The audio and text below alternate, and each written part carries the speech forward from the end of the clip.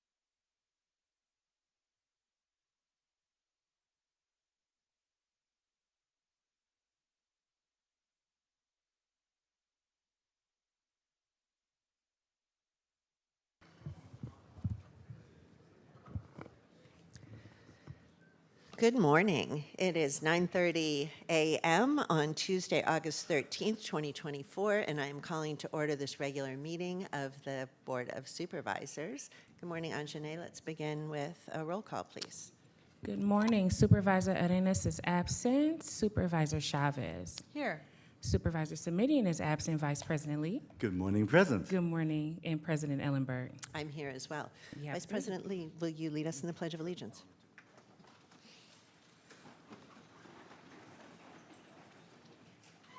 I pledge allegiance to the flag of the United States of America and to the republic for which it stands, one nation, under God, indivisible, with liberty and justice for all.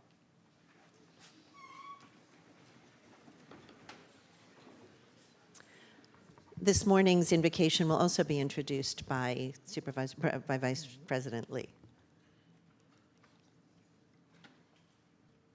Thank you, President Ellenberg. Good morning, everybody. This morning, you guys are in a treat. We have Victoria Tweevy McDowell will help us with the invocation to open our first board meeting after our recess for this new fiscal year, and she will sing the song, God Bless America. And so I would like to invite Victoria to the dais, please, right here. Victoria Tweevy McDowell is a 19-year-old soprano who can sing in 8 languages, as well as playing the piano and the violin. Being a second-year vocal performance music major in San Jose State University, she also has a black belt in Taekwondo and was named the Voice of San Jose Junior by the San Jose City Council for singing the U.S., Vietnamese, and the African-American anthems at the San Jose City Hall, stadiums, and many community events. The San Jose City Council just recently renamed her the voice of the capital of Silicon Valley. And in 2016, she has actually traveled to Naples, Italy to perform at the Piazza del Plebiscito for the Pasquale Esposito celebrating the Italian Piazza's PBS special. Having been a student of tenor Pasquale Esposito after receiving the Edward Owens Student Scholarship for Voice Instruction from the nonprofit Notable Music and Arts Organization 2019. With every performance, her mature stage presence and incredible artistry bring audiences to their feet. Welcome, Victoria. Good morning.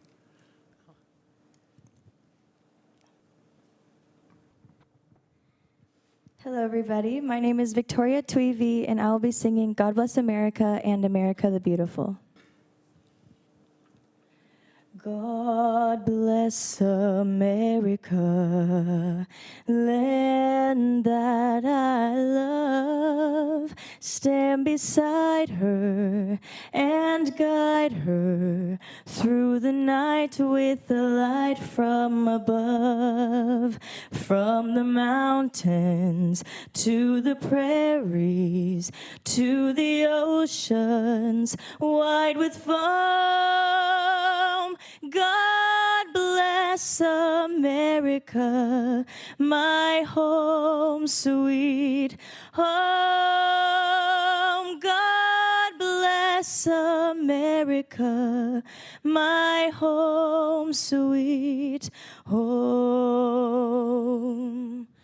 Oh, beautiful for spacious skies, for amber waves of grain, for purple mountain majesties above the fruited plain. America, America, God shed his grace on thee and crown thy good with brotherhood from sea to shining sea. Woo! Woo!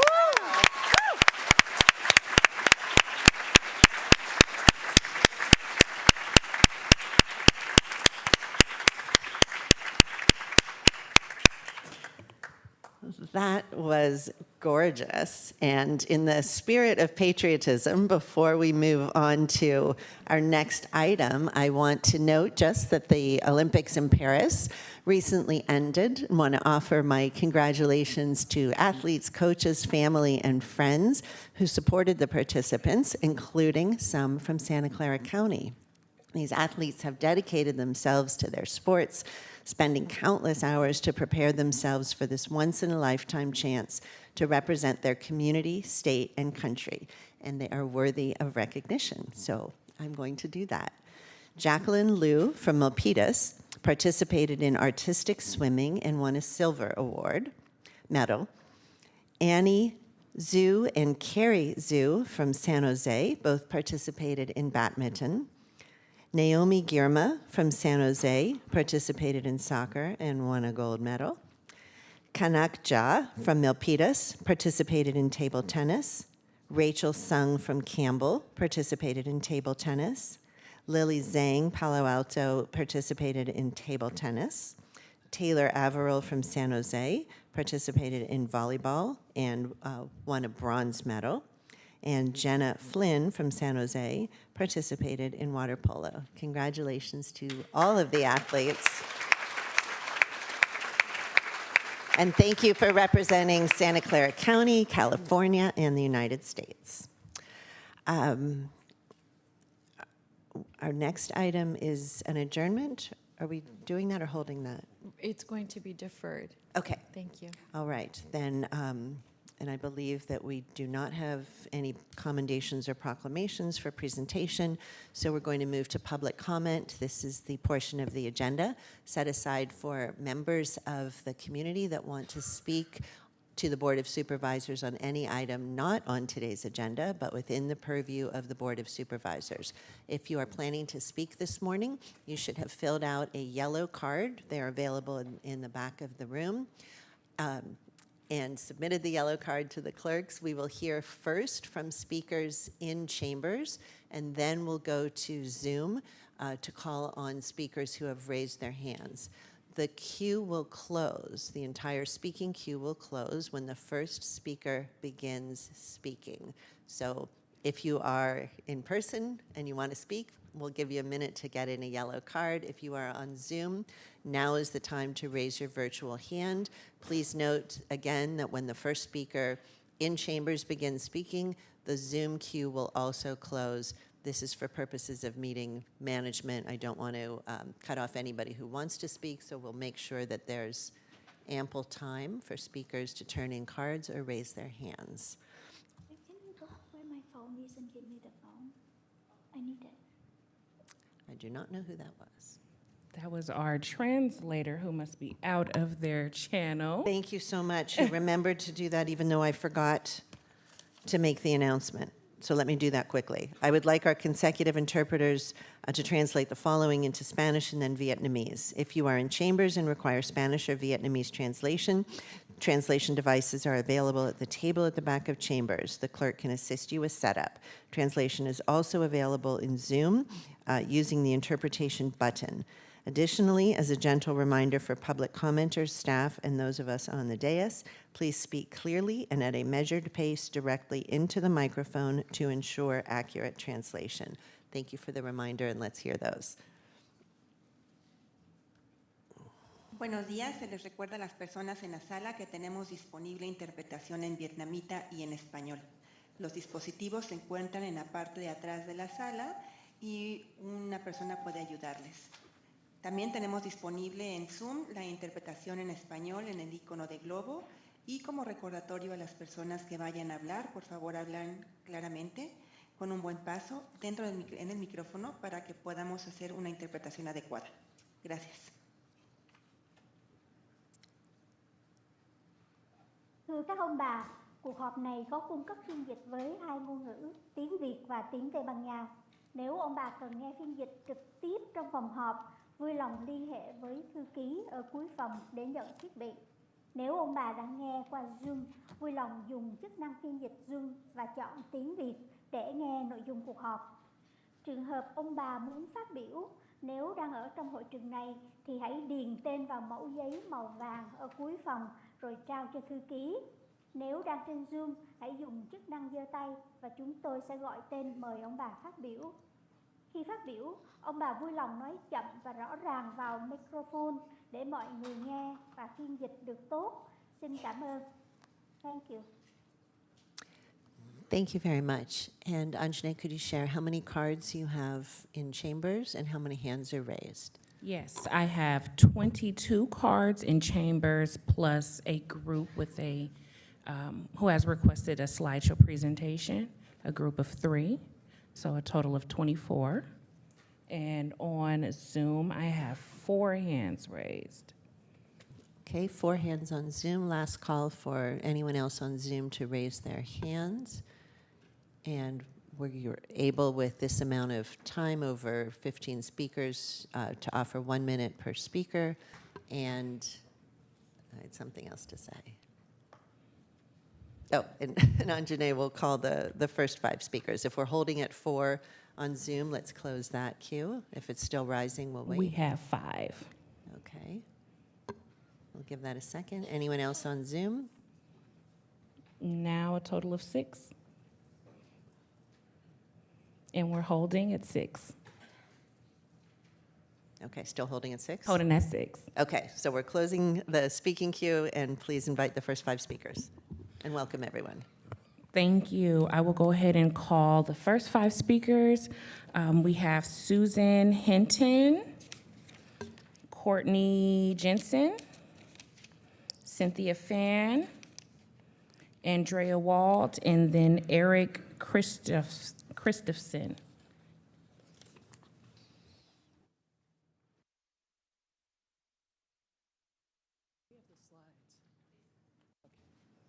And if in the sound room, if you could pull up the slides for the speaking group.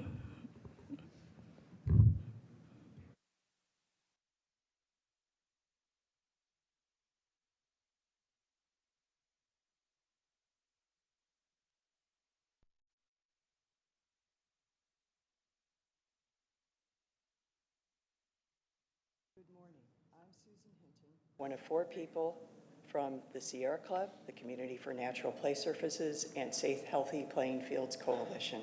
While we enjoy playing sports outside, we want to play on grass and in nature. In its life cycle, an average plastic carpet contains 40,000 pounds of plastic and will release 200,000 pounds of CO2. Next slide, please. Plastic turf is made from soft, clear, squishy, flammable pieces, so chemicals are added such as PFAS, lead, or unknown, untested proprietary chemicals. Every year, one plastic field sheds up to 320 pounds of plastic pieces that can harm human life and marine life. Plastic turf must be replaced periodically, though it cannot be recycled. Next slide, please.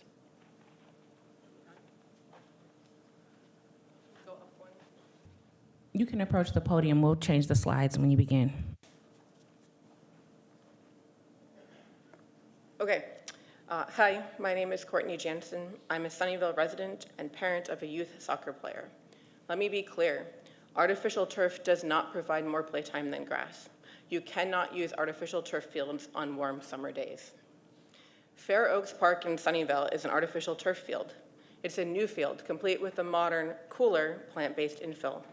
This slide shows data I collected on July 10th in the afternoon. The weather was clear skies and 89 degrees. You can see the artificial turf field was 150 degrees Fahrenheit. The grass, 90 degrees. The artificial turf was 60, that's 60 degrees warmer than the grass. The field was almost completely deserted. You cannot play on fields when they are this warm. Doing so can cause thermal burns, heat exhaustion, or worse in a matter of minutes. Next slide, please.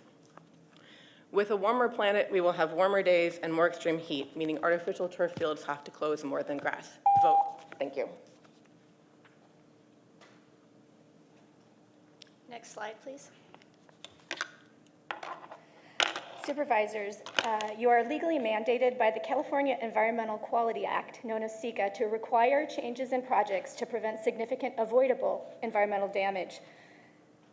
California schools and cities approving plastic turf projects are in violation of SECA. They've been neglecting to prepare environmental evaluations that adequately consider the latest research, evidence, and public input. They've gotten away with it because the only enforcement mechanism for SECA is via litigation brought by the public. However, there's now an active SECA lawsuit against the city of LA over a project to install plastic turf there. And just last December, SECA was part of the reason the state denied UC Santa Barbara's request to install plastic turf. Given the volume of support for a county ban, if you leave plastic turf on the table for the fairgrounds, that project will be at risk of being further delayed by a SECA lawsuit. Spare county time and money by instating a no exceptions plastic turf ban now. Thank you. Next slide, please. To end on a slightly, ready? To end on a slightly lighter note, for the past 22 years, which U.S. city has sustainably managed natural grass athletic fields, including a 65,000 square feet field that sees 1,860 hours of play per year? You got the wrong slide. Next slide, please. No, that's not correct. The question is, for the past 8 years, which California city has sustainably managed 188 acres of natural grass athletic fields with 44 soccer fields and 48 baseball fields? And the answer is Irvine, California. Next. And the third question, which California city has 8 million square feet of high-use grass athletic fields with practice and play in summer from 8 a.m. to 11 p.m.? Irvine, California. Yes, ladies and gentlemen, and everyone, it is possible to sustainably manage high-use grass athletic fields. Thank you. Thank you. I'll call a few more names. We have Tim Ticer, Susan Lund, Mark Trout. We have a Lee, Catherine Campbell, and I'll pause there. You can begin when you're ready. Okay. Hi. I represent Purchase Green Artificial Grass, so I'm for artificial turf, obviously. I represent a unique opportunity as a small business owner. They offer franchising. I purchased a franchise. I'm also a community member, an elector. I have 12 to 15 employees working for me to install artificial turf and sell artificial turf to the public, your constituency. All these people have families, they're all taxpayers, and they all are employed by the opportunity of artificial grass. We're also Instagram influencers in the industry. We are open to a lot of people who are interested in artificial turf. And just a quick, thing is a lot of people I'm sure in this room have artificial turf installed in their homes. And it's a little different when you're offering the opportunity for families to save time and be with their families. Thank you. The next speaker can approach the podium. It's okay, in any order. Okay. My name is Susan Lund, and I live at 725 Via del Castillo, Morgan Hill in Santa Clara County. I'm speaking to you to demand that you remove the scatter house located at 750 Via del Castillo. I'm directly across the street and from that address have been severely affected by the activities over 5 years from that home.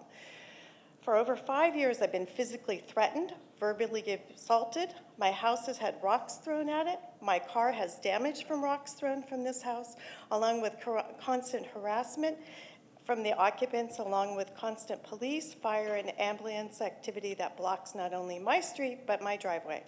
I never know what a day is going to turn out. For over 5 years, I've watched youth that are unprepared to live in a home setting be strapped to restraints on gurneys, taken away, injured, psychotic, verbally abused, and who knows what else on a daily basis in front of my home. I'm so afraid for my safety. I think you get the idea, but I can submit these so you can have. Thank you very much. If you do want to submit papers to the record, ma'am, you're very welcome to leave them with the clerk, and she'll distribute them to us. Thank you so much. Thank you. Next speaker, please.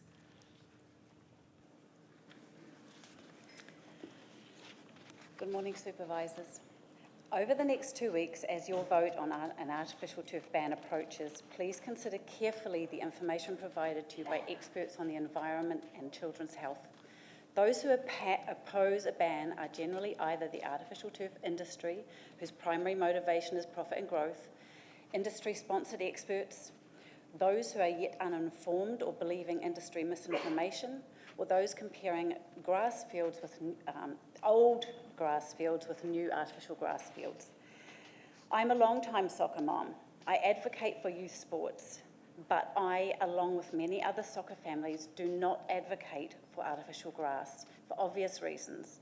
It's plastic, it's uncomfortable, it's uncomfortably hot and dangerously hot, and it's hard. Industry has recently stated things like ban artificial turf and you ban sports. This is ridiculous in California temperatures. Real turf can work. Santa Clara County can make it work. We need you to lead the way.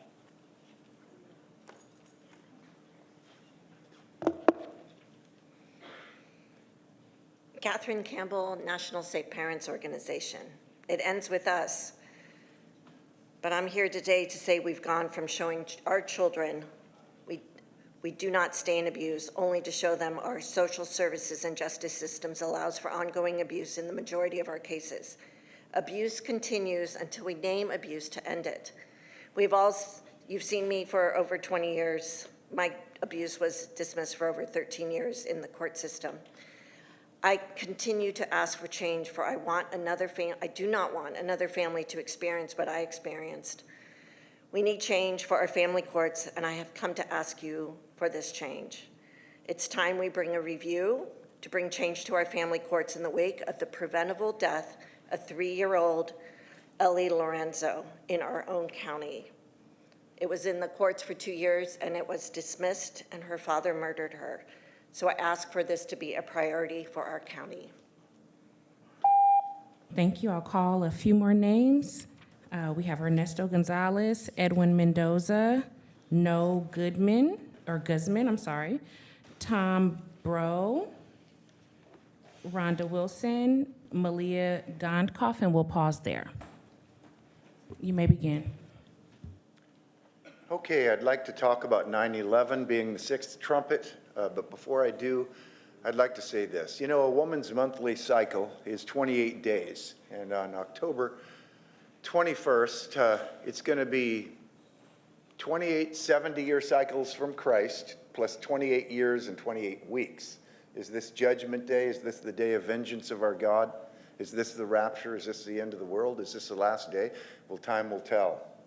Now, I would like to say this also. I called KSFO 560 before the World Trade Center fell down, and I called KFAX 1100 before the World Trade Center fell down to tell them the sixth trumpet would have to sound at that time. And if there's anybody watching on TV that works for a radio station, I won't charge you a dime, but you can actually calculate the precise day and hour and month and year of the sixth trumpet based on the year that the Lord Jesus Christ was baptized.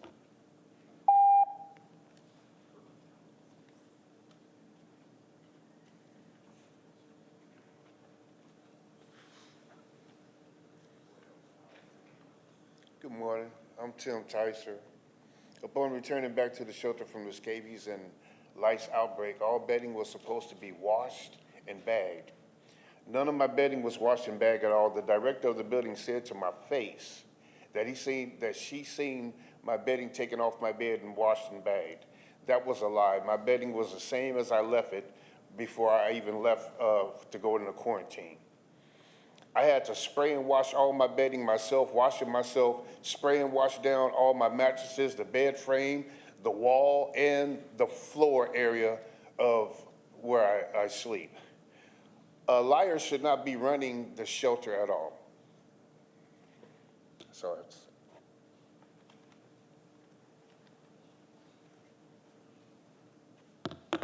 Good morning. My name is Noé Guzman. I'm the sports president at Healing Grove Health Center, and I oversee a low-income soccer sports program. And I am here to oppose for the ban of all artificial turf, and here's the why. I believe the risk of kids not playing year-round is greater than the risk of synthetic turf field. And Currently, the city of San Jose is about 100 fields short, and 50 of them are soccer fields. So, what I am here to propose is to allow the turf to be installed because kids need to be playing. At Tamian Park, where I play, Tamian Park was founded in 2016, and there is four times the park has been closed because the grass is not working. The grass is hard to maintain, it's costly, and turf is a way to go. So, thank you.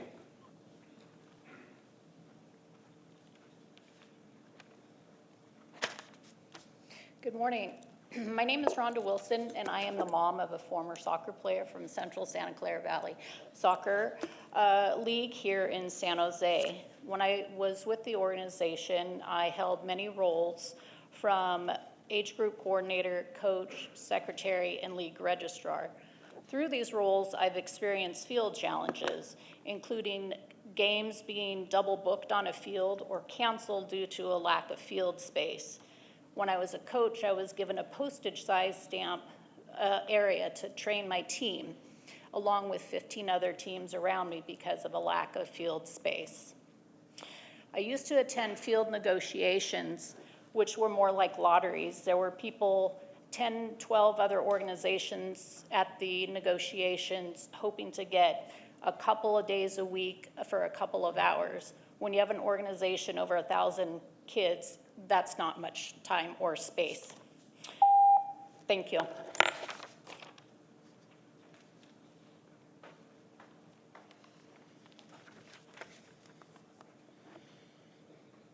Good morning, everyone. My name is Edwin Mendoza. I was born in San Jose. I grew up a couple minutes away in Mount Pleasant. Today, I'm a professional soccer player for my hometown team, the San Jose Earthquakes. To get where I am today requires skill and determination, but even more so, access to all-weather public turf fields to practice. When I was growing up in the east side, that was a major challenge because the field space wasn't always available to undeserved communities like mine. A lot of times, grass fields would be closed due to weather or lack of maintenance, or fields would be overbooked, so our team's practices or games would be canceled. Eventually, I stuck with it and accomplished my dream, but some of my friends were so discouraged by this constant shortage of fields that they quit soccer altogether. I think every kid in Santa Clara County deserves consistent access to all-weather public turf fields. Turf fields allow for year-round use and less maintenance costs, which means increased playing time for everyone. Thank you.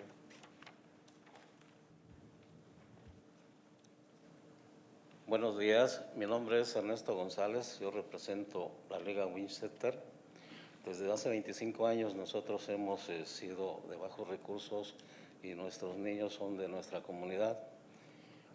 Hemos jugado siempre en campo natural y nos hemos visto envueltos en que están en mal estado, no les dan un mantenimiento por los altos costos que representan, y estoy de acuerdo en que se hagan más campos de pasto sintético porque los niños juegan con más limpieza, libres de una lesión, y apoyamos este proyecto que se está ahorita llevando. Estamos muy agradecidos con la ciudad porque siempre nos han apoyado y hemos llevado este proyecto ya desde hace muchos años. Por su atención, muchas gracias y esperemos que nos atiendan, y muchas gracias por todo.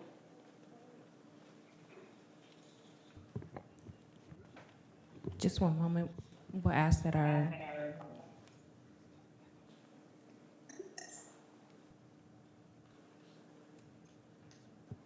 translators.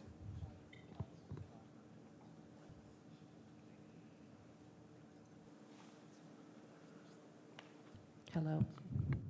We're not hearing the translator. If you're speaking, maybe you're on mute. Can you hear me now? Yes, thank you. Oh, thanks God. Okay. Buenas tardes, mi nombre es Ernesto Mendoza y soy representante del campo de Winchester. Hemos estado trabajando desde hace 25 años. Just a moment. I'm sorry, through the chair, we were looking for the Spanish to English translation of the public commenter. Oh, I'm so sorry. Yes. Good morning. My name is Ernesto Mendoza. I'm the representative of the field in Winchester. We have been working for 25 years ago with low resources. We are in the low resources area. We are having kids from the community, and we have always and we have played in natural grass. But this is always in a bad state. The maintenance is very high cost, and that's why we are in favor of artificial turf. In this, with artificial turf, kids are able to play in a cleaner and safer way. Also, we are supporting this project, and we would like to thank the city because they have always supported us since many years ago that we have they have addressed these different projects. So hopefully you will address this too. So thank you very much. Thank you. We'll have the next speaker, please. Thank you. Hi, my name is Tom Bruff. I'm the general manager for Almaden FC. We're a non-profit youth soccer league based in San Jose, in the south of San Jose. I'm here in support of the all-weather turf project that you guys are proposing. We have about 3,500 players that we serve every year in our club. This year we've had to turn away at least 200 players because we don't have quality facilities to be able to house those players within our program. Okay, facilities is our number one challenge, and I do think that we need more fields. I think we're short 50 fields within the county of Santa Clara to service the youth of our community. Further, we also manage a grass facility, Pioneer High School, through a partnership we have with them, and honestly, we spend hundreds of thousands of dollars maintaining it. We don't get to use it year-round because we can't use it during the winter because it's wet. And right now, we've had a situation where the sprinklers got turned off, and ultimately, it's going to cost a lot of money, and the field becomes unplayable, and the kids can't play. So, I want to support the all-weather project. I'll call a few more names before you begin. Thank you. We have Blaine McQueen, Matt Price, Mario Azevedo, Maria and Olga Birch, and we'll pause there. You may begin when you're ready. Thank you for giving me the opportunity to speak today. My name is Malia Gunkoff, and I'm the Northern California Regional Manager for Purchase Grain Artificial Grass.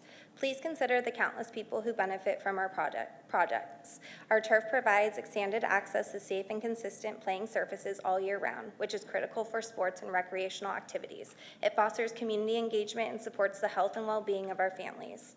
The financial burden of this ban cannot go ignored. If implemented, this decision would lead to loss of thousands of jobs, affecting hardworking families who depend on the turf industry for their livelihood. Beyond jobs lost, the cost of maintaining natural grass far exceeds that of turf. Turf offers a low-maintenance, cost-effective solution that saves communities money in the long run. Those funds can be better used spent on other essential services. Environmentally, turf requires less water and fewer chemicals, contributing to the essential conservation efforts. Economically, it offers significant cost savings and longevity compared to natural grass, making it a practical choice for many communities. Thank you.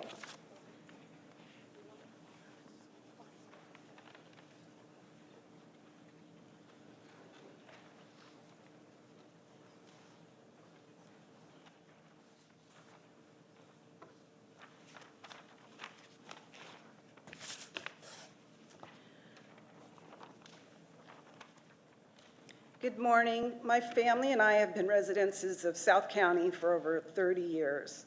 We live in a quiet neighborhood, but that all changed when the unlicensed scatter site in Morgan Hill was opened in 2019 and housed high-risk youth as highlighted in several San Jose Mercury News articles.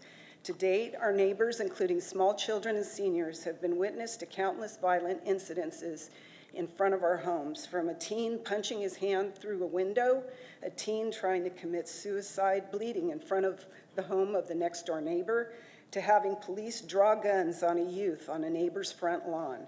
In addition, we have been subjected to obscenities and other personal attacks.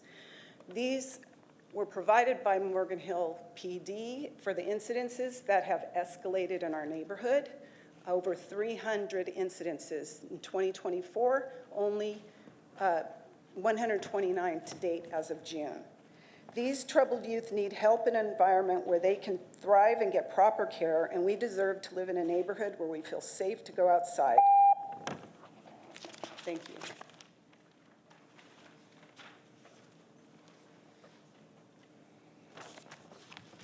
Hello, my name is Mario Azevedo.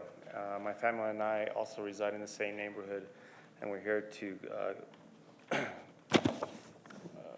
relative to the unlicensed foster home group that has been in operation since 2019. As a father of 4 young children and active member in the community, is deeply concerning as to the impact that this facility poses in safety, property value, and general well-being of my family and the community as a whole.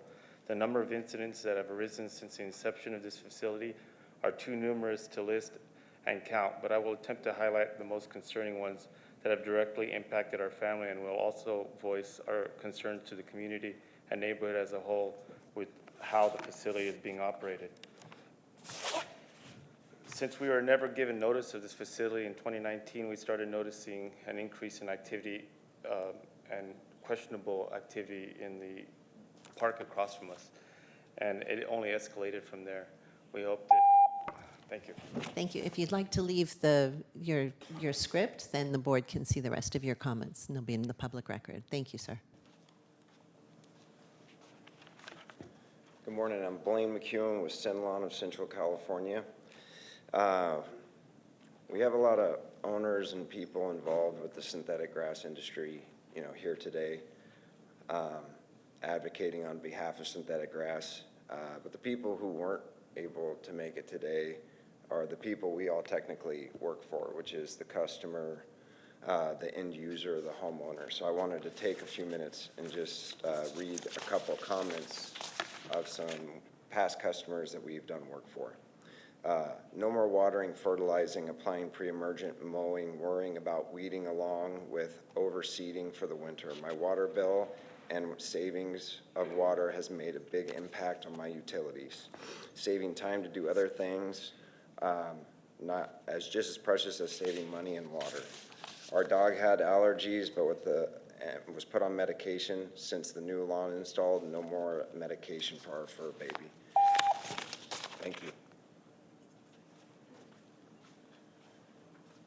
Hi, my name is Matt Price. I'm with Senlon. I've been doing business here for 20 years in Santa Clara County. I would like to see if everybody who supports natural or synthetic turf, could you please stand up? So there's a lot of us here who support this. We have run into many issues over my 20 years. From 2008, the lead chromate, we didn't need government to regulate us. We self-regulated and made the product better and better than it is now.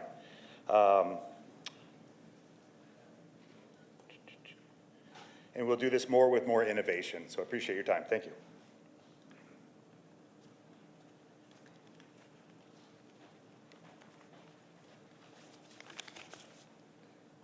We are just public health nurses. We just make the difference between life and death. We just educate patients and families about how to maintain their health.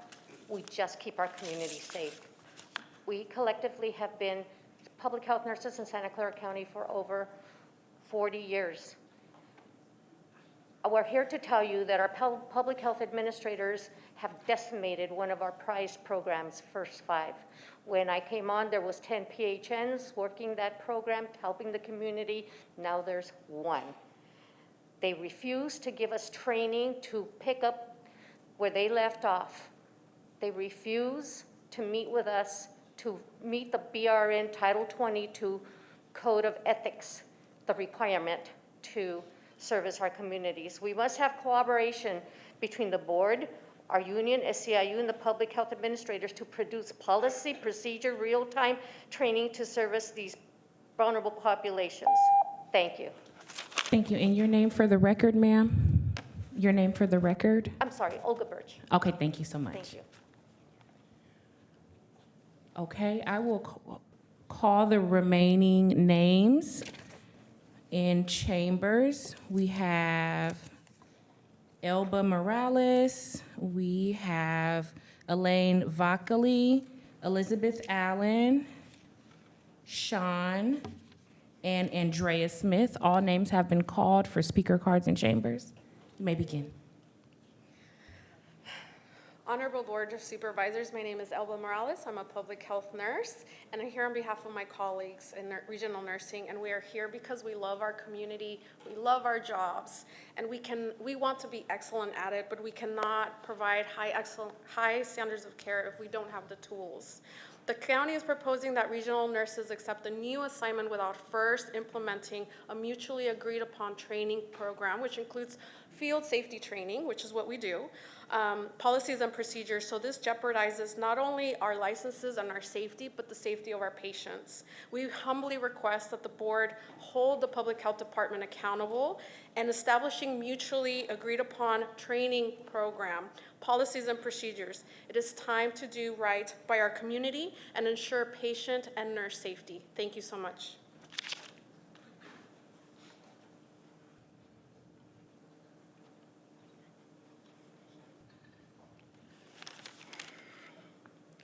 Elaine Vakili, Santa Clara County Public Health Nurse Generalist, here to voice concerns about the plans for the generalist to step in and address the wait list of referrals ordered by the court to receive First 5 services. These are very high-risk cases living in circumstances much like baby Phoenix, who tragically died while on this wait list. Staffing issues caused First 5 referrals to be put on a wait list a year ago. These same staffing issues still exist. We continue to accept and process incoming First 5 cases for a virtually unmanned program. There's one nurse and a stand-in for the manager who's been sick for over 8 months. If we nurses must move forward and accept these First 5 cases, why can't DFCS refrain from sending any new referrals to public health until we have a fully functioning, fully staffed and trained program in place to properly case manage them? Accepting referrals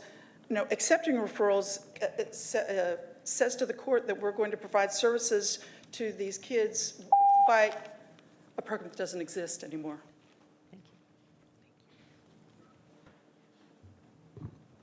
Next speaker, I have called all names of speaker cards submitted in chambers. If you haven't spoken yet, please approach the podium. Thank you.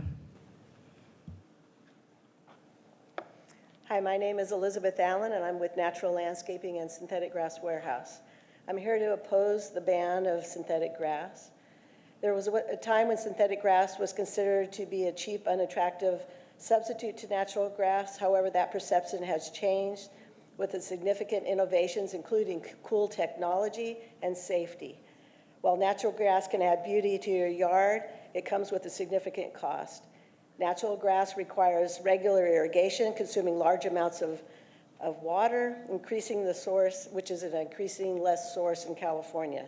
The Environmental Protection Agency tells us that synthetic grass can save up to 55 gallons per square foot each year to compare to natural grass. Artificial turf does not pose a significant exposure to PFAS, as we've heard.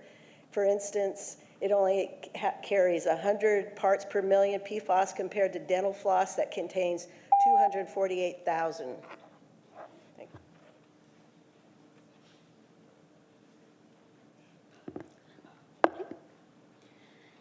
Hello, my name is Andrea Smith, and I'm a mom to a passionate hearing-impaired soccer player who plays for Sporting. Taking away turf fields from Santa Clara County soccer teams will severely impact team sports and our youth in this community. Team sports build character and self-esteem in our young people, and taking away turf fields will incur higher club costs, less play time, and dangerous bumpy fields.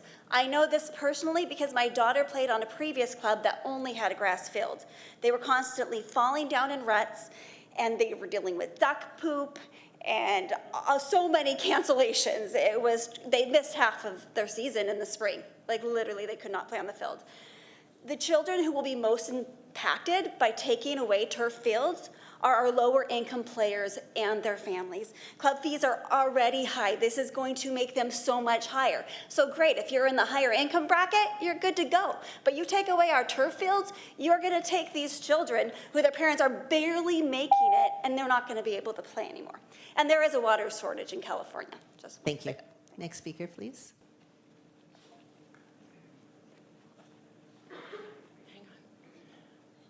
Before my time starts, I just wanted you to consider a disability accommodation. We asked for one for Alma. She was lost in the building and missed the cutoff. She's 80 years old, and she came with her walker from Sunnyvale. Thank you very much. We'll be happy to hear her. Go ahead, Alma. You got 1 minute. Good morning, people. My name is Alma Roses, and I'm here to complain about that shelter. It's a very dirty, nasty shelter to be.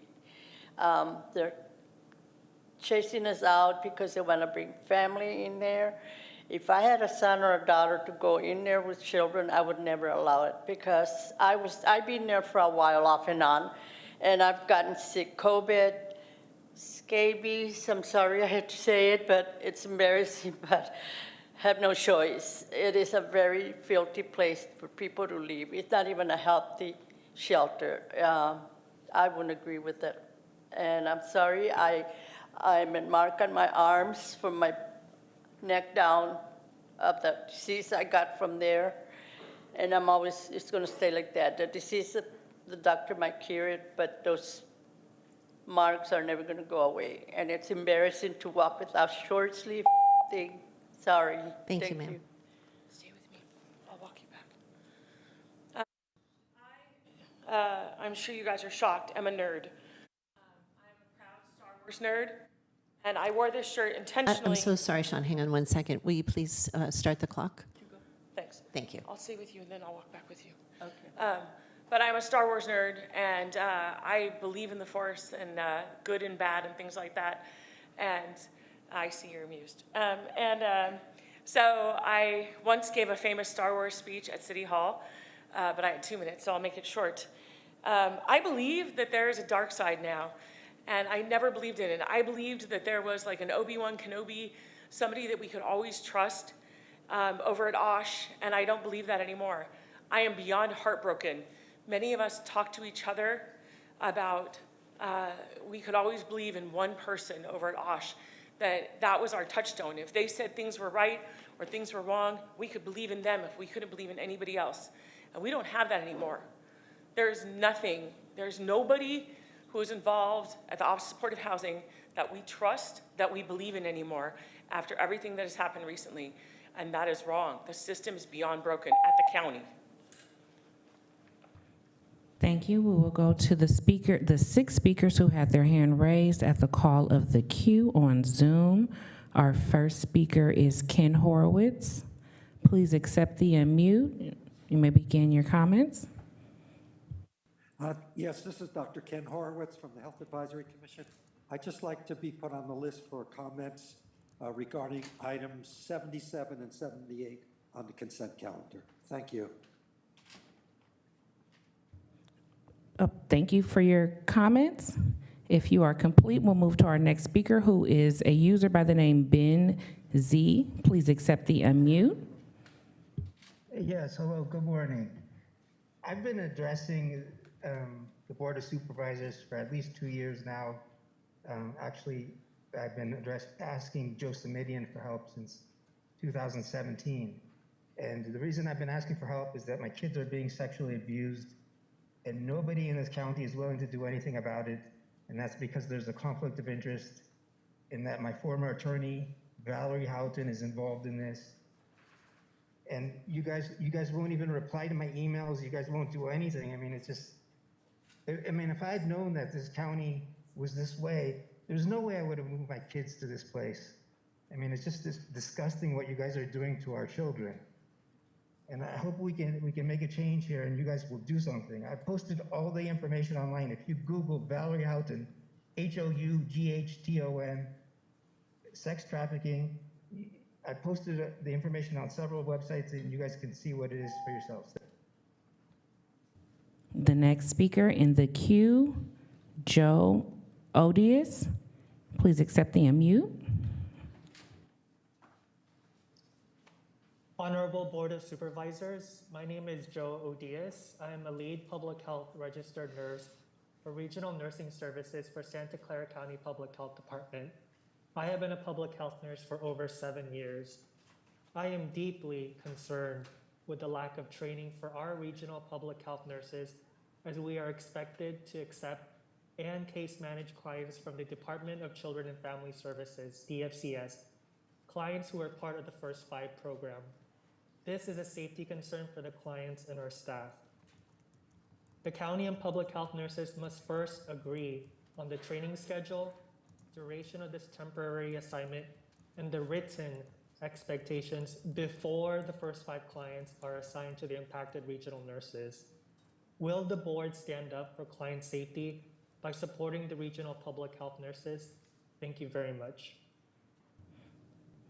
Thank you. The next speaker who had their hand raised is a user by the name Galaxy A15. Please accept the unmute.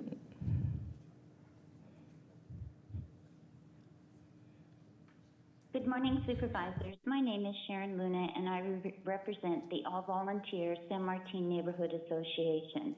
Our objective is to try to foster collaboration with the supervisors, planning department, and the overburdened code enforcement and residents to address issues. In San Martin, we are dedicated to improving our community and seeking support to enhance the duties of the San Martin Advisory Committee to be in accordance with the current general plan.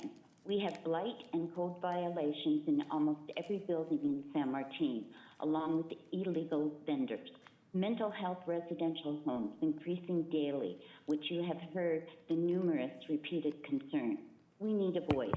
Well, a San Martin vision plan was funded through taxpayer dollars. It appears to be no progress made. We have 10 residents that have applied for the committee. Please help us and get this. Thank you. Our next speaker is Deborah Townley. Please accept the unmute and you may begin. Yeah, I just wanted to speak up for the youth at the scattered site in Morgan Hill. I just want to say that we have to remember that these are children and that as a community, we have to come together for these children who are in this situation and get involved and volunteer and find out what's going on over there. What you're seeing on the outside is very scary looking, but the things that lead to that really need our community helpers. So if you came out today to speak against these children, I encourage everyone to just go over and get involved and volunteer and speak up for them rather than pointing fingers at them and blaming them and being afraid of them. Thank you for your comments. And the last speaker who had their hand raised at the call of the queue is Steve Hill. Please accept the unmute.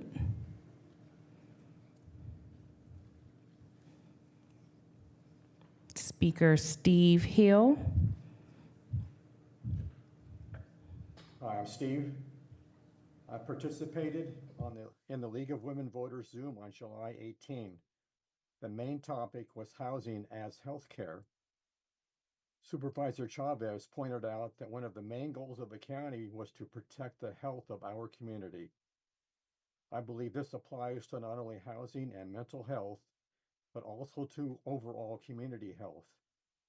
It has been proven through extensive research that artificial turf is detrimental for the health of our community.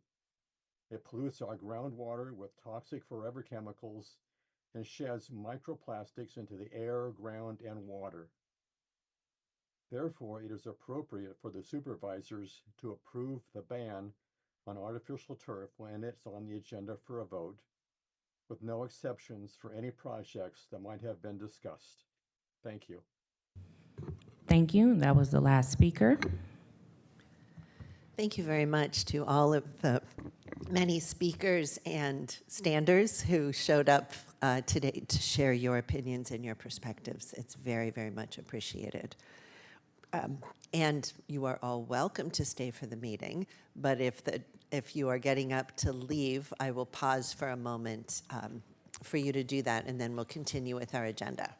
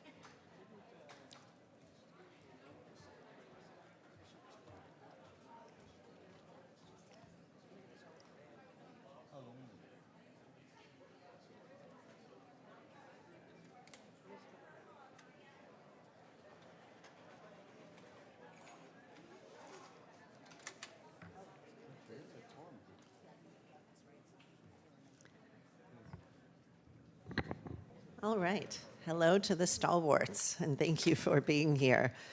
We're going to review the consent calendar right now before the board makes any additional required desired changes and we vote on it. And I will note for those of you listening, in addition to the usual gentle chaos of this process, we're going to have to hold a number of items that require a 4/5 vote to be approved because we have only 3 supervisors in attendance today. So that's why you will hear an extra long list. And I will turn to the clerk. Items on the consent calendar are or may be subject to the Levine Act as indicated in the language on the published agenda. Any party or their agents must disclose on the record a contribution of more than $250 made to a board member as described on page 3 of the agenda. Participants who have a financial interest and their agents are requested to make a similar disclosure. We do have a number of updates to the consent calendar. A request from Supervisor Chavez to hold item 4A to date uncertain. That was an adjournment in memory of Marie Arnold. A request from Clerk of the Board to continue item 8B3 to August 27th due to the 4/5 vote requirement. Item 8B is to approve a request for appropriation modification for $10,400,000 transferring funds within the Facilities and Fleet Department budget, creating the purchase of 2237 Junction Avenue, San Jose. Request from President Ellenberg and Supervisor Arenas to add items number 10 to the consent calendar. Item 10 is a recommendation relating to a donation for Teach for America Bay Area. It's a request from President Ellenberg to add items number 16 and 17 to the consent calendar. Item 16 is the Santa Clara County Kinship Adoptive and Foster Parent Association Annual Report. Item 17 is a report from the Juvenile Welfare Office of the Ombuds, Office of the County Council, relating to Ombuds work regarding the Department of Family and Children's Services for calendar year 2023. There's a request from President Ellenberg and Vice President Lee to add item 18 to the consent calendar, which is an agreement with Joyful Learning Educational Development Center relating to providing child supervision services in an amount not to exceed $421,000. A request from President Ellenberg to add item 19 to the consent calendar. Item 19 is a retroactive Fourth Amendment to the agreement with Seneca Family of Agencies relating to providing Camp POC, enhancing post-adoption services, increasing the maximum contract amount by $229,699 from $491,207 to $720,906 and extending the agreement for a 12-year period through June 30 of 2025.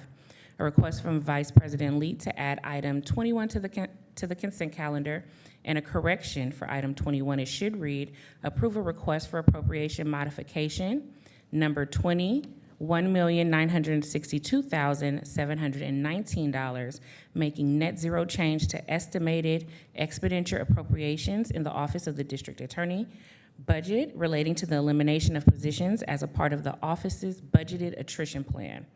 There is a request from Vice President Lee to add item number 22 to the consent calendar. Item 22 is the adoption of a salary ordinance deleting 3 Attorney 4 District Attorneys or Attorney 3 District Attorney or Attorney 2 District Attorney or Attorney 1 District Attorney positions, 1 crime analyst position, 2 criminalist 3 positions or criminalist 2 or 1 positions, and 1 legal clerk or legal clerk trainee position from the Office of the District Attorney. A request from the Clerk of the Board to hold item number 23 to August 27th due to the 4/5 vote requirement. 23 is a request for appropriation modification. Number 16, $1,042,380, increasing estimated revenue and expenditure appropriations in the Office of the District Attorney budget relating to receipt of additional funds for the Workers' Compensation Insurance Fraud Prosecution Program Grant from the California Department of Insurance. Request from Vice President Lee to add item 24 to the consent calendar. 24 is the adoption of a salary ordinance adding 1 forensic accountant position to the Office of the District Attorney. Request from the administration to hold item number 27 to August 27th. Item 27 is to receive the report from the Technology Services and Solutions relating to digital equity. A request from the clerk of the board to hold item 32 to August 27th. Item 32 is a request for an appropriation modification for $3 million, increasing the estimated revenue and expenditure appropriations in the Social Services Agency relating to the congressionally directed grant awarded by the Department of Labor, Employment, and Training Administration to fund a direct employment and training service program. Another request from the clerk of the board to hold item 48B to August 27th. 48B is a request for appropriation modification, number 32, for $60,832, transferring funds from the Special Programs and Reserves to the Santa Clara Valley Healthcare budget relating to classifications of the Supervising Health Services Representative Series. A correction to item number 55, it should read, considering recommendations relating to sponsorship of Asian Americans for community involvement to support the Better Together Gala. Possible action A, approve a waiver of the Board of Supervisor Policy 3.68.4.2, which requires approval of a sponsorship at least 30 days before the event or activity. B, approve county sponsorship of Asian Americans for community involvement in the amount of $1,000 from Supervisorial District 3, allocation in the Office of the Clerk of the Board, fiscal year 24 through 25 budget to support Better Together Gala. A request from the Clerk of the Board to hold item 75 to August 28th. 75 is a request for appropriation modification number 23, $2,772,061, transferring funds within TSS relating to transferring funds from the Informational Technology Stability Fund and increasing the fund for 4 new IT projects and 1 existing IT project. Another request from Clerk of the Board to hold item 94. 94 is a request for appropriation modification, number 24, for $325,000, transferring funds from the General Fund Contingency Reserve to the Department of Planning and Building Operations budget relating to continue planning consultant services for Sergeant Ranch Quarry Project, Surface Mining and Reclamation Act Ordinance Project, and for legal consultation services contracts executed by the County Council. There is a request from Supervisor Chavez to remove item 96 from the consent calendar. Item 96 is an annual summary report relating to the status of historic grant program projects with open historic grant program funding agreements. From the Clerk of the Board, item 103 is requested to be held to August 27th. 102 is requested to be held to August 27th. 102 is to consider recommendations relating to budgeting of funds relating to the Little Arthur Creek Bridge Replacement Program and Lagas Creek Bridge Replacement on Uvas Road project. From the Clerk of the Board to hold item 104 to August 27th. 104 is a resolution to declare 2 county-owned parcels along the Shoreline Boulevard between Jackson and Village Streets, identified by Santa Clara County Assessor's parcels number 153-28-080 and 158-15-031 as exempt surplus land, and to consummate the sale of said real property in the amount of $375,000. Another request from Clerk of the Board to hold item 115 to August 27th. 115 is to consider recommendations to the 3rd Supplemental Fire and Emergency Medical Services Agreement with the Los Altos Hill County Fire District. A correction to item 112, it should read, possible action should read as follows.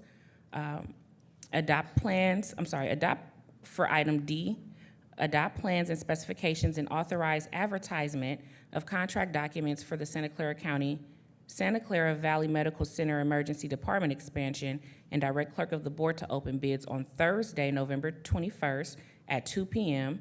in the Office of the Clerk of the Board of Supervisors. The opening of the bid shall be made available to the public via virtual teleconference, a link to which will be posted via the addendum to the invitation to the bid no later than 72 hours before the time scheduled for the opening of the bids, and the results will be posted on the Clerk of the Board website no later than the following day. And the last request is a correction to item 117. 117 should read, adoption of a salary ordinance number CFPD-2025-1-0, an ordinance amending Santa Clara County Central Fire Protection District salary ordinance relating to adding the classification of benefits/payroll analyst and permit specialist, deleting one administrative assistant 3 or administrative assistant 4 position and one deputy fire marshal trainee or deputy fire marshal 1 position, and adding one benefit/payroll analyst position and one permit specialist position. Woo. Well done. Thank you very much. I will turn to my colleagues for any additional changes, and then we'll go to public comment. Supervisor Chavez. Thank you.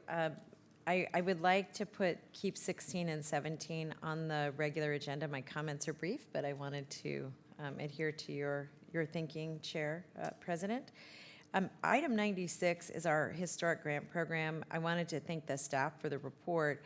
I would like to put this back on consent, but my request is that I'd like to get from the staff an off-agenda report that is more detailed on the payment status of where we are in process with our partners.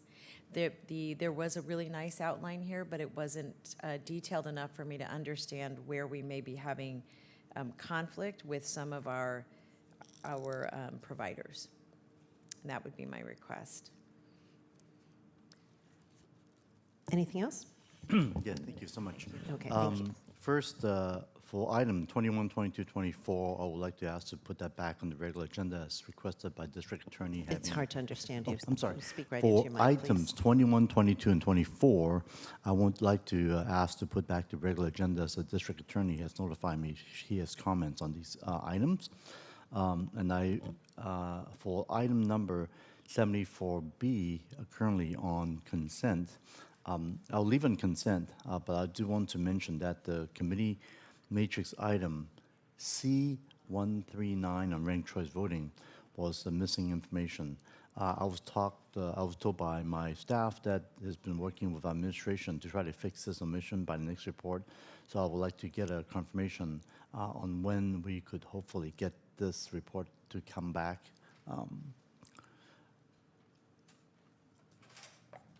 Sure, I was going to provide an update on that, but administration's plan is to bring an item to the September FGOC meeting regarding ranked choice voting. The committee had previously heard an item related to technical aspects of implementation.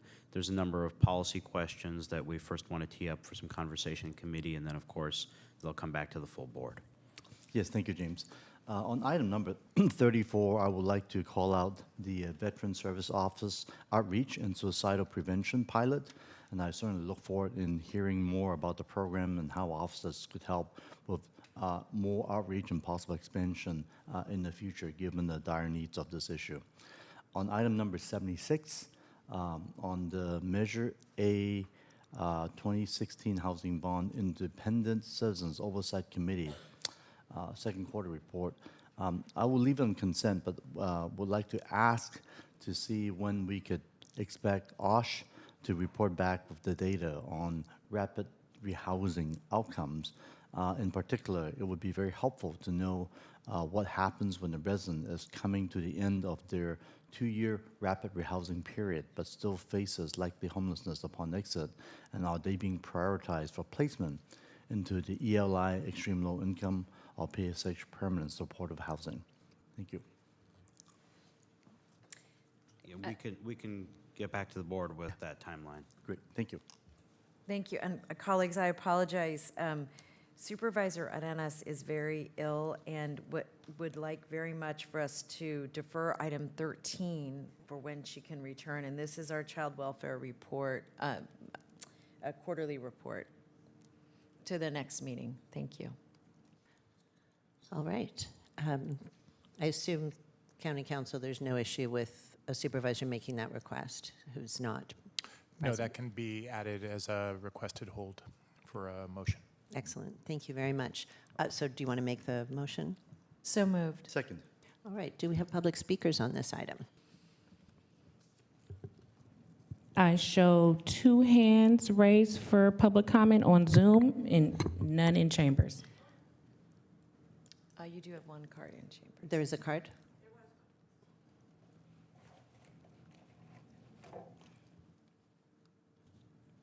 I'm not seeing a card for item 7. I can search through. We're on item 7. Yes, okay. It's all right. If anyone in chambers is desiring to speak on item 7, please go get a yellow card from the back of the room.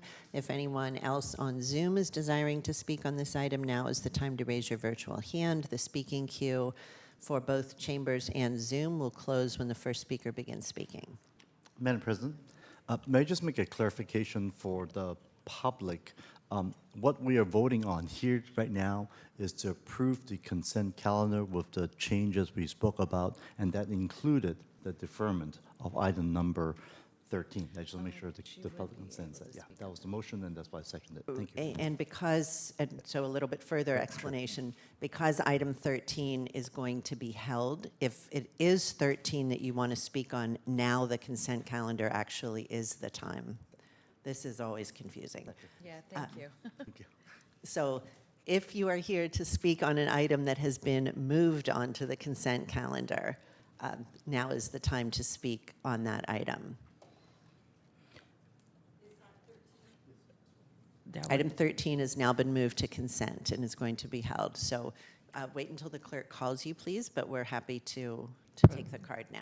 President Ellenberg, just to clarify, item 13 is being held, not moved to consent. So there will be a vote to move to hold it. Correct. A vote on the consent calendar to hold it. We're not going to hear, we're not approving anything today. Could I make this any more muddy?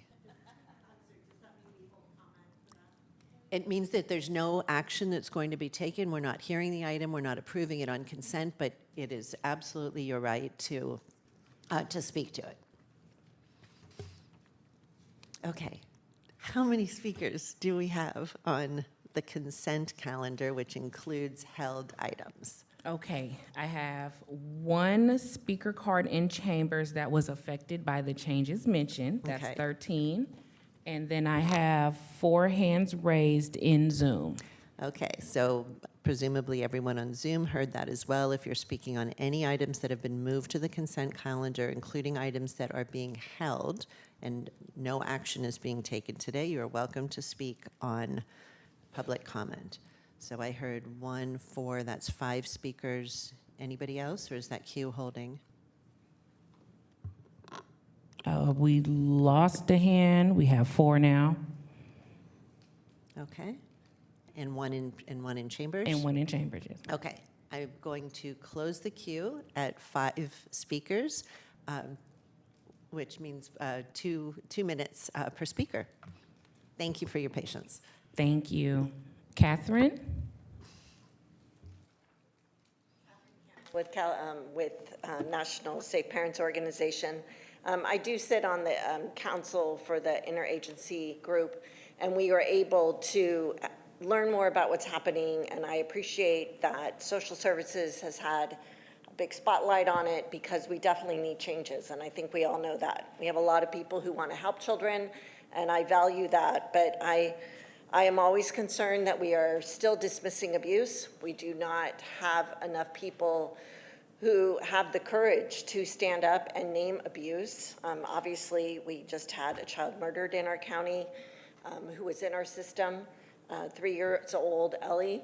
And the past meeting, we had an email come around saying, oh, this meeting is being canceled, our July meeting, we'll meet in August instead. And it was canceled, and that was it. So I show up to the next child safety meeting in the morning. There wasn't quorum, so we were all here. It seemed like a lot of us were here. It was canceled. We had to leave. And someone said, oh, no, we ended up having the meeting, Catherine, and we decided on the agenda. And I said, the meeting was canceled. We all got the notice. They said, well, it was on calendar. So we met. And so the agenda's being met.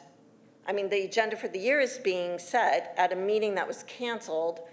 That was never rescheduled, and we weren't informed of it.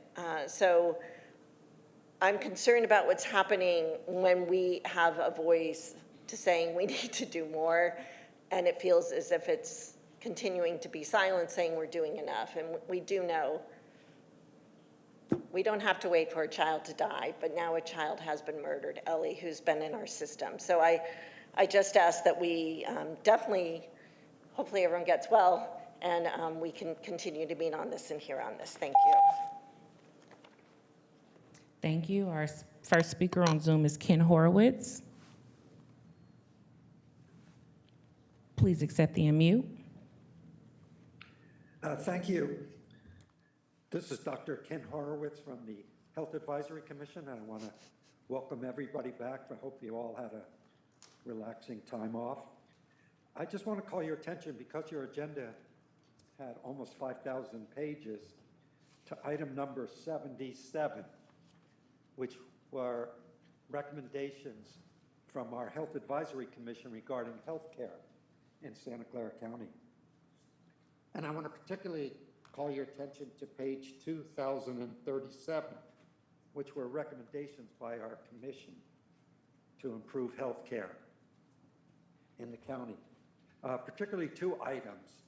One is the hiring of dental hygienists to do the dental cleanings for our patients that are being served. We currently only have 21 dentists, and they're being asked to do dental cleanings, which is, you know, way above their pay grade, so to speak, and they can be employed more effectively by doing, you know, more comprehensive dental care. And our hospitals are requiring that procedures be done on their patients for oral health. So let's talk about dental hygienists being hired by the county system. And the second recommendation has to do with carving in dental benefits. I've mentioned in the past that San Mateo County Health Plan has an integration of dental benefits with medical benefits. And in the coming weeks, there'll be a seminar, a webinar conducted by the local health plan to incorporate such a plan for Santa Clara County. So hopefully you'll all get a chance to participate. Thank you for your time. Have a great day. Thank you. James Campbell is the next speaker. Please accept the unmute.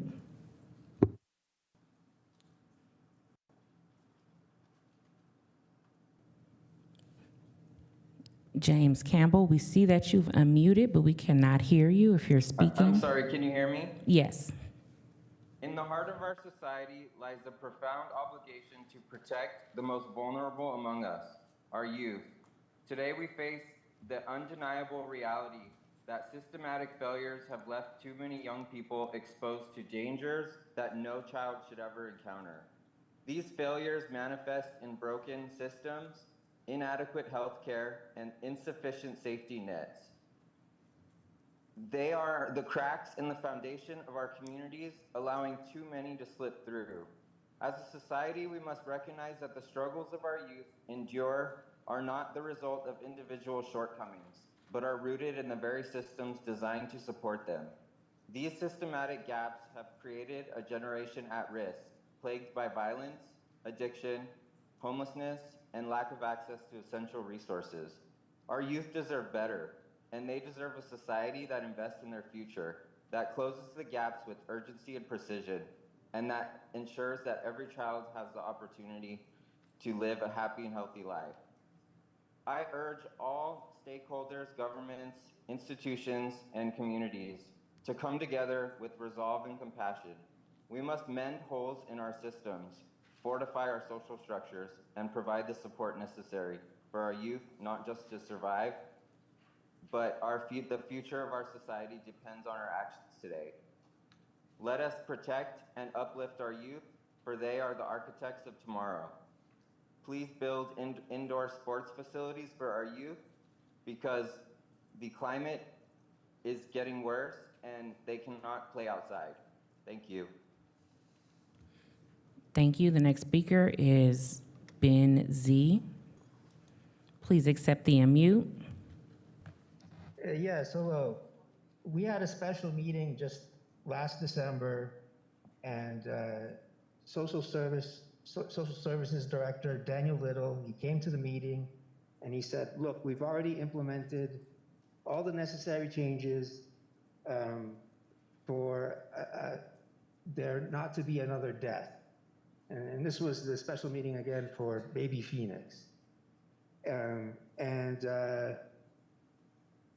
You know, just 2 months ago, we had another, Ellie Lorenzo. She's just 3 years old, and she was murdered by her father. And there was a report out July the 17th that said that court records indicated that the mother, she begged and begged for help and nobody would come to her assistance. She said she knew that the father would murder the child, but nobody cared. And so, look, what Daniel Little said is absolutely false. He has not made all the necessary changes to improve outcomes for children. I mean, my own son, he told me that beginning at the age of 13, that my ex-wife was letting a man rape him. And all my other kids are showing the same type of sexual abuse, and Daniel Little knows about it, and he refuses to get a screening done to get the ball rolling on protecting my kids. I mean, at the very least, do a screening, and he won't do one. So I urge the board, let's replace him. He is incompetent and unfit, and people who have that authority, you need to hold them accountable, because if you don't, it's just gonna keep happening over and over. We're gonna have more children raped, we're gonna have more kids murdered, and we need to put a stop to this. And I hope this board can do that. Thank you very much. The last speaker in the queue is Michael Rogers. Please accept the unmute. Good morning. Thank you for your time. This is Mike Rogers. I'm the current vice chair of the County Health Advisory Commission, along with Ken Horowitz, who spoke just a few moments ago. I thank Ken for his comments on dentistry. The commission actually has a group of experts that does important work in a diverse set of areas, from telemedicine to childhood obesity, diabetes, to integrative medicine, where we have vectors moving forward with the county health system, to infectious disease, including new signage about airborne ticks on some of the county properties, and a number of other key items in our work plan, including the dentistry. We are very short of members. We have some seats that have been open for more than a year that had qualified applicants.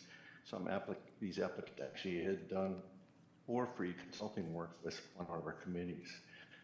For the first time in 5 years that I'm aware of, we actually missed a quorum just earlier this summer and have a very difficult with our current membership of meeting quorum. If anybody's on vacation, we can have a meeting and only are allocated a handful of meetings per year because of the challenge of getting enough clerks to support a larger number of meetings. So I implore the board, now that you're back, we'd love to get these vacancies. We are engaged with your staff. Lenore and Harris engaged with staff members on these issues. We have a member who we needed administrative action taken for a member who have no longer been able to attend for the last couple of years, and we need seats for in areas of. That was the last speaker. Thank you very much. We have a motion by Chavez and a second by Lee, and we need Lee, and he appears. Let's vote, please. Supervisor Hernandez, is it absent? Supervisor Chavez? Yes. Supervisor Semidian is absent. Vice President Lee? Aye. President Ellenberg? Yes. Motion passes with 3. Thank you very much. Item 8 is a public hearing on the purchase of real property at 2237 Junction Avenue in San Jose. We'll begin with the Levine Act announcement. Oh, we will do no such thing. That was held. I'm sorry, President Ellenberg, 8, the public hearing is moving forward. It's only 8B3 that is scheduled to. I'm sorry. Thank you very much. That yes. wasn't clear on my paper. So let's begin with the Levine Act announcement. Thank you, Tony. And then we'll hear, say again which letters we're going to hear? We will hear 8A, which is the public hearing, 8 B1,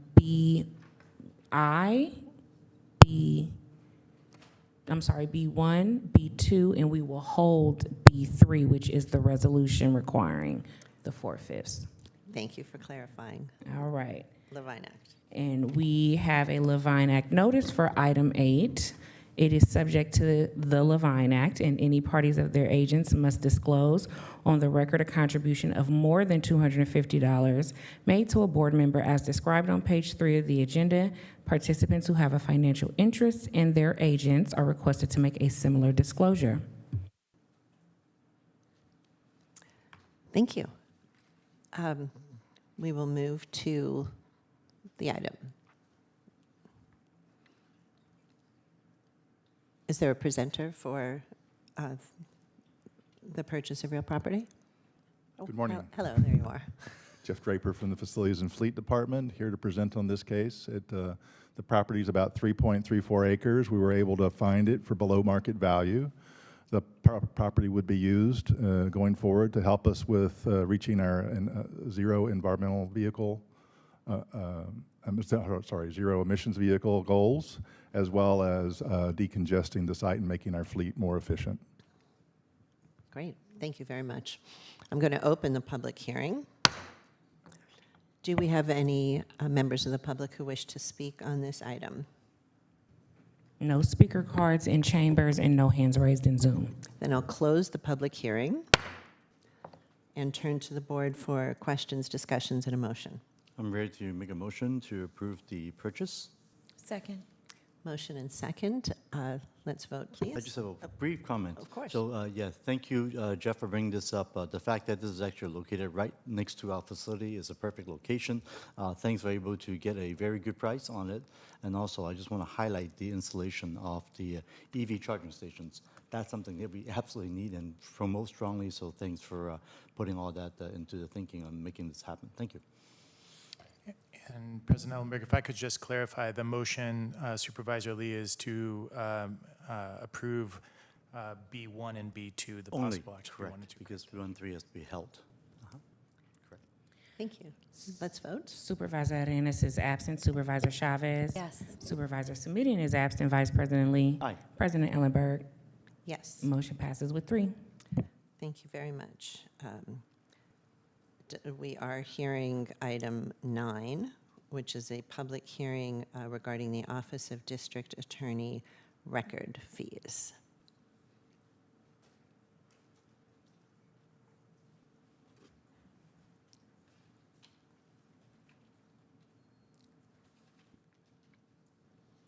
I'm Peter Jensen from the District Attorney's Office. This is a small fee that we charge for producing records when we receive a subpoena ducis tecum typically from a law office or another agency. The $15 fee is set as the maximum in the penal code. Thank you. I'll open the public hearing on this item. Do we have speakers on the records fee? There is 1 hand raised in Zoom. All right. Noting anyone else on Zoom, if you wish to speak on this item, now's the time to raise your virtual hand. The queue will close when the first speaker begins speaking. Okay, and our 1 speaker we're holding at 1 is Ben Z. Please accept the unmute.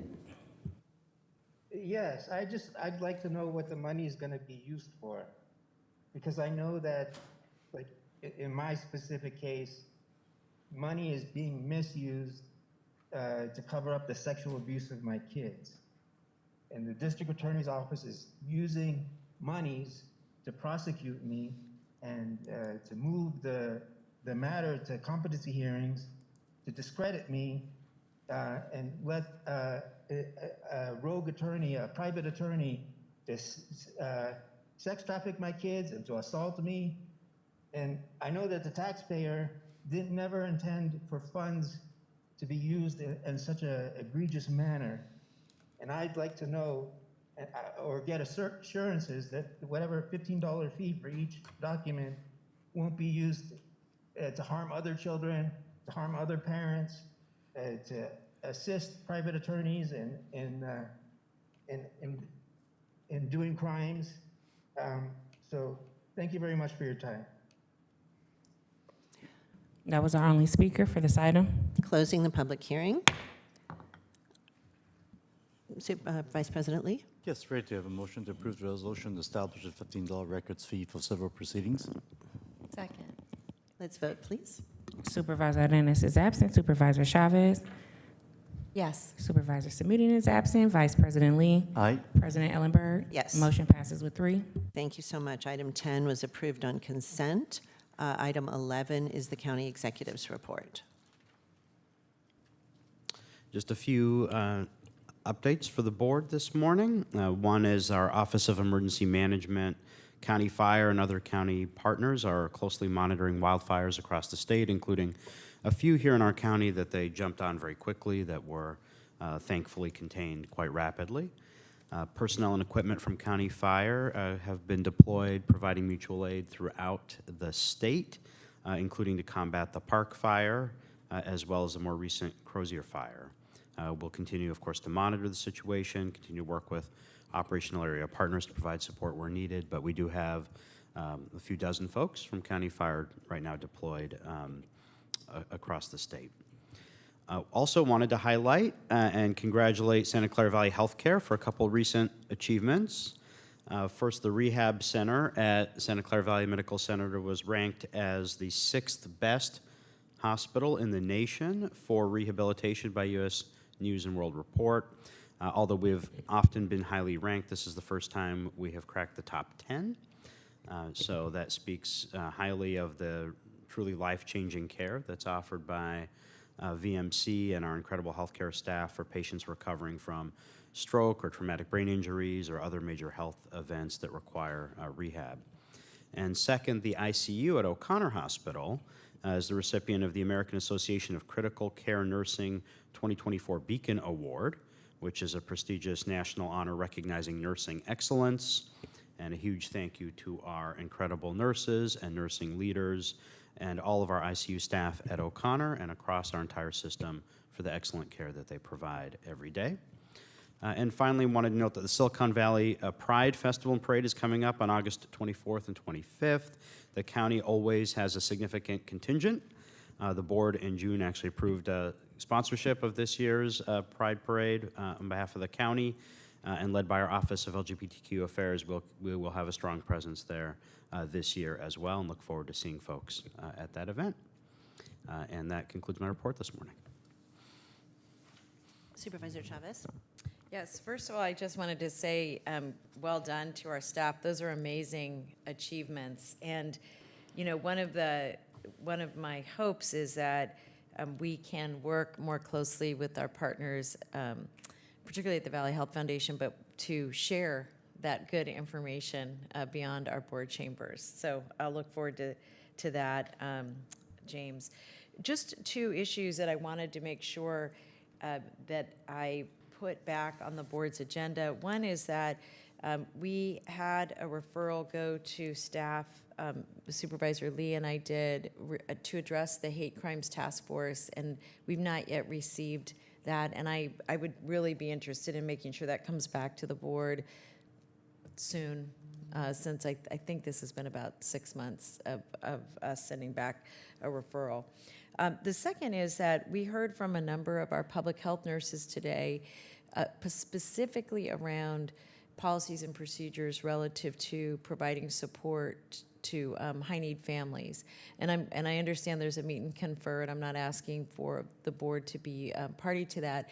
What I am interested in understanding is what are the trainings that are going to be made available and what policy and procedure changes are going to be made and how they're going to be made. And part of the reason I'm asking that question is we're going to talk on the agenda more about the Department of Children and Family Services, but I just want to remind my colleagues that one of the issues that has come up is how we're creating policies, how we're creating procedures, how people are being trained, how is that being implemented, and in what fashion. So I am very interested in understanding if this gets rolled up into DFCS or whatever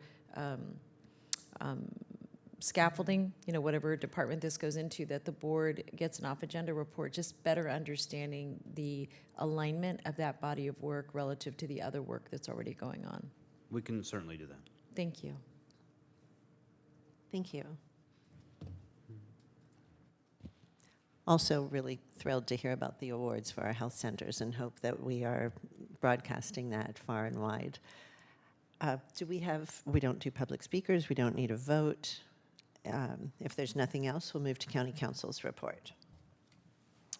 At the August 12th, 2024 closed session, by a 3-0 vote with Supervisor Ellenberg recusing on the item and Supervisor Simidian absent, the board authorized the county to file litigation against the U.S. Department of Health and Human Services, challenging the department's Medicare reimbursements to Santa Clara Valley Medical Center under the inpatient perspective payment system.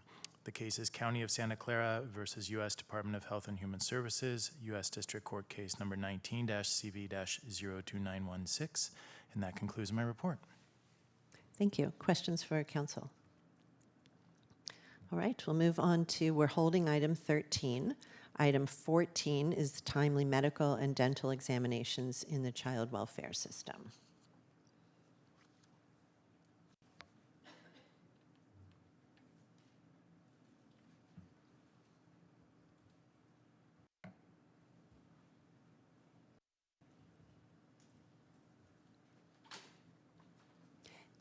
If you'll come across onto this side, we found that it's easier for all of us to see the speakers. Thank you.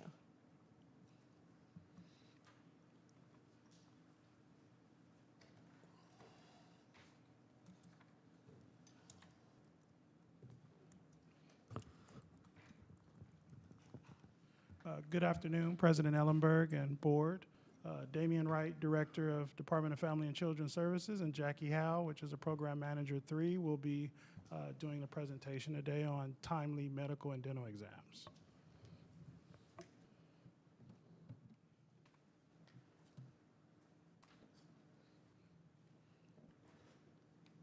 Good morning, Supervisors, County Exec, County Council. DFCS administered, created the incentives program, and we began implementation in July. We have handed out a few gift cards, and we continue to partner with the Healthier Kids Foundation to create the text campaign to explore ways to streamline the incentives program. We're working with the finance agency to figure out if what we need to do in order to create e-gift cards instead of physical gift cards, and we're hopeful that we'll be able to do that with the help of technology services and solutions. We are also collaborating with the Healthier Kids Foundation to create a pilot program to do e-gift cards for well-being exams that are administered at the Spark Clinic. Next slide. Next slide.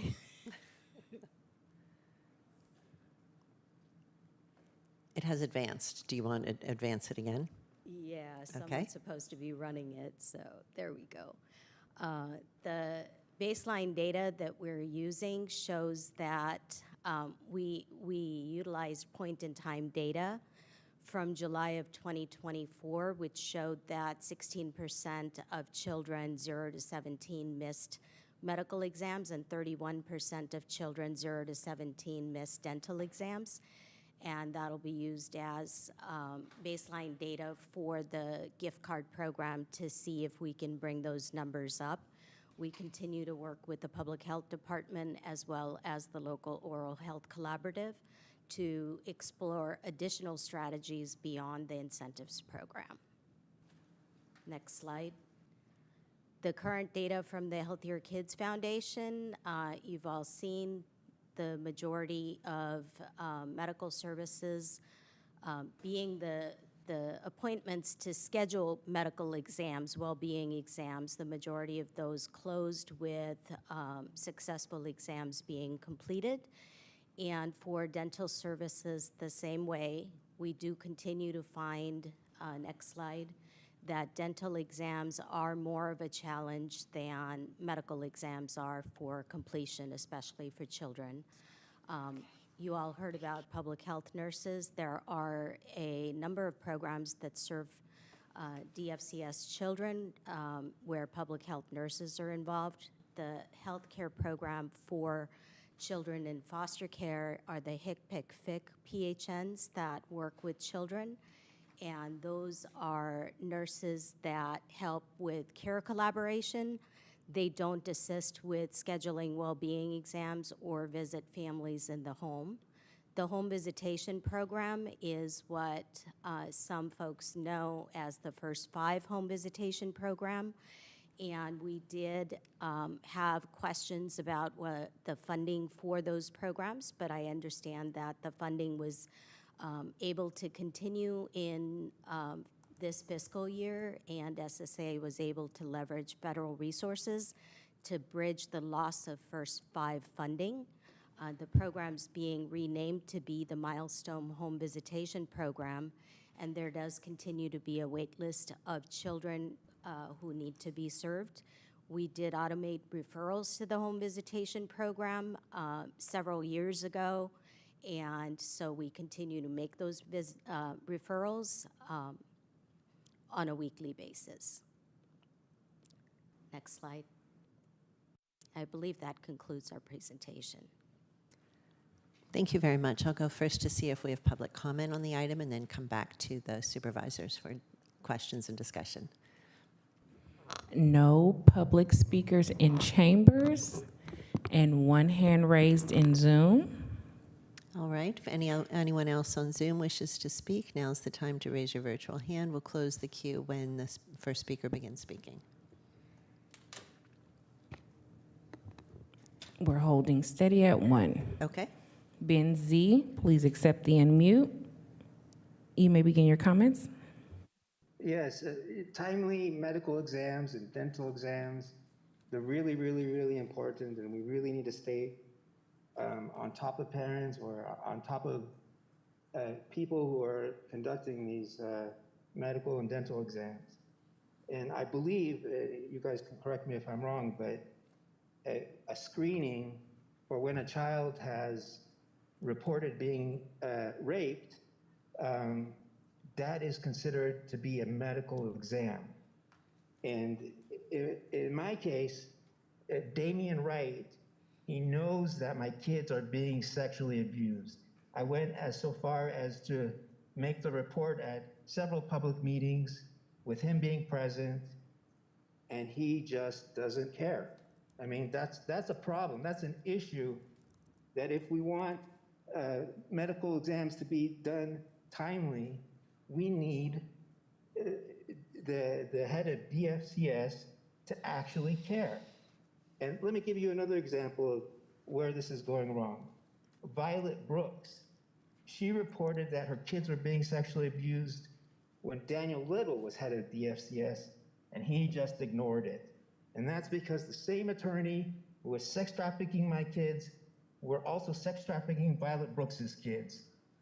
And those kids, those poor 3 girls, had to endure the sexual abuse until they all turned 18, and then only then could they take legal action against their perpetrator.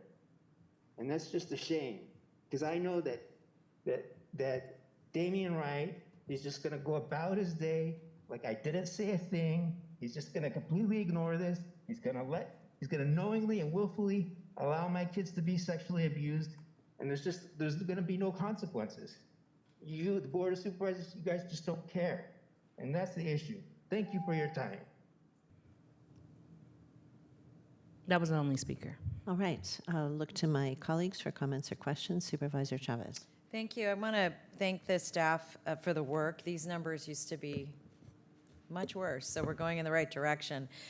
I have 3 questions. My first question is that there is a comment in the staff report that says Data suggests that there may be an opportunity to streamline the documentation of exams by collaborating internally within the county.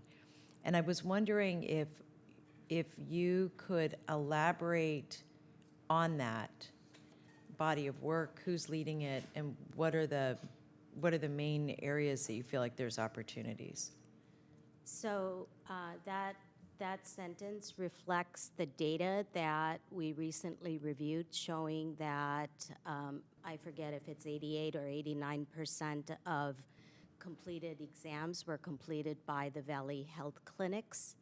And so I've reached out and I'm working with County Council to see, Supervisor Chavez, you had asked, I believe, and the Board of Supervisors had asked us to explore ways to figure out how to streamline the incentives program.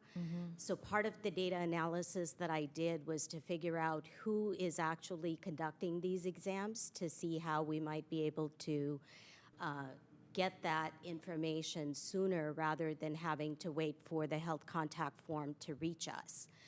One way that we can get that information is by retrieving the health contact form or the after visit summary for well-being exams directly out of the HealthLink system or the Epic software. And I'm working with County Council to find out what opportunities there might be if we can get someone within my team to have access to the HealthLink system so that we can pull the exam data directly out of the health records instead of having to wait for caregivers to send us that form.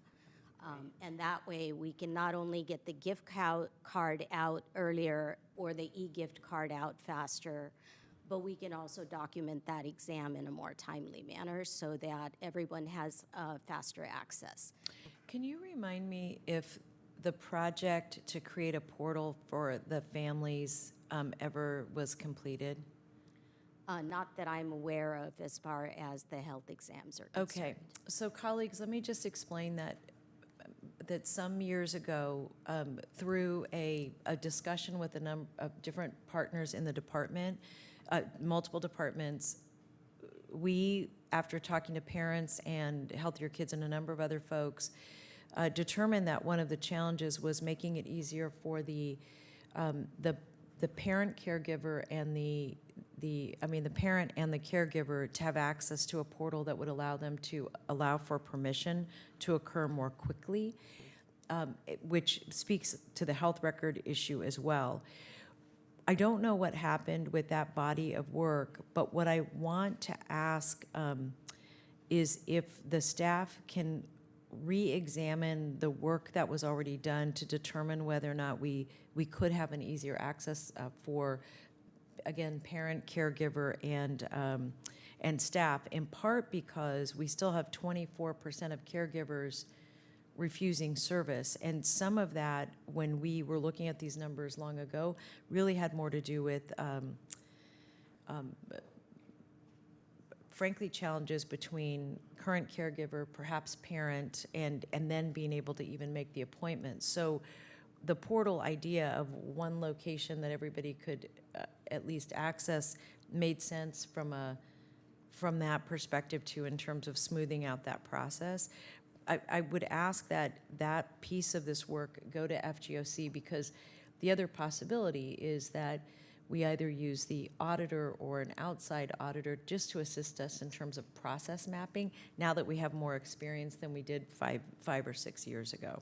So my request is that staff take a look at that old work, report out to FGOC. FGOC determine whether or not there's a further opportunity for outside support to provide support to staff. And we'll call that a motion.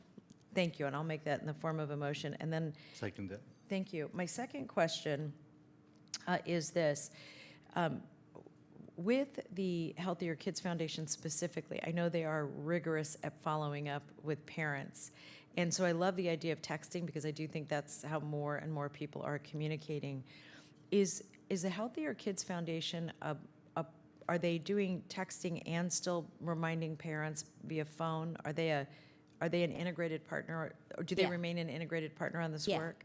Yeah, they're contacting caregivers either over the phone or by text. They do send text reminders. So when you see refused services, it usually means that the caregiver is choosing not to have text reminders because they may have already put it in their calendar or something. Oh, that's interesting. So that's not Yeah. them refusing service. That's That's them, right. that's them saying, I don't need the communication. Yeah. Got it. That's very helpful. Thank you, Jackie. And then here's my third request. One of the reasons that I was so interested in something like a gift card is that we are seeing success with that kind of incentive, even with people who are using meth, for example, that once a week being paid is keeping people on the straight and narrow. So we do know those incentive cards have some merit to them. The other thing is there's a whole body of research around, it's behavioral economics, but there's a subset of that research that is very focused on how incentives help people think about the benefit of whatever the activity is they're going to get. I am particularly concerned about the children, the young adults after the age of 18, because we know both for dental and medical exams, and what we don't have in here is exams or services when young people are getting behavioral health services, and that is really, really critical for this group of young people. So one request that I would make is if the pilot could also be reported back to FGOC. Let me just say my colleagues, whoever is at Children's Family Services may be very interested in that as well. But the reason I'm thinking President Ellenberg in particular about FGOC is that I do think there is some value in the institution understanding more about behavioral economics cross systems. And one of the only places that we look at cross-system learning is actually in FGOC when we're doing audits. I'm not sure the exact appropriate way to do that. I would leave that to the chair of FGOC. But if, as this report comes back, the incentive component is also heard at FGOC and DFCS, I think it will help the institution start to determine better how we provide incentives. Because to be frank with you, the challenge even in being able to use these, like even the process of being able to create a pilot is so antiquated that we've actually been having this discussion for a very long time and had a very difficult time instituting it, or implementing it. So we've had more time on the discussion of it than we have had on the pilot. So that's why I just would like to recommend that when these go, that we're looking at behavioral analytics through FGOC. And if that could be part of the motion, I would really appreciate it with my seconder. Yes, definitely accepted, and I do have a few follow-up questions on that as well. Great, thank you. Thank you very much. Go ahead, Vice President Lee. Yes, thank you so much for the report. And as we always say, that prevention, an ounce of prevention is better than a pound of cure. This is exactly what prevention is about, and this is, of course, a very vulnerable population that we've identified why we need to do this. Let's face it, which kid do you know enjoys going to a dental exam? Right. I mean, that in itself is just a fact. And so when we see that close to, 31% here on the data of the children missing dental exams, that's very disconcerting. And obviously, we need something to incentivize it. I still recall when I went to my dentist, even though I'm actually very proud of this fact, but that I still haven't had that cavity in my entire life. Well, my kids probably have 1 1/4. The fact that even though with such healthy teeth I have, I'm still afraid and dreading going to see the dentist because of the stuff they poke in your gums and, those sharp objects, and cleaning teeth is never really a fun experience, as we all know.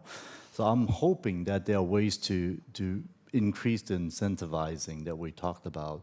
And sometimes it's money, but for kids, honestly, it was the little things I got, toys and whatnot. McDonald's got that figured out with all the toys that they have, and I see no reason why we shouldn't do something similar in that vein instead of just giving cash to look into some more age-appropriate gifts that kids would get. I think is good.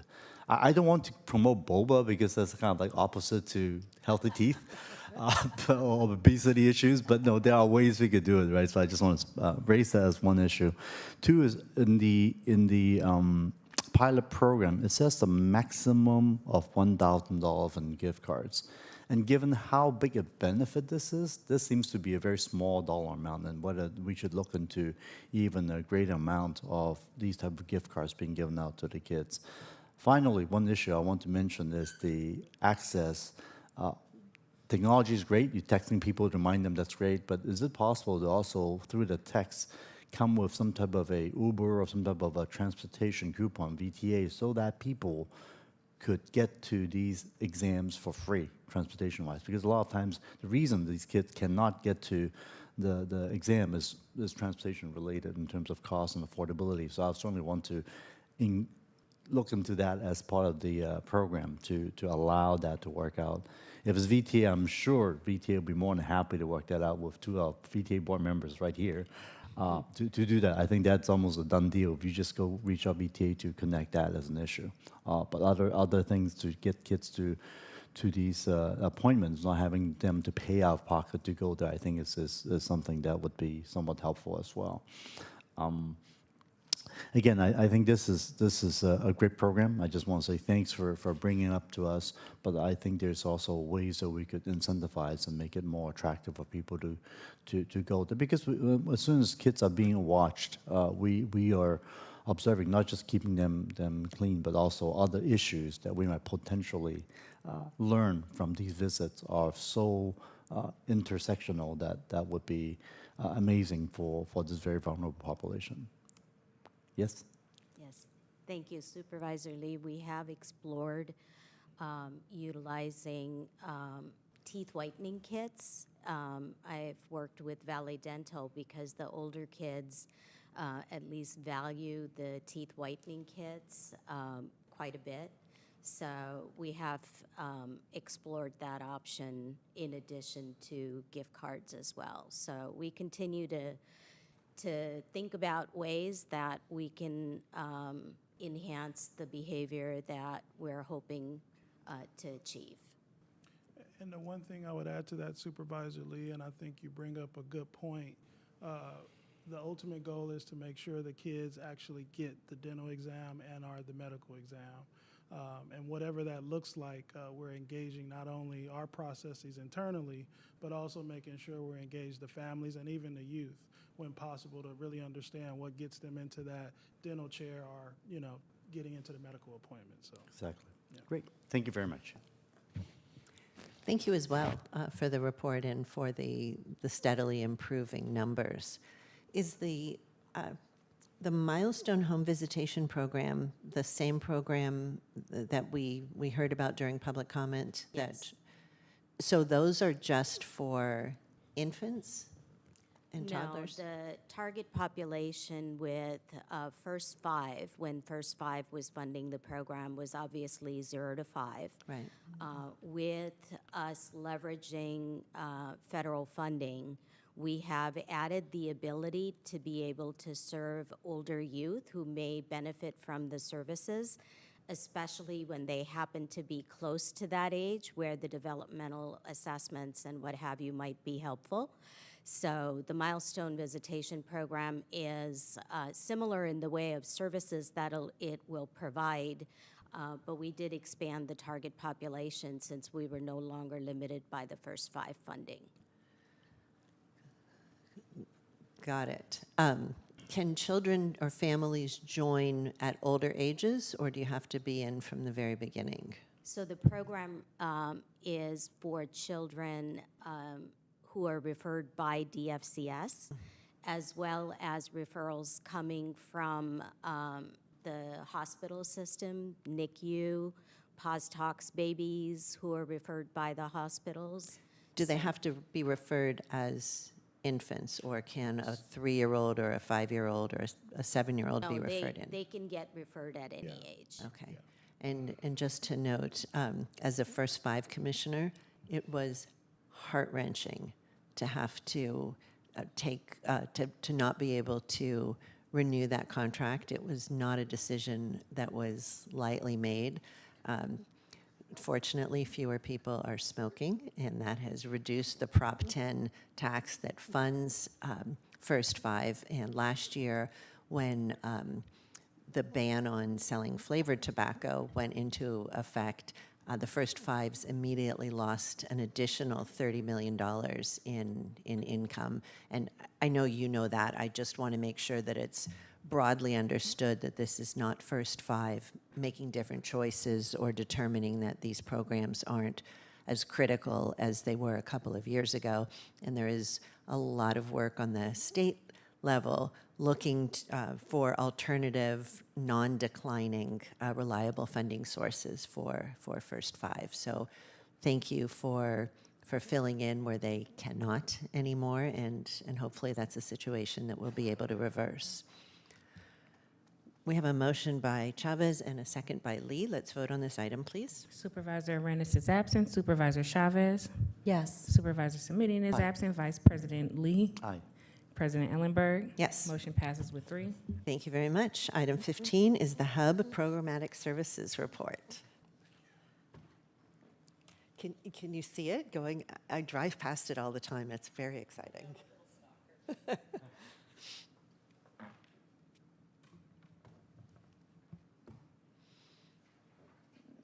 Welcome. When you're ready.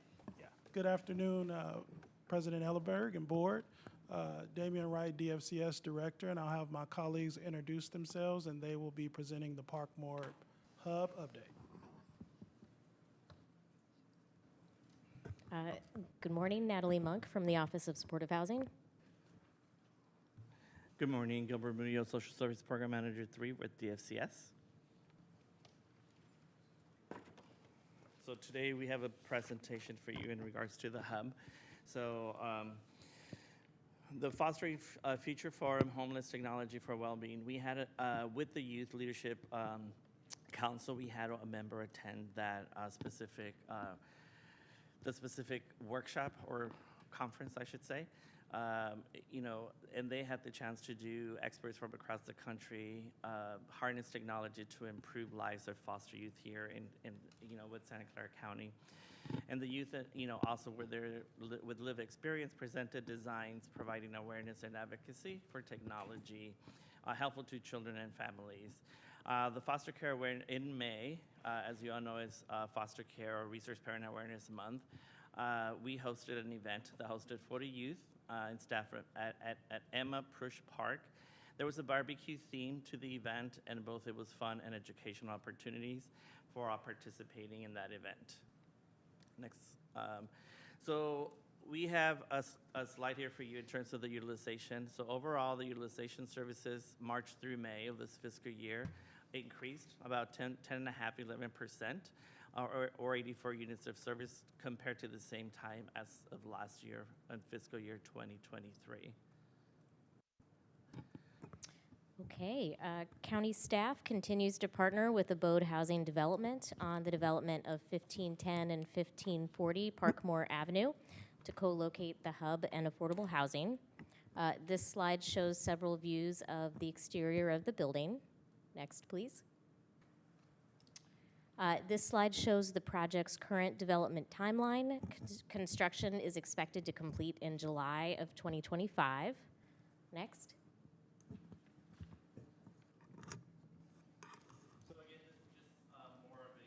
Could you turn your mic on, please? Sorry about that.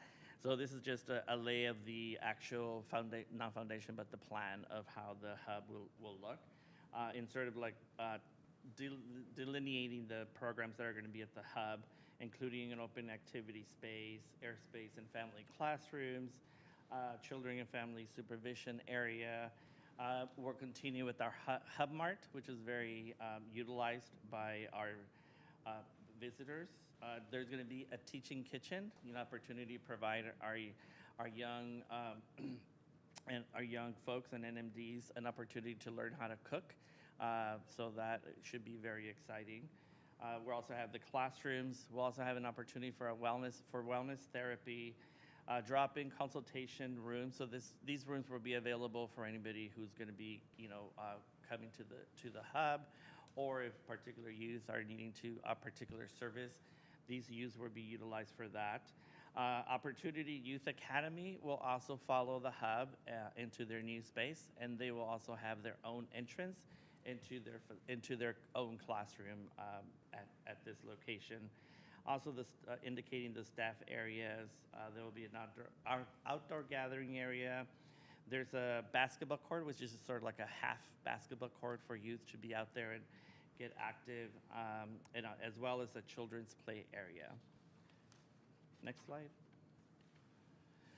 This is just a slide of sort of like depicting how we envision the entrance, the welcoming area in terms of where the hub is going to be located. So the reception area as well, an example of the main space area. Next slide. So this is more of a description of the kitchen. So again, collaboration with Martha's Kitchen, there will be ample space for learning and an on-site cooking demonstrations. And just several pictures in terms of how we envision the kitchen to look. Next slide.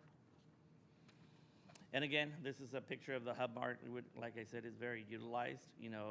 There's many areas, articles that we have for the youth, particular food, clothing, art supplies, school equipment that they might need. They could come to the Hub Mart and participate and take any items that they need. Next. This is the space for the classroom, for the art classroom, or the maker space. So this will provide one side. We're partnering still with Pacific Art League and Opera Cultura to continue to service, with the arts, with some of the youth that take part in this exciting event. Next slide. And again, useful for all our youth and NMDs. They'll be able to have their own computer lab and a tech bar. So this is, sort of like how it's going to look. We'll have computers, and we're still looking at what type of furniture is going to go in there, but it's going to be pretty much, state-of-the-art room for them. Next, so this is the Family and Children's Center. So again, we want to make sure that the parents, socials collaboration with First Five, Santa Clara County, Public Health Department, and Legal Advocates for Children, will be partaking in terms of when we have Family and Children's Center here. And again, just an example of the furniture that, will be located in that space. Next is the Opportunity Youth Academy. So again, this is just examples of the entrance and the classroom for OYA. Next slide. Okay, these are some photos of the project's construction progress. In June, foundation work was underway, including footing excavation, rebar, and the pouring of concrete columns and shotcrete walls. Next. The photo on the left shows some shotcrete walls before the concrete has been sprayed. And in the photo on the right, you can see the bottom portion has already been completed. Next. And this is a closer view of the vapor barrier, rebar, and the slab-on-grade foundation. And that concludes our report. Happy to take questions. Thank you so much. I'll go first to public comment and then to the supervisors. Do we have any speakers on this item? No speakers on this item. All right. Then back to my colleagues. I'll start with Supervisor Chavez. Thank you, and thank you so much for the report. It gets more and more exciting as it gets closer. I'm sure you must feel that relief as well. My first comment is actually not to you, but to James and Greta, and that is that one of the opportunities I think we have to address the way we're providing services is to engage our clients in a deeper way than we do today. And the example I want to give is that if you ask Fleets and Facilities, if you ask Mr. Draper who his client is, he will tell you, in this instance, it would have been social services and our housing department. And what I want to start getting us to talking about is our client is the person that we're providing the service to. And we often think of, when we're talking to a staff person, that we're actually talking to a staff person who's going to be informed by the client, but it isn't built into any of our processes and procedures. And so what that means is that every time we are building something new, we are building it with our staff, and again, not necessarily with our client. The Vietnamese American Service Center is a great example. All of you have taken a tour of that building. That building, partway through development, had the third floor completely blocked off for staff only, and had a security person at the top of that. And no, we didn't have that even in the base of the building where we had clients coming in. Not that we would want that, but that is how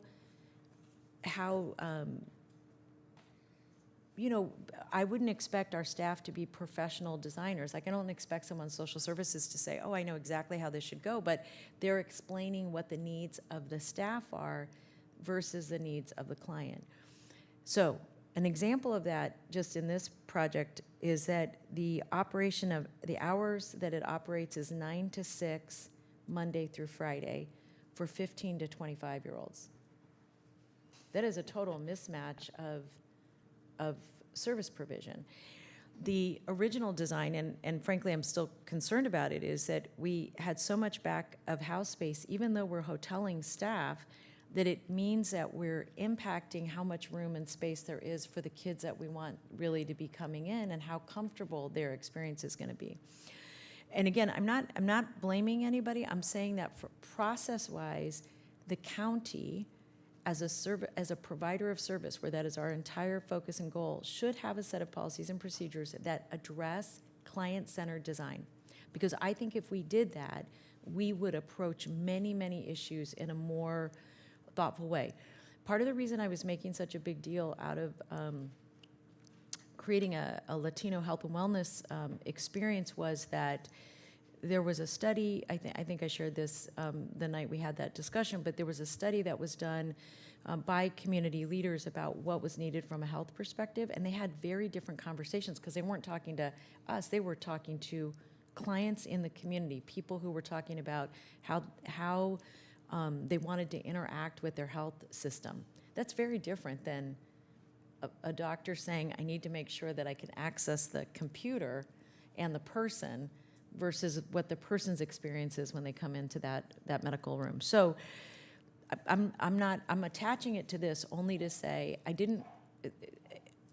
I'm very interested in us at the time, James, that you think it's appropriate that we have a discussion, perhaps this is after I'm gone, but with the board, about how we're going to approach all of our construction projects, so that every construction project, we're not starting over saying, who are we serving, how are we serving them, that it's really a part of the DNA of the organization.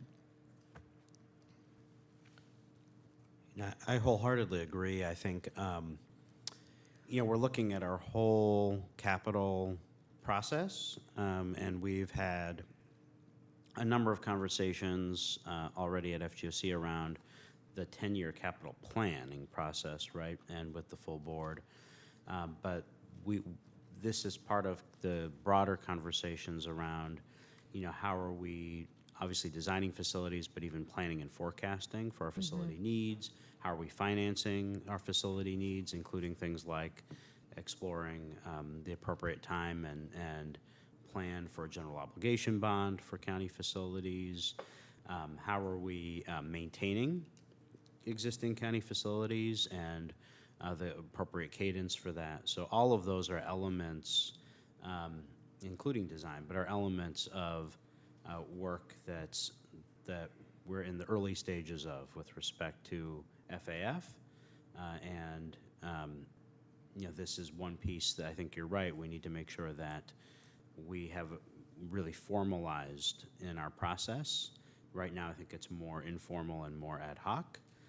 My understanding is there was specific engagement with youth as part of this process, but your point, I think, is that it's not a formalized process across the county. It's not a standardized process, and needs to be something that's more robust for those facilities that are service delivery facilities. Well, James, I'm not picking on the staff. This is a very hard group of kids to engage, and so it was very challenging actually for them to do that. And what we did brilliantly is we engaged with our service providers. That we did a great job of.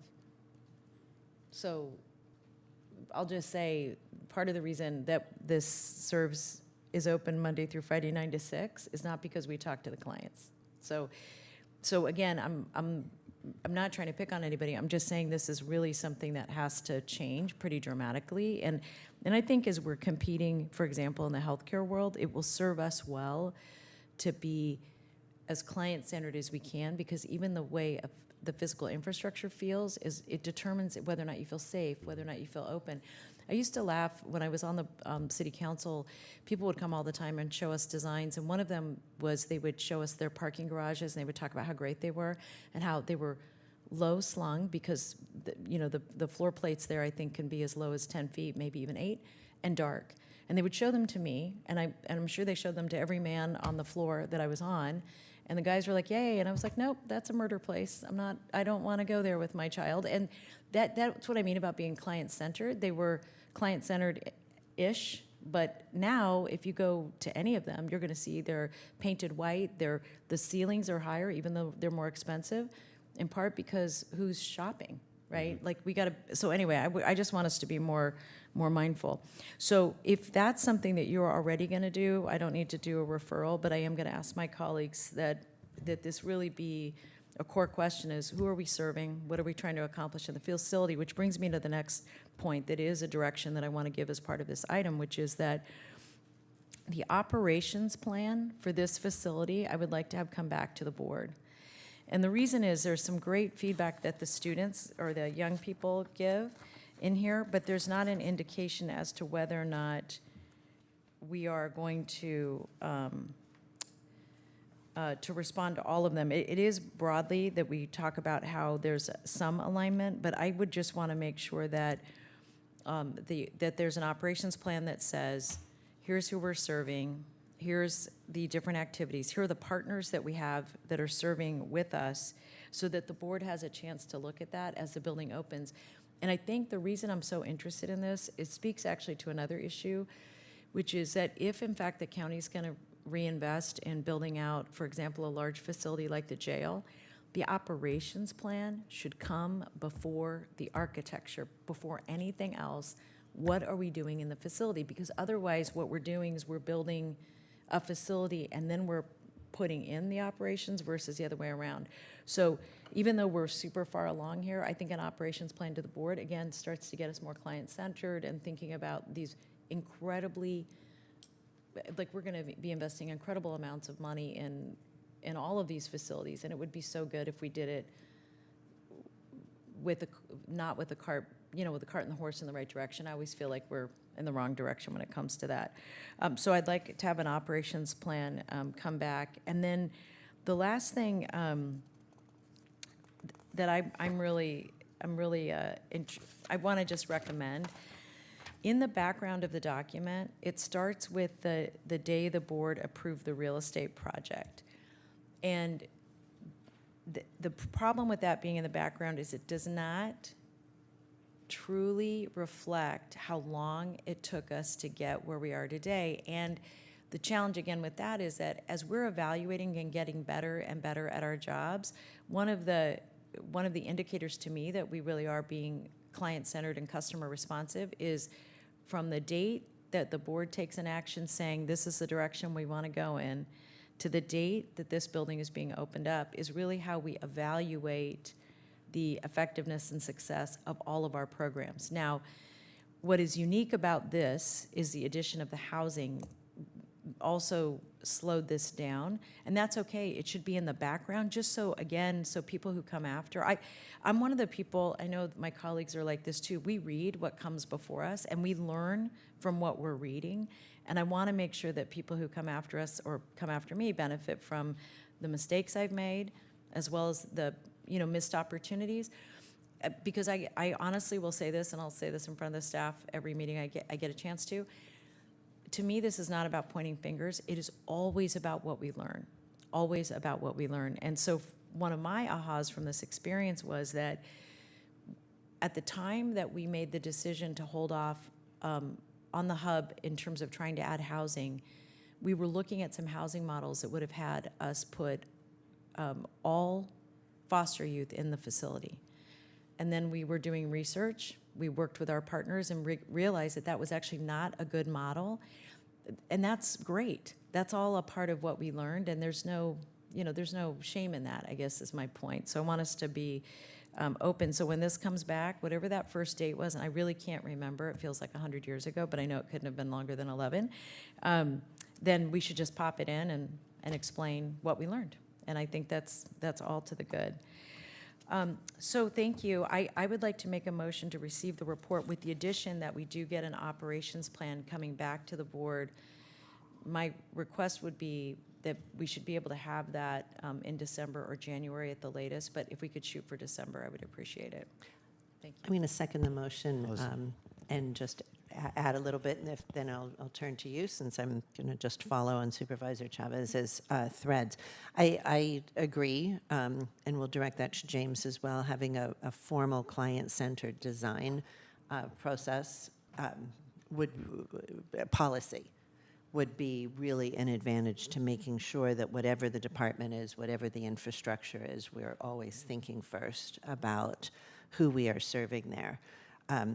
The operations plan makes sense to me as well, and I'm interested in the staffing model. There are a lot of different rooms and activities that can be happening, and I don't have a sense of what adults, what service providers will be on site, how many at a time, kind of what is the scope of the operation looking like. I would also agree that 9 to 5 on weekdays doesn't make sense for this population. So I would like thought in conversation with them to be given to hours that start later in the day, go more into the evening, potentially have some weekend coverage. I think that's really important that we're actually meeting the needs of the people that we want to serve.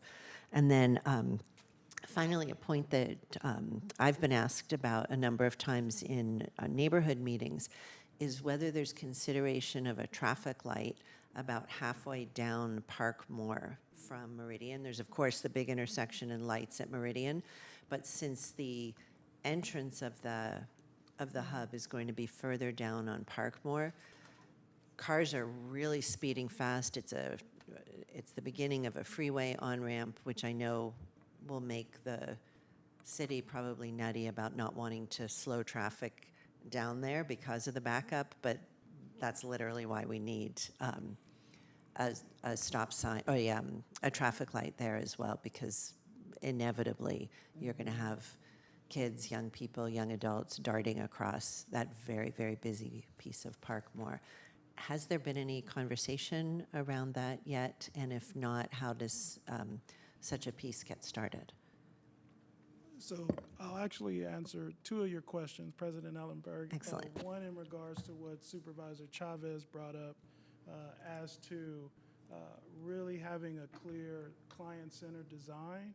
And to that point, to the second thing that you brought up, we're learning in regards to not only engaging our clients, but also engaging some of the city departments that would have to be a part of that process, as well as the county departments that would have to support putting in a light at that particular area of the street.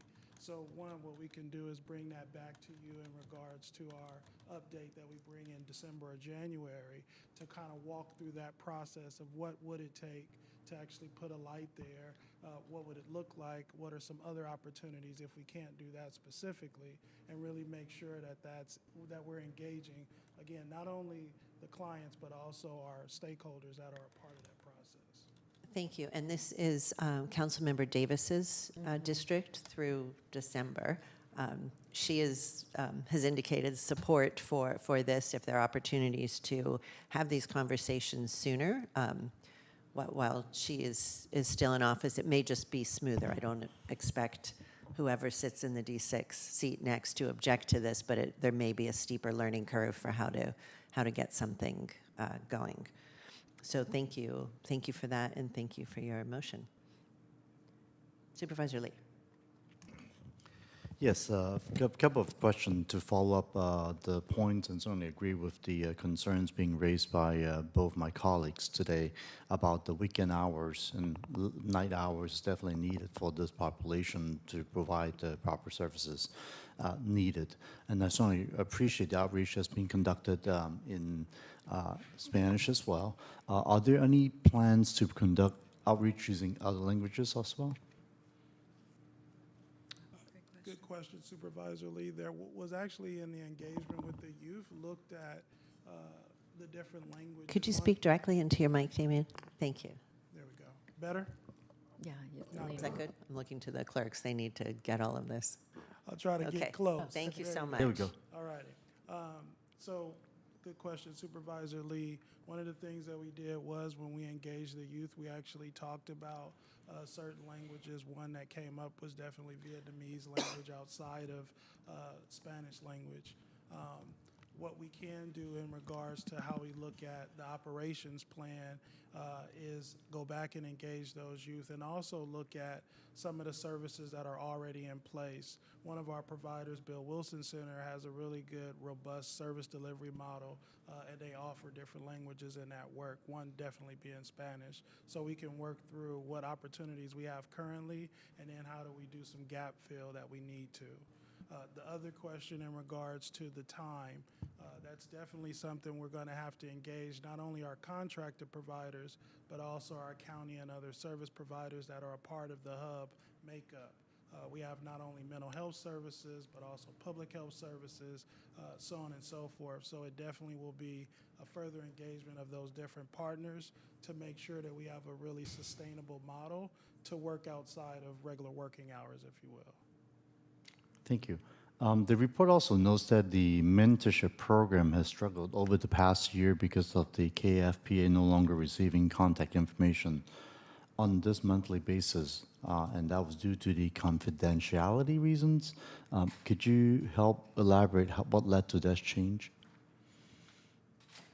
Can you repeat that question one more time, Supervisor? Yeah, I'm sorry. it talks about the mentorship program having struggled over the past year because the KAFPA is no longer receiving contact information on a monthly basis due to the confidentiality limitations or reasons. Can you elaborate on what happened there and how that change happens? So definitely that's something that we're going to have to go back and look at. Of course, the youth that participate in that are the young adults. They have both personal rights as well as their confidentiality rights with their protected information.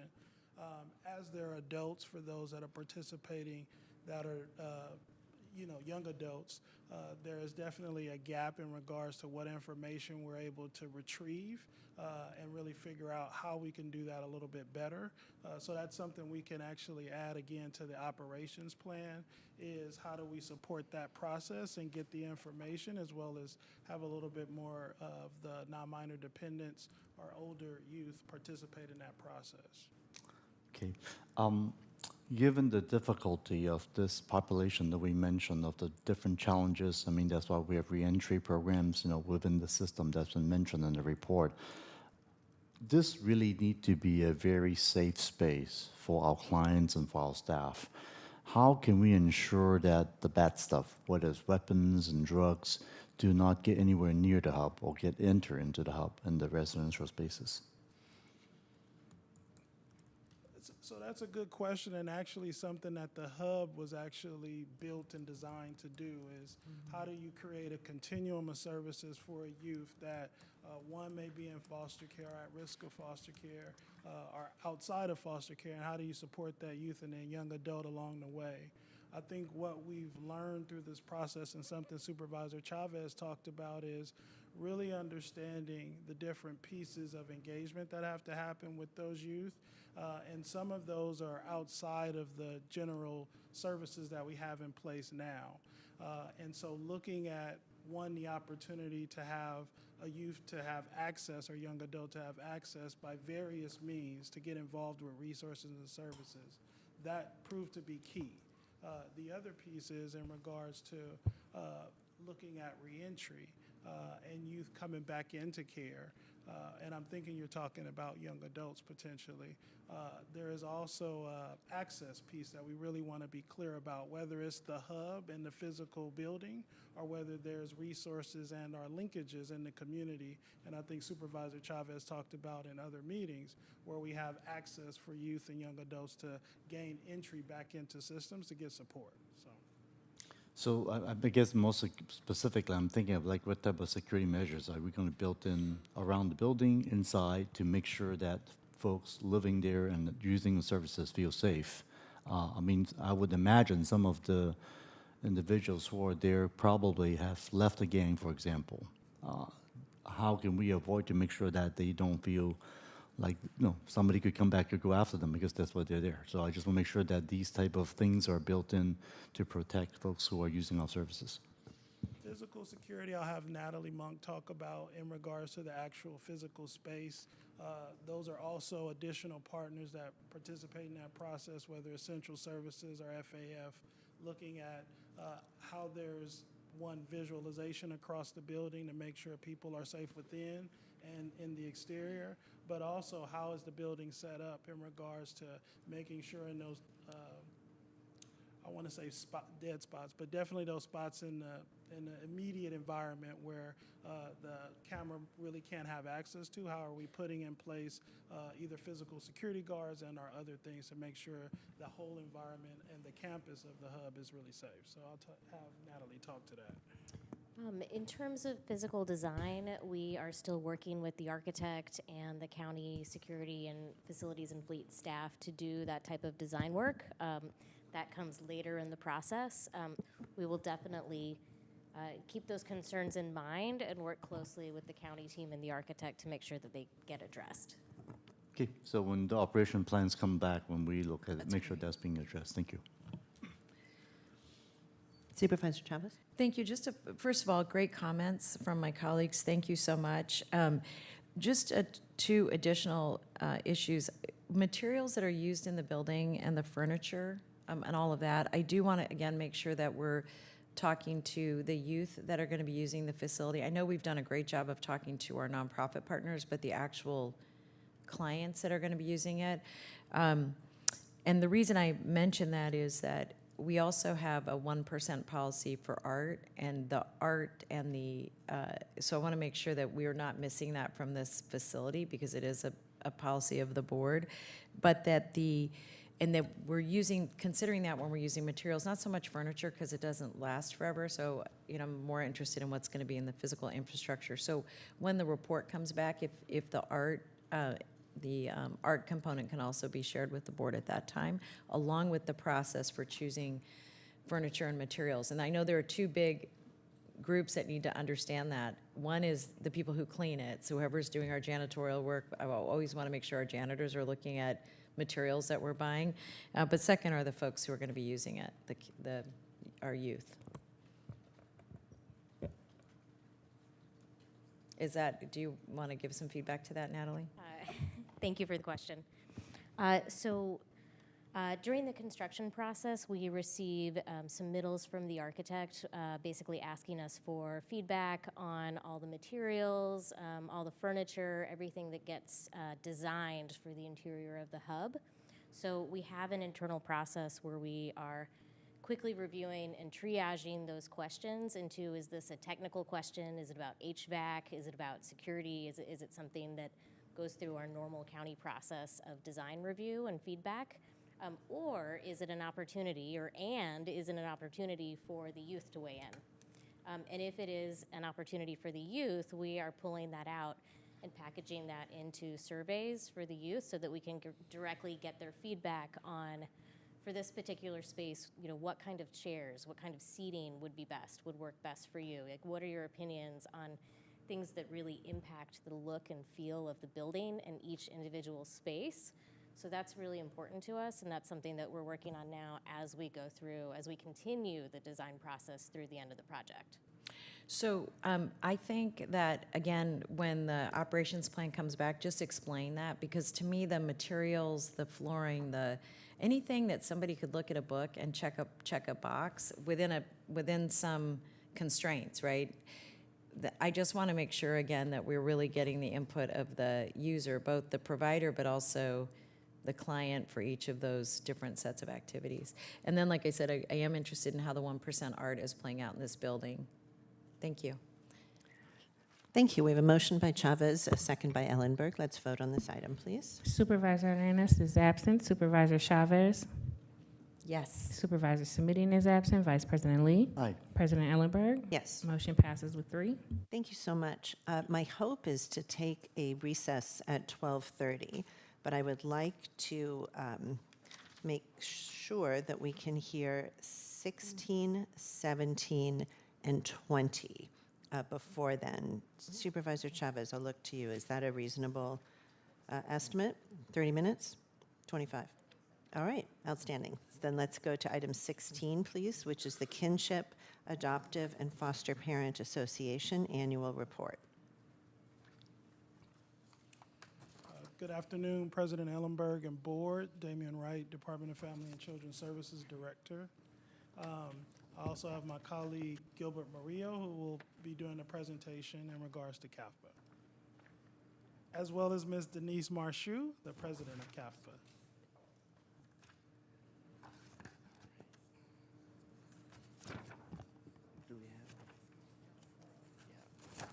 Can we pull up the presentation, please?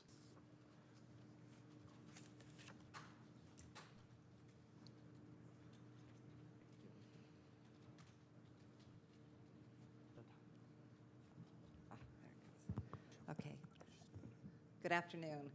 I'm Denise Marchou, the Executive Director for CAFPA, the Kinship Adoptive Foster Parent Association. We were established many, many years ago, actually in about '89, in somebody's kitchen was when we were first established, and have evolved since then. We have 10 fundamental service components: advocacy, support groups, trainings, resource center, liaison with DFCS, networking, mentoring, events and activities, resource referral, supporting diversity, and provide a voice for our families.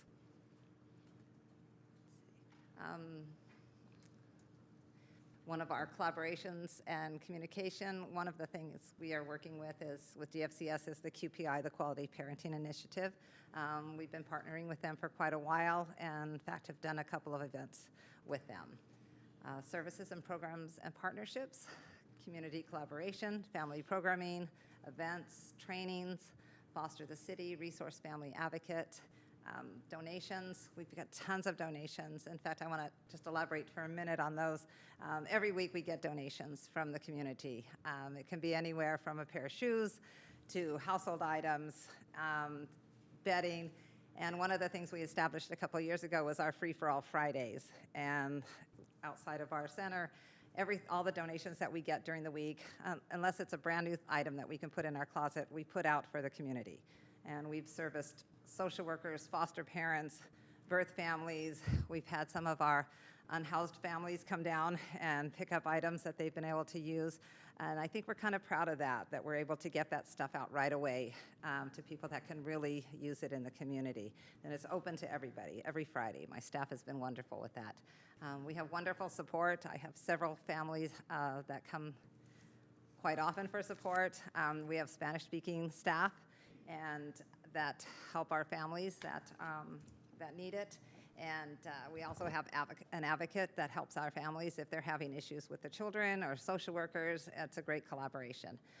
We have our clothing closet and our mentoring program. It is struggling a little. I think Supervisor Lee talked a little bit about the CAFPA mentoring program and some of the issues we're having with it. But those are some of the things we offer our families. Our contracts are summer camps and enrichments, thanks to the board and Supervisor Chavez for supporting that program. We've been able to support many, many, many children. It's wonderful. Our events during the year, almost every month we have events for our families, including our Friday free-for-alls, and we have our clothing closet that's opened every month for families, and capacity building. And we're always reaching out to the community, getting more support for them, partnering with whoever we can, so that we can support the families that we have. Some of our improvements, communications, transitions, we've been working on that for a long time. Communication with DFCS is one of our big things. We want to continue that so that we can support not only our families, but social workers too, and our birth families that come in. I think that's it. Great, thank you very much. Do we have public speakers on this item? No hands raised in Zoom and no speaker cards. All right, then I will look to my colleague Supervisor Lee, then Chavez. Yes, just a quick question. I think I asked my question a little earlier today about this confidentiality issues. Could you just highlight how we could fix that issues, that this information that used to be provided but apparently has been no longer receiving by the organization? Yeah, please.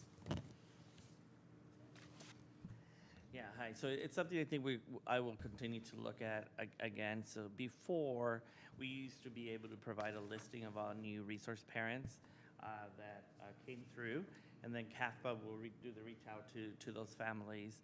Then we were told that due to the confidentiality, we were not able to provide those lists. But again, I will check in with County Council to ensure that still exists. And instead of what we did, CAFPA provided us with the introductory letter and their brochure, so we send that out to each family that gets approved. In addition, the RAS team with the advocacy through Seneca, they also include that information from there. But yes, CAFPA and DFCS continues to partnership to find a solution for that. If I could just make a quick comment on that too. It's been such a disservice to our families to not be able to do the upfront outreach to them. And we know that when families come in, they've got folders of paperwork, right? They've got all kinds of information, and I think we're getting kind of lost in the shuffle. We are membership-based, and I think that was one of the things that County Council had an issue with, but anybody who comes into the association for the first year, it's free for everything for the full year. And then it's up to them if they decide that if they want to continue and be a member or not. So I think that's something that needs to be addressed so that we do get those families up front and support them. We have lots of families that we kind of catch as they come in through the lobby at DFCS, which is great. And we get them in and right away. I mean, if someone came into our center today, they would get backpacks and school supplies for all the children in their family, not just the foster children. They would get on our list for shoes distribution next week. They'll get blankets for their children. We have boxes of clothing to give to them, but we need to get that word out.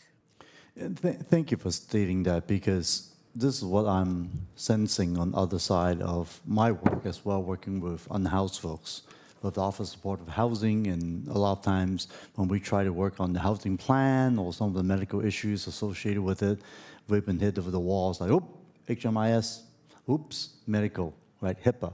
And so it's a similar type of situation I'm seeing, that the service provider who's trying to do the good work are being stopped because of not having the ability to break down these.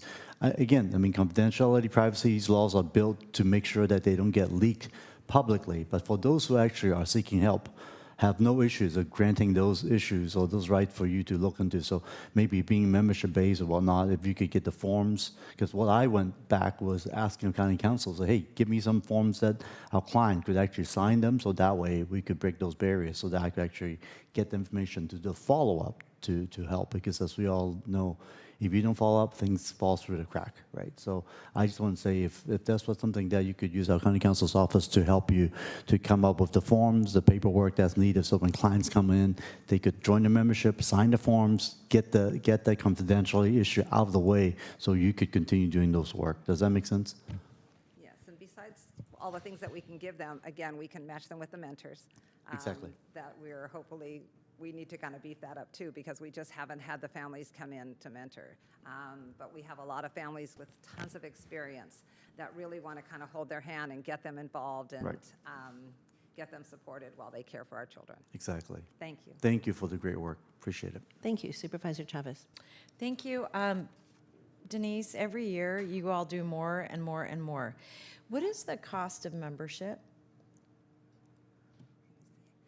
If they sign up before July 1st, it's $50, and after that, it's $65 for the year, and that's for the entire family. And Do you have to charge for a particular reason? It's basically for insurance purposes that most of that goes towards insurance for our families. So I'm just wondering if what we should be adding in our budget is breaking that barrier down so that people don't have to pay to participate. I would love that. What's the amount that you get every year? Well, we fluctuate for our contract. No, I'm sorry, for the $65 you get, how much annually does that raise? It fluctuates. Sometimes we have, like now we have a little under 300 families, but usually by Christmas we have close to 400 families. So it fluctuates every year. I'm just going to suggest that when their budget comes back next year, that be an option for the board to pay for that. That we should have a zero. People shouldn't have to pay to get help, to help kids. That's really wrong on a lot of levels. So, and then if that helps with the membership issue that you were discussing in terms of access to information, maybe that's a way to address both things, meaning that if you are part of the family of folks who help foster youth, you are an automatic member. The only thing obviously you're going to want to get names, addresses, and phone numbers, but I'll leave that to you all to work out. That just doesn't make sense. That would be lovely. I think actually we brought it up several times in the past many years, that if we could get some support with that, then everybody would automatically, when they became a foster parent, would become, or a kinship care provider, or anybody else caring for children would become a member of the association. So that would be great support. Yeah, and it seems minor relative. So, go ahead, Damien. No, thank you, Supervisor Chavez. I was just going to add, there's definitely some work we can look into in regards to, one, the insurance piece, because there's some follow-up we can do with Denise and Casper in regards to that, as well as the amount that we're looking at to charge the different resource parents. I'm embarrassed to tell you I had to use my calculator to figure out what that was, but $26,000, we should figure out how to ameliorate that burden on the families. The other issue I wanted to ask is, did you figure out the parking situation? Did you get your 10 spots back? Unfortunately, we haven't. So we've worked on it a little bit, or a lot. We've asked for a couple. They took them away about a year and a half ago, I believe. Can we remedy that in the next 30 days? Thank you for the point, Supervisor Chavez. We're working on that. It will be addressed hopefully within the next 30 days. I believe we're just making sure we identify the spots and not impacting anything else on the Julian campus, but we are working through that. Yeah, I have to say, being a visitor to that campus, it is one of the least friendly places, if you don't work there, to try to access.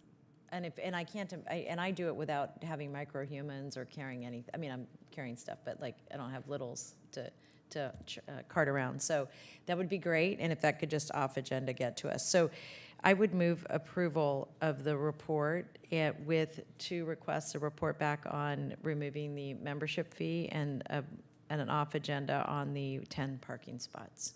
Great. Second. Motion and a second. Let's vote on this item, please. Thank you very much for the report. Supervisor Arenas is absent. Supervisor Chavez? Yes. Supervisor Semidian is absent. Vice President Lee? Aye. President Ellenberg? Yes. Motion passes. Thank you. We'll move to item 17, which is the Juvenile Welfare Office of the Ombuds Annual Report.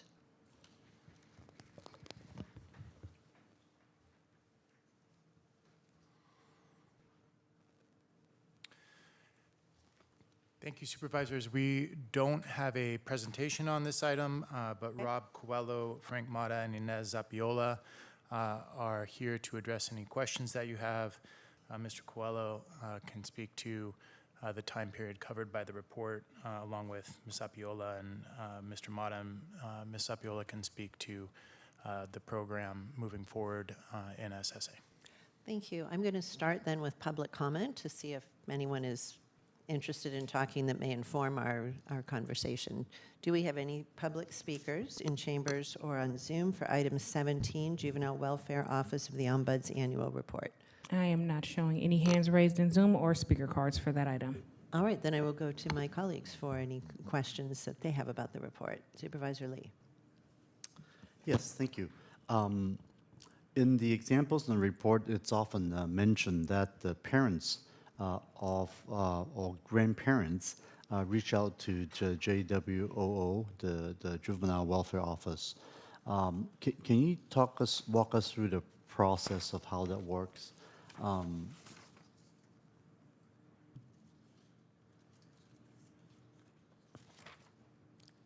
Good morning. This is Ines. So how do you mean how they access our office? Right. Okay. So, you know, people find out about us because somebody in the system refers them or they see us in the website.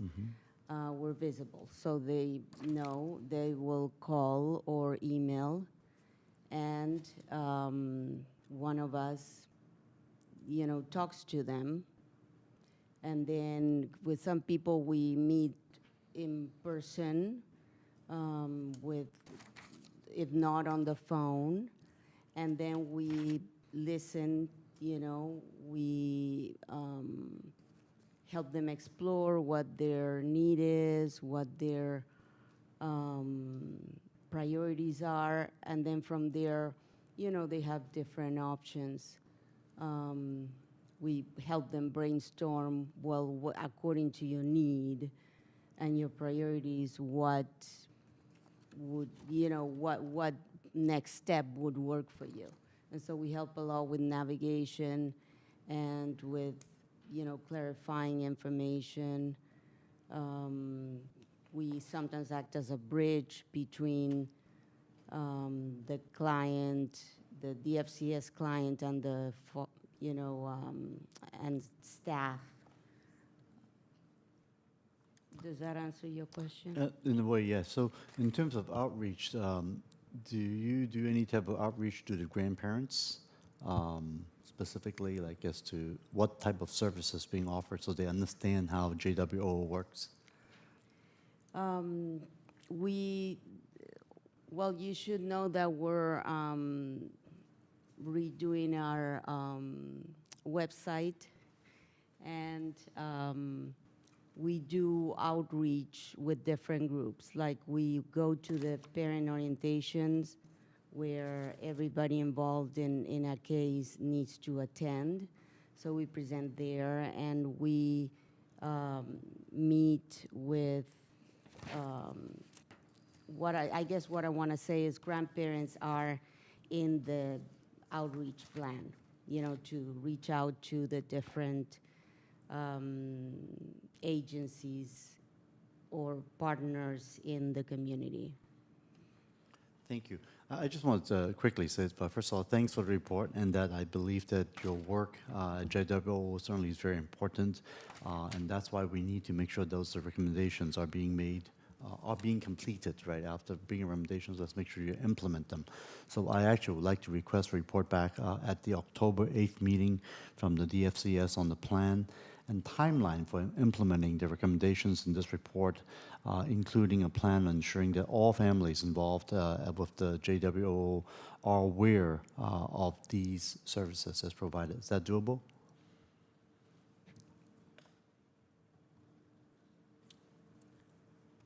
Yes, Supervisor, it is. Great, thank you. That's all I have. Thank you, Supervisor Chavez. Thank you.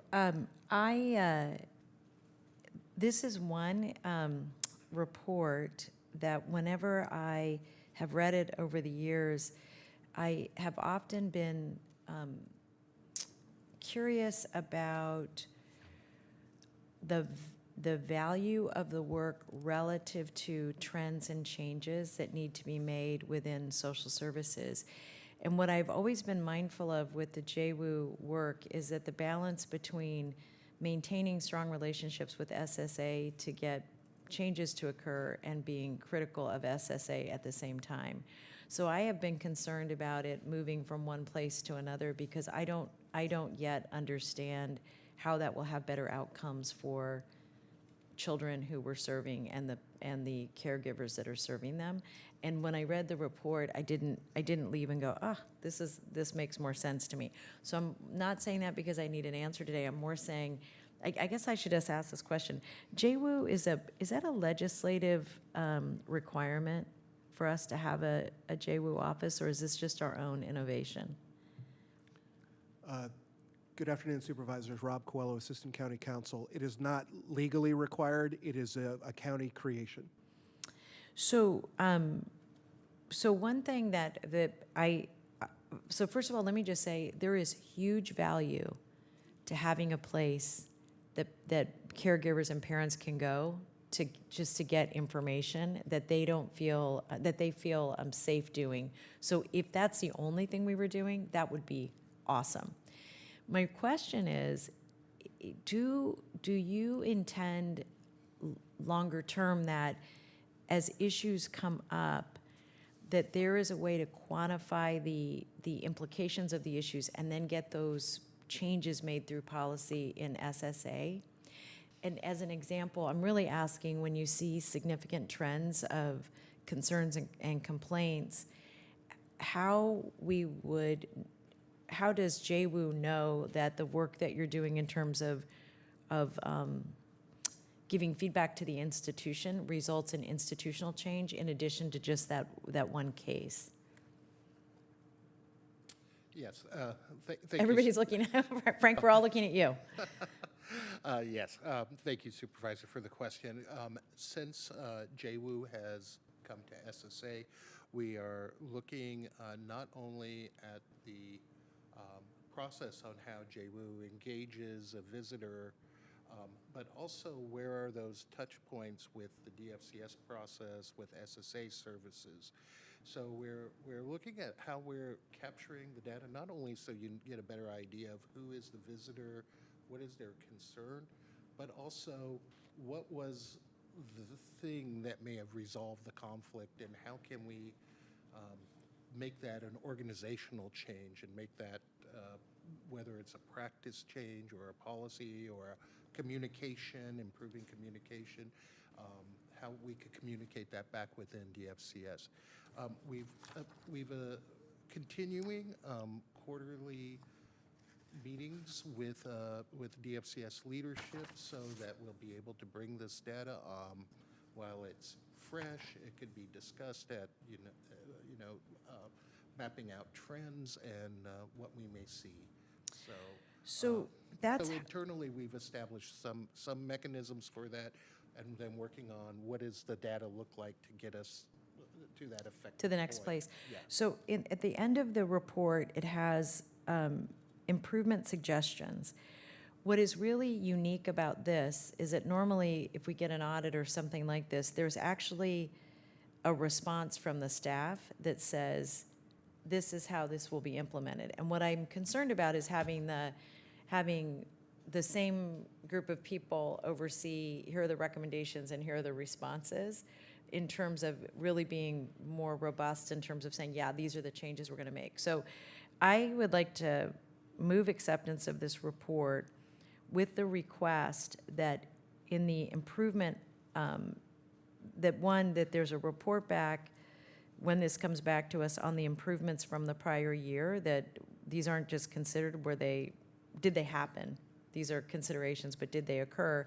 And then in the future, that all reports have the staff recommendations with SSA's response about how they will or won't implement them, and that it be clear the mechanism by which JWU gets to put those out, because what I wouldn't want is for JWU to feel conflicted over making recommendations to the same person who's going to write the response.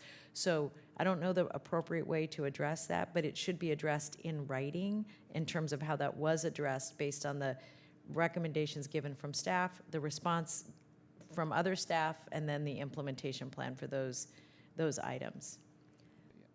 We certainly can follow that format when we come back with this. As a word, those suggestions have been presented to DFCS. The leadership has accepted them and has a beginning of a plan to implement them, and we'll certainly detail that out in the report in the way that you've outlined. You know what, Frank, that's really helpful, because when I read this, there's no way to know what you just said. And so that, and you know, I also think, just candidly, colleagues, that parents should know, people should know that that the feedback they're giving us, that we're responding to it, and have a really clear understanding of that. Because I think part of I thought it was actually a really interesting question about, did you feel heard or seen? Like, that's actually really important.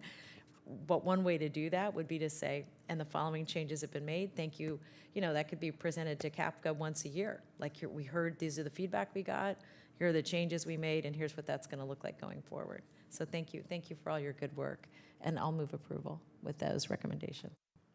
I'll second. Motion and second. Let's vote, please. And thank you all very much for the report and information.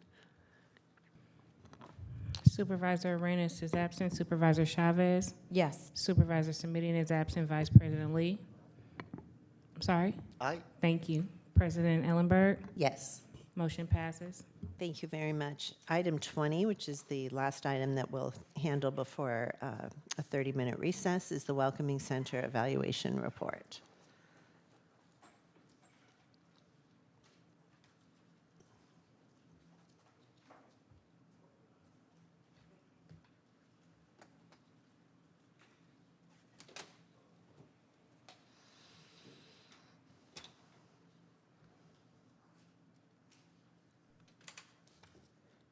Good afternoon, President Ellenberg, Board. Damian Wright, Department of Family and Children Services Director. I have with my colleagues today Gilbert Murillo and Kali Singh, which will be doing the presentation on the Welcoming Center.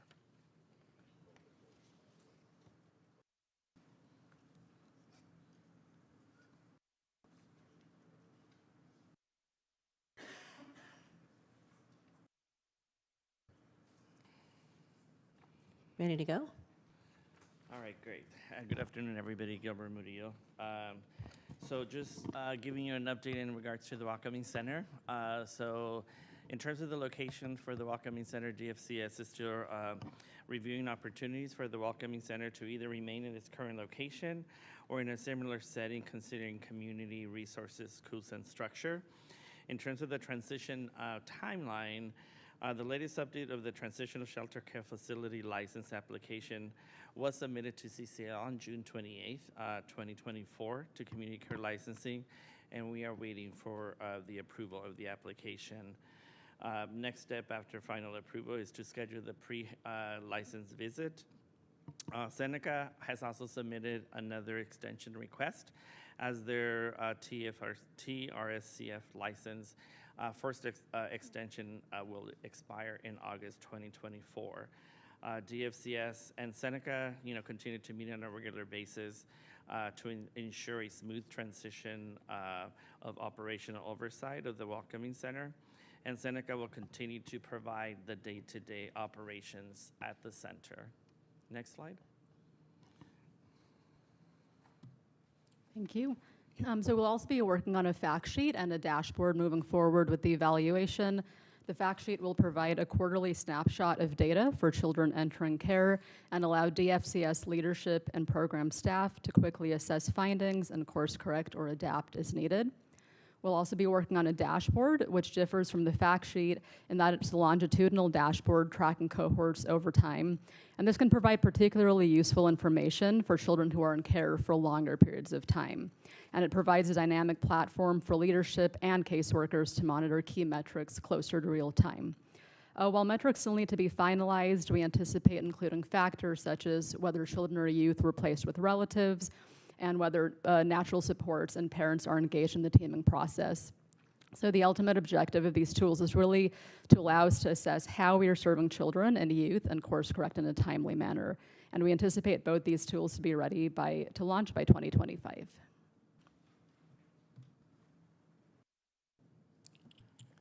And that concludes a very short presentation. Thank you so much. Anjanae, do we have speakers on this item? We have one speaker card in chambers and one hand raised in Zoom. All right. If there's anyone else in chambers or on Zoom wishing to speak on this item, now's the time to hand in your yellow card or raise your virtual hand. The speakers queue will close both in person and on Zoom when the first in-person speaker begins. Are we holding steady at 1 and 1? Yes. All right. We will close the queue at 2. Catherine Campbell.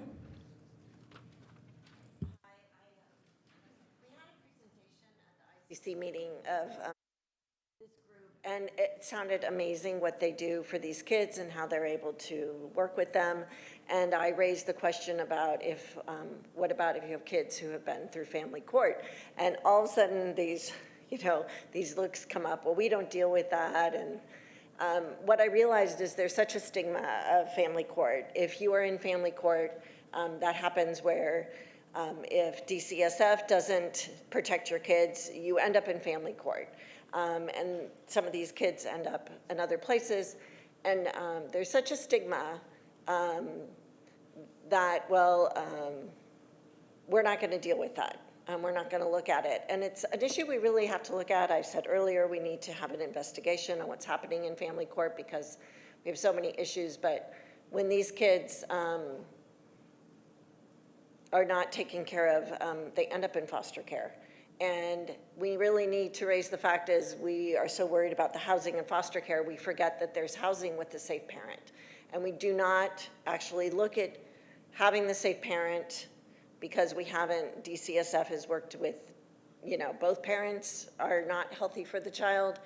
There usually is one healthy parent, and until we spend the time to support that healthy parent, to provide a path out of abuse, more children are going to be welcomed into a place where we don't need them to be. There is a safe home with a safe parent, and that needs to be recognized, and I don't think our county does a good job on that now. We need to support that. We would have less kids in foster care, and kids could grow up with a healthier childhood. And I think that's what we all want. Thank you. Thank you. Our one speaker on Zoom is user Ben Z. Please accept the unmute. Yes, I'd like to echo the previous speaker's comment that when you enter family court, then all of a sudden DFCS, it doesn't apply to you. It just, like, when I was in family court in 2015, I did make a report to DFCS about my kids being sexually abused. I didn't know about my son yet, the 13-year-old who had confirmed being sexually abused. But the other kids were showing signs of the sexual abuse, and I reported it to them. And what they should have done is they should have investigated. They should have done an assessment, and they completely ignored me. And care, you know what? Entering children in care, it's very, very, very important. But if we're not going to do assessments when children are reporting being sexually abused, then how are they ever going to enter this important service that they should be receiving? And I mean, it's just really a shame of what's going on in this county, because we're letting these private attorneys sex traffic kids, basically. They're legitimizing it, pedophilia, and they're forcing these children to go through it. And you guys, the Board of Supervisors, you're not listening to me. Supervisor Chavez spoke about being seen and being heard, and you guys just go about the meeting. You'll go on to the next agenda item as if I never said anything to you, when you've been receiving emails from me, you've been hearing me speak at meetings, and you just completely ignore it. And then why should DFCS do anything about it if you guys don't do anything about it? That's the real issue here. I hope we can change this. Thank you very much for your time. That was our last speaker. Thank you. Looking to my colleagues for questions, comments, and a motion.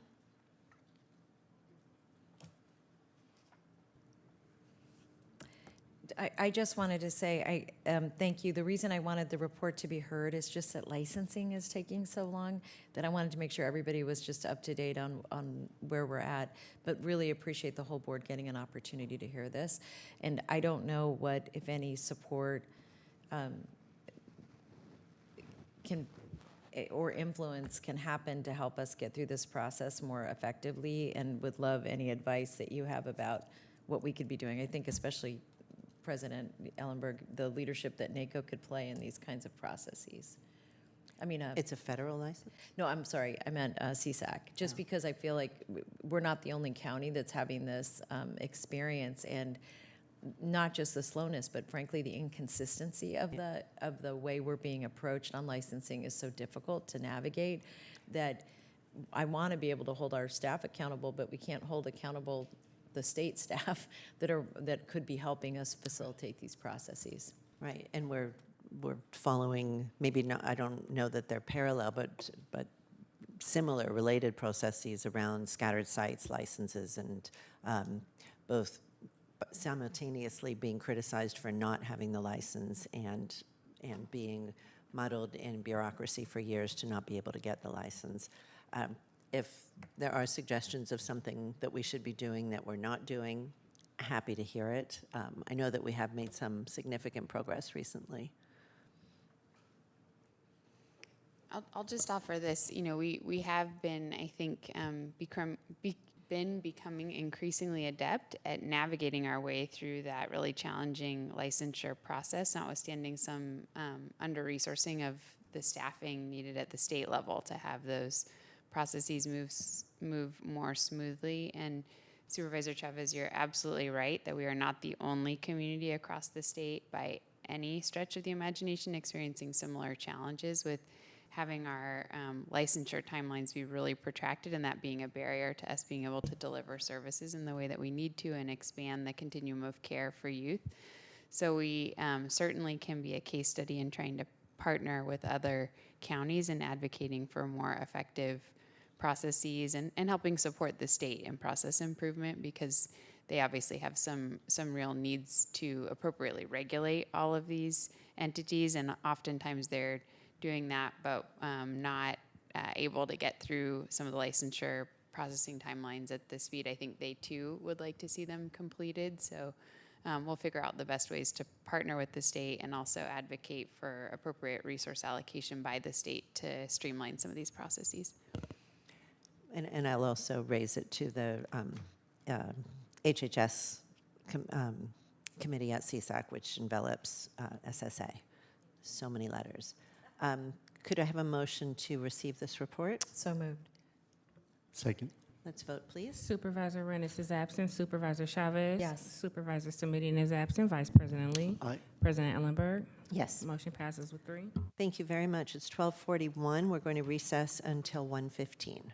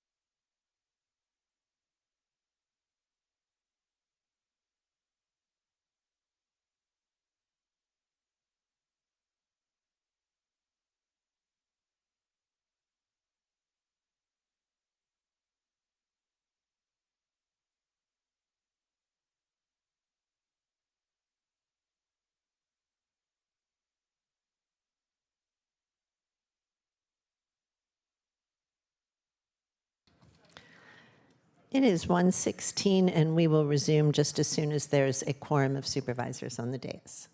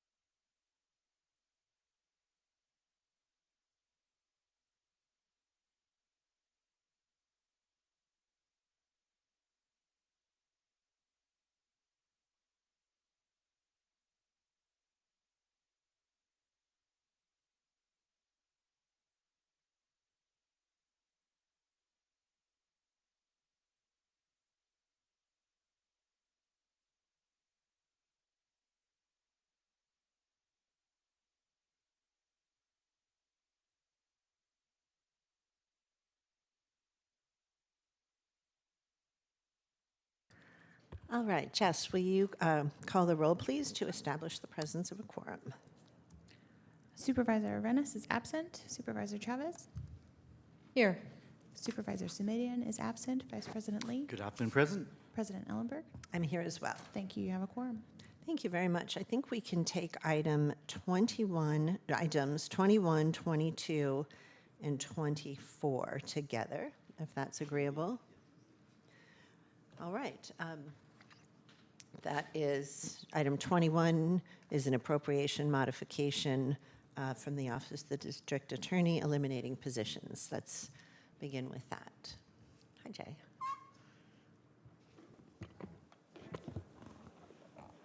It's all good. It's built in. Thank you very much for having me here this afternoon.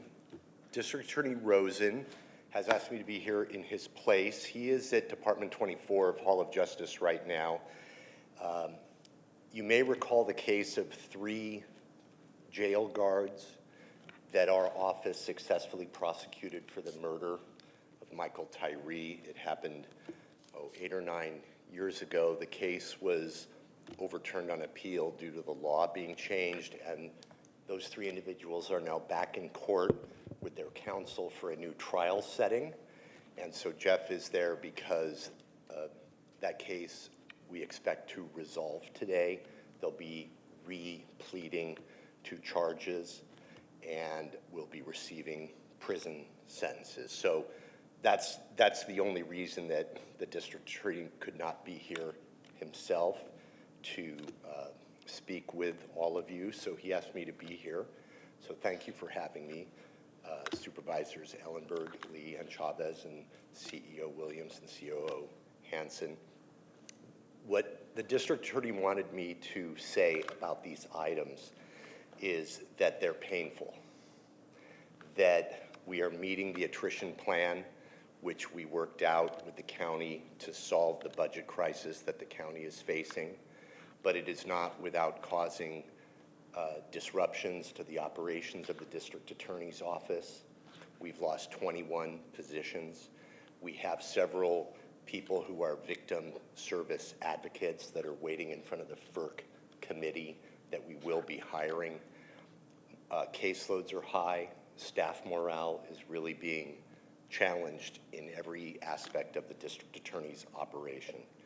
And we've wanted the board to know, as I think the board already knows, that the budget has been a real challenge for everyone, and the employees of the district attorney's office are feeling it, and it's affecting our ability to deliver the services that you all want us to deliver to the public.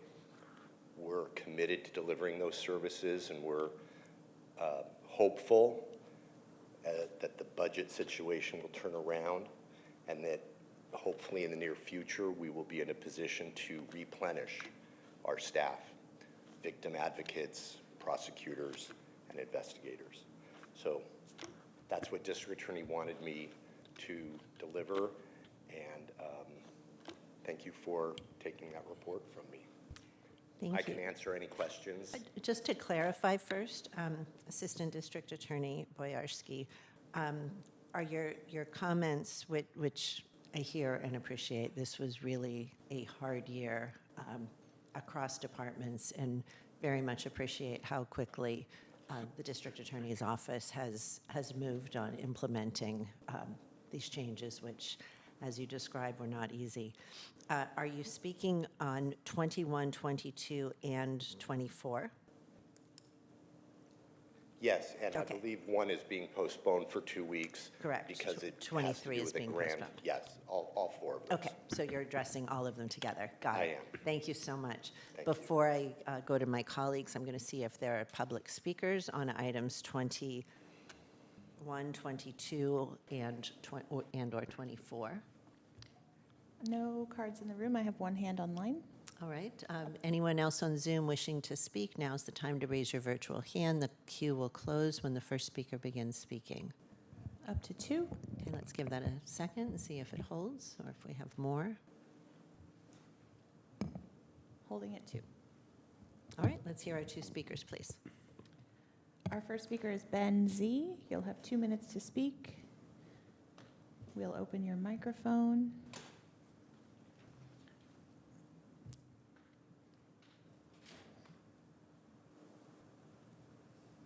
The timer will start when you begin speaking.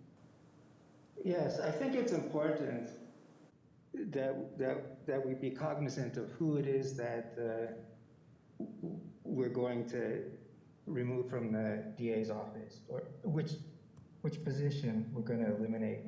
I mean, I'll tell you, there's a lot of misconduct going on in the DA's office, and if let's say, for example, if an attorney takes an action that forces my youngest daughter to live with a man who previously drugged and raped a teen, and also ruins my ability to protect my other children from being sexually abused, then that would be a perfect attorney to terminate from the DA's office, terminate their employment. But unfortunately, when I begged and begged and begged for help, the only attorney who would step up and wanted to help me was Daniel Chung. And a couple weeks after I asked him for help, his employment was terminated. So we got to be cognizant. We don't want it to be an upside down thing where the good attorneys get terminated just because they don't want to do what a private attorney and a retired judge wants them to do. And then allow these other attorneys who are harming the community to continue on with their employment. I mean, that's just, it goes against what the DA's office stands for. We look to them to be the good guys, not the bad guys. And we should use this to do good. And I really think that, if I could just say, if you Google DA Rosen petition, it'll be the first website that comes up with all the details of what I'm talking about. Thank you very much for your time. Our next speaker is James Campbell. You'll have 2 minutes. The timer will start when you begin speaking.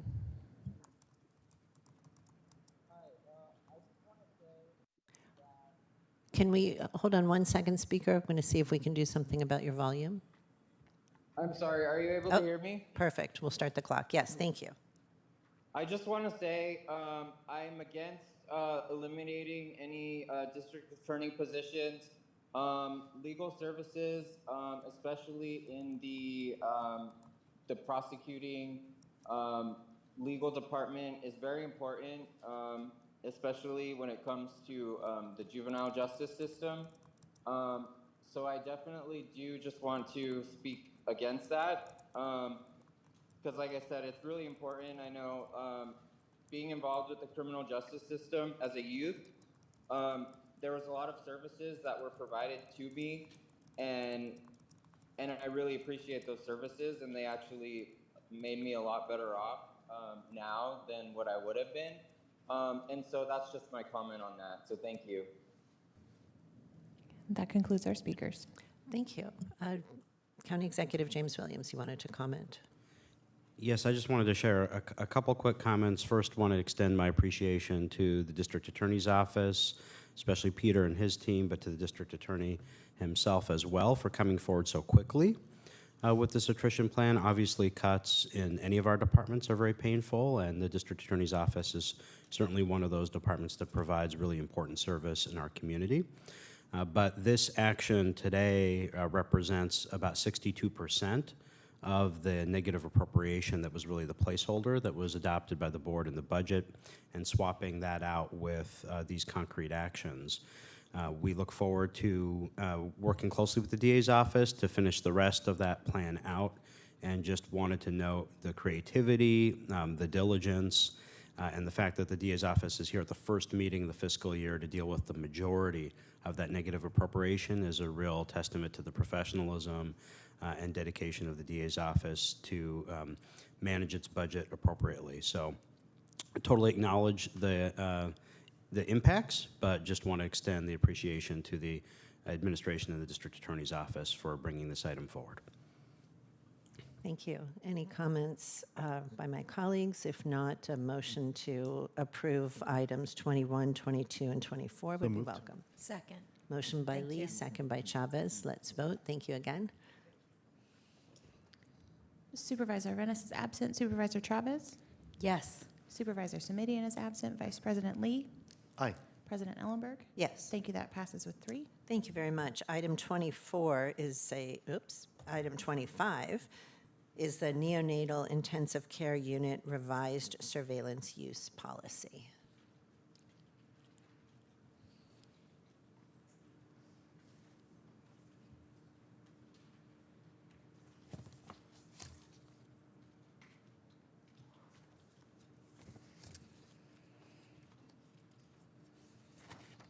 Good afternoon.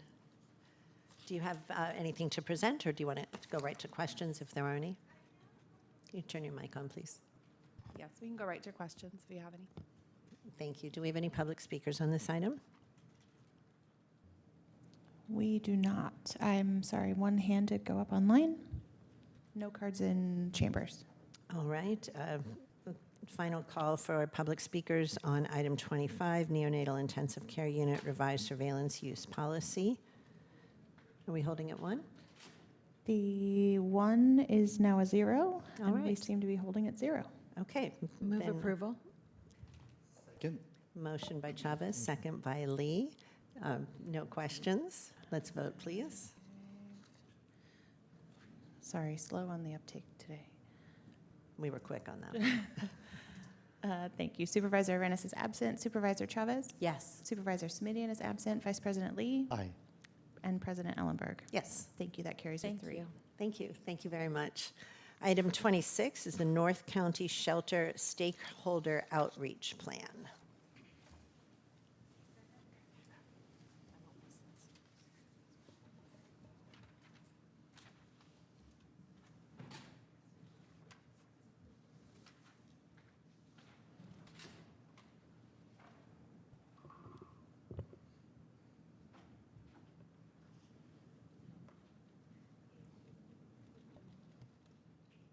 Good afternoon. KJ Kaminsky, Acting Director for the Office of Supportive Housing.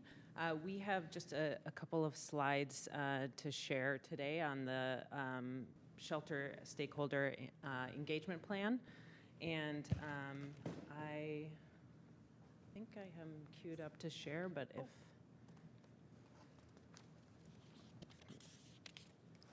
Jess, do we need to do anything to get KJ's presentation up?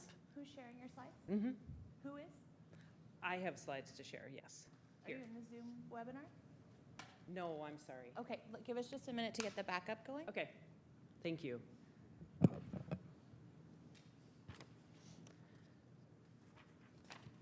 So Thank you. And in lieu of slides, these are really just a couple of updates on the status of the North County shelter. So as you'll recall, on May 21st of this year, the board approved a service agreement with Bill Wilson Center to operate the North County shelter. And on July 1st, the Bill Wilson Center assumed full operations of the shelter. At that time, there were 61 shelter residents. Due to that short timeline, OSH, our office has been providing a bit more hands-on support than we typically do at general day-to-day, in general day-to-day shelter operations for our sites. That support has looked like coordinating with our Here For You shelter hotline and Bill Wilson Center staff regarding housing options for those residents that are still there. Case conferencing with the on-site shelter staff and the case managers that are working with the shelter residents on their housing plans, and coordinating with other service providers such as the Silicon Valley Independent Living Center to provide case management to some of the residents that need additional support. We've also been coordinating with other county agencies when needed, such as our public health department, Valley Homeless Healthcare Program. Some of the residents do need a higher level of support, and we've been coordinating with Adult Protective Services as well. And we've also been visiting the shelter regularly just to make sure to check in with the residents there, to check in with shelter staff, make sure that everyone has clear, consistent information because this transition has happened quite quickly. And so we will continue to do that and be providing some additional hands-on support to the team there, but Bill Wilson Center is fully operational and has taken over the day-to-day operations as of July 1st. Next, I just want to share a few updates on the engagement plans. So the referral that we received was to conduct some stakeholder engagement, and we're looking at this in two phases. First, we are looking at engaging with stakeholders in North County on how to best serve the families that will be residing at this shelter as it transitions to a families only shelter. We want to gather input from families with children who are currently experiencing homelessness, families with children who have previously experienced homelessness and stayed in shelters across our county, get input from the City of Sunnyvale staff and elected officials, as well as really connect with our school district officials and their staff and the trustees. We've been communicating with community-based service providers, and we'll continue to seek their input not only in Sunnyvale, but across North County, those that are serving families, as well as community advocates and volunteers. So the first phase, really, a lot of this has already started. We've been talking with the school district trustees, for example. Bill Wilson is also connecting with community-based organizations. The Bill Wilson Center staff are, to make sure as they prepare to serve families, they are connected with the resources that are in that local community. The second phase that we're looking, that we have planned for, is really about gathering input from stakeholders around the temporary housing needs for single adults in North County more generally. Here, our goal is to gather input about both the need in North County, but also future opportunities. Our strategy will be to utilize existing community and stakeholder meetings, also offer one-on-one meetings with stakeholders, and this audience is a bit broader than just those that are serving families. First, we want to, again, engage with people with lived experience of homelessness in North County, those who have stayed at shelters and those who are currently unsheltered. Again, want to connect with city representatives from North County, both Sunnyvale, Palo Alto, Mountain View, and other jurisdictions such as the VTA and Water District.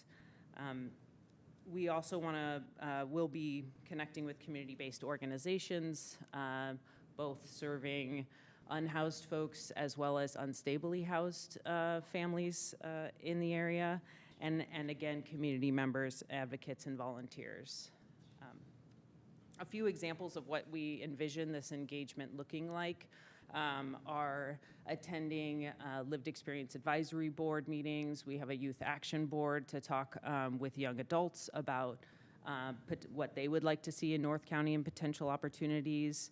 We'd like to convene cross-jurisdictional city staff to explore opportunities in the North County area and utilize some existing convenings of community-based organizations in North County, such as the Sunnyvale Homeless Services Collaboration, but also the Service Provider Network, which is a countywide network of organizations working with unhoused folks. We will continue to gather input from community members, advocates, and volunteers through convenings such as the Sunnyvale Unhoused Collaborative and work with organizations that are really engaged with unhoused folks in North County, such as Helping Hands and other advocacy groups. We know that effective community engagement may evolve as we begin talking with folks, and this is an initial plan, and the process will be iterative. We may identify additional stakeholders and groups as we gather feedback, but our goal is and our plan is to come back to the board in early 2025 with a report on the stakeholder engagement efforts. And with that, I'm happy to take any questions. Thanks very much, KJ. I'm going to look first for public speakers and then come to the board. Do we have speakers in chambers and/or on Zoom? We do have 6 cards in chambers and 2 hands and holding on Zoom. Okay, I'll offer one more invitation for speakers either in chambers or in Zoom. If you want to speak on this item, now's the time to fill out your yellow card or raise your virtual hand. The speaker's queue will close both for in chambers and on Zoom when the first person in chambers begins speaking. So we will give that a couple of minutes or a minute to see if we have any additional speakers or hands raised. One more hand, up to a total of 9. And again, as a reminder, I do this for meeting management purposes. Don't want to exclude anybody that wants to speak, but ask that you raise your hand before we begin. Holding at 9. Holding at 9 and 6 in chambers? 6 in chambers, 3 online, 9 total. Oh, 9 total. Okay, then let's close the queue at 9 and begin. Thank you. Thank you. Our speakers in chambers will start with Lizeth Sanchez, followed by Catherine N., followed by Tim, followed by Alma R., followed by Alma G. Feel free to queue in the center of the room.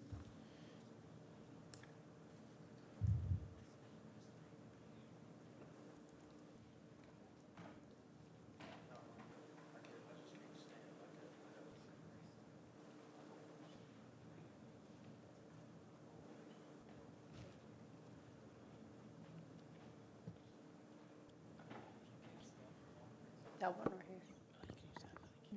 here. I'm back again. The complaint I have about the staffs there, no.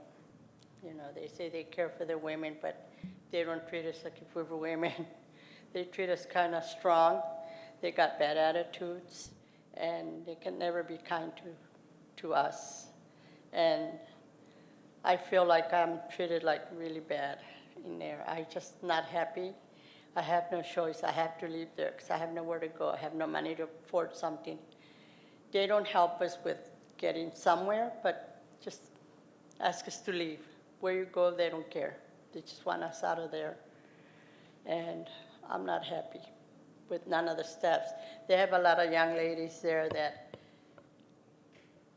no class, no respect to the older people. And as I'm out old, I like to be respected as I'm my age, not treated like a kid, because I'm not a kid anymore. And they all talk to you with an attitude. I'm sick. I'm a very sick person, and I need water at night time, 24 hours. I buy my bottle of water because they won't give us any there, even though they have it. They will not let me take it into the bed with me. I take medicines all times, and I need my water, and they won't let me take it in there. Because why? Because I don't know what they think I have in that bottle. And I don't think that's very fair for a sick person to need water to drink medicines and not let me take it in there. So I'm not content there at all. Unless if we get better, and we changed staffs, but it didn't make a difference. They're all the same, no matter where they come from, no matter what they, they were. I tell them, is this how you were? The training they give you to treat people like this, or couldn't they teach you any better? Thank you, ma'am. I Thank didn't you. want to interrupt, but I want to remind anyone that spoke on this item earlier during open public comment should not speak on the same item again during this period. Thank you. Thank you very much.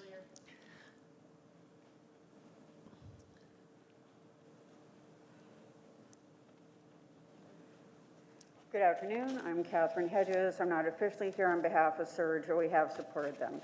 I'm glad that there is a long overdue outreach effort for the North County Shelter. I hope you'll realize how little empathy the Bill Wilson Center staff have shown towards the elderly and disabled residents there. How can they say that they love families and they want to care for families if they hate grandparents? Elma, who just spoke, she is a grandparent. The other Elma who's coming up, she works with kids, she has grandchildren, but they're treating these grandmothers like just animals.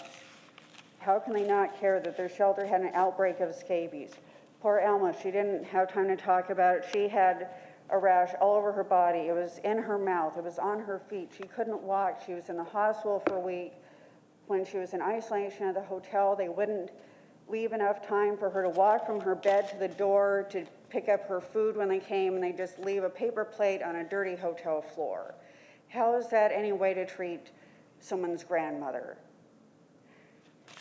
The bathroom flooded. It was not safe for her to walk into the bathroom. She asked the staffer to mop up the water, and the staffer said, I'm not going to do that. You just go to the other bathroom. Well, the other bathroom is at the far end of the shelter, and she's in a walker, and they can't mop up a floor to have a safe bathroom for their elders at the shelter. What kind of behavior is this?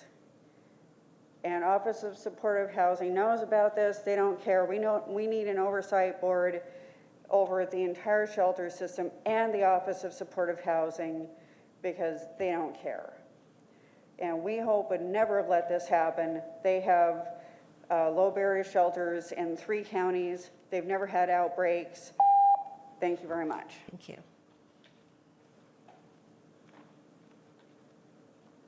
Jess?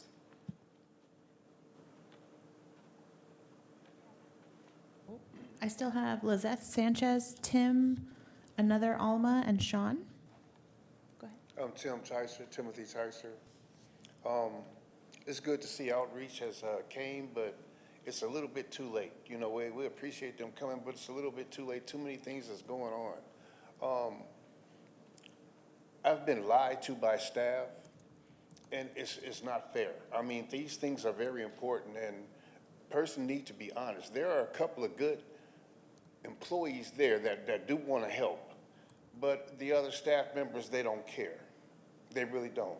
I mean, it was dead ants. It was ants on the wall a few weeks ago. They killed them, but the dead ants are still on the wall. And just from the Elma saying about the dirt in the bathroom and water and stuff, things need to be cleaned up. You know, it's really a shame. Just the other day, you know, because we're in a disease area, we need to stay clean. Just the other day, there wasn't any liquid soap in the men's bathroom. I went and told a certain staff member, And this was in the early evening. He said he'll take care of it. That morning, I went to the restroom and to wash my hands, and there wasn't no liquid soap in there at all. That just goes to show you that people don't care. And if they're treating us like this, adults, how are they going to treat the children? I mean, it's real bad. I'm not a speaker, but that's all I have to say.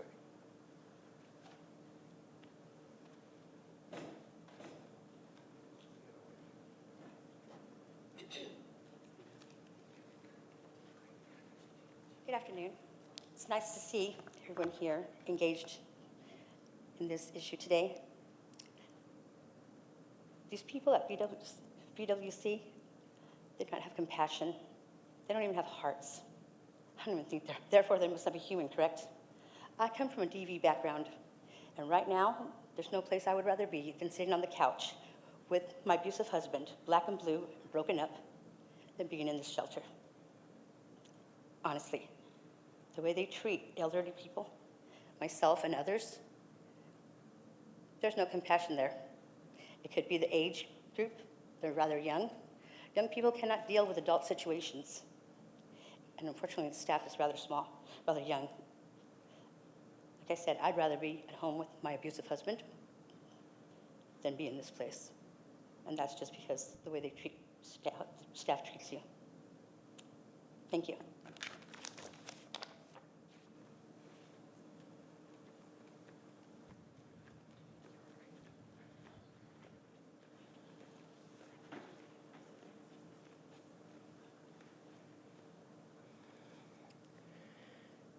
It's nice to see outreach, but it's a little too late.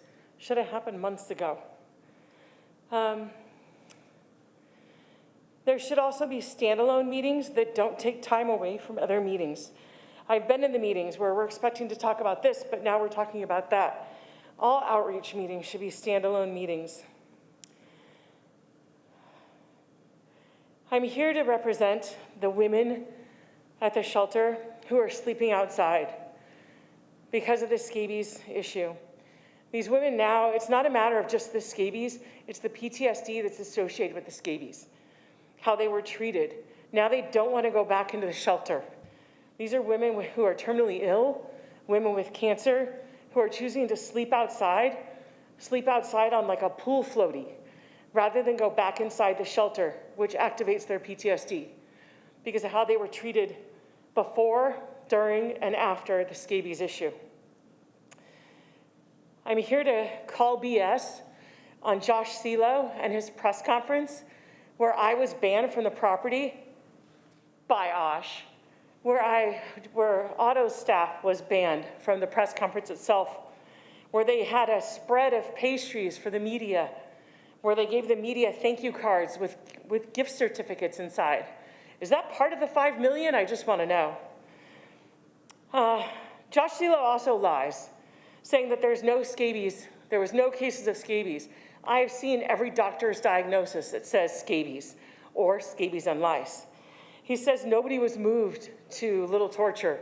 6 people were moved in one day. It's a small homeless world, everyone knows each other. And then he said, if people were, this is what he told media, no people were moved, and if they were moved, they were all moved to PSH. This is false, what's happening. And OSH is backing up a house of cards. Last call for Lizeth Sanchez.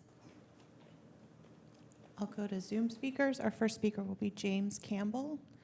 You'll have 2 minutes to speak. We will open your microphone. Timer will start when you begin speaking.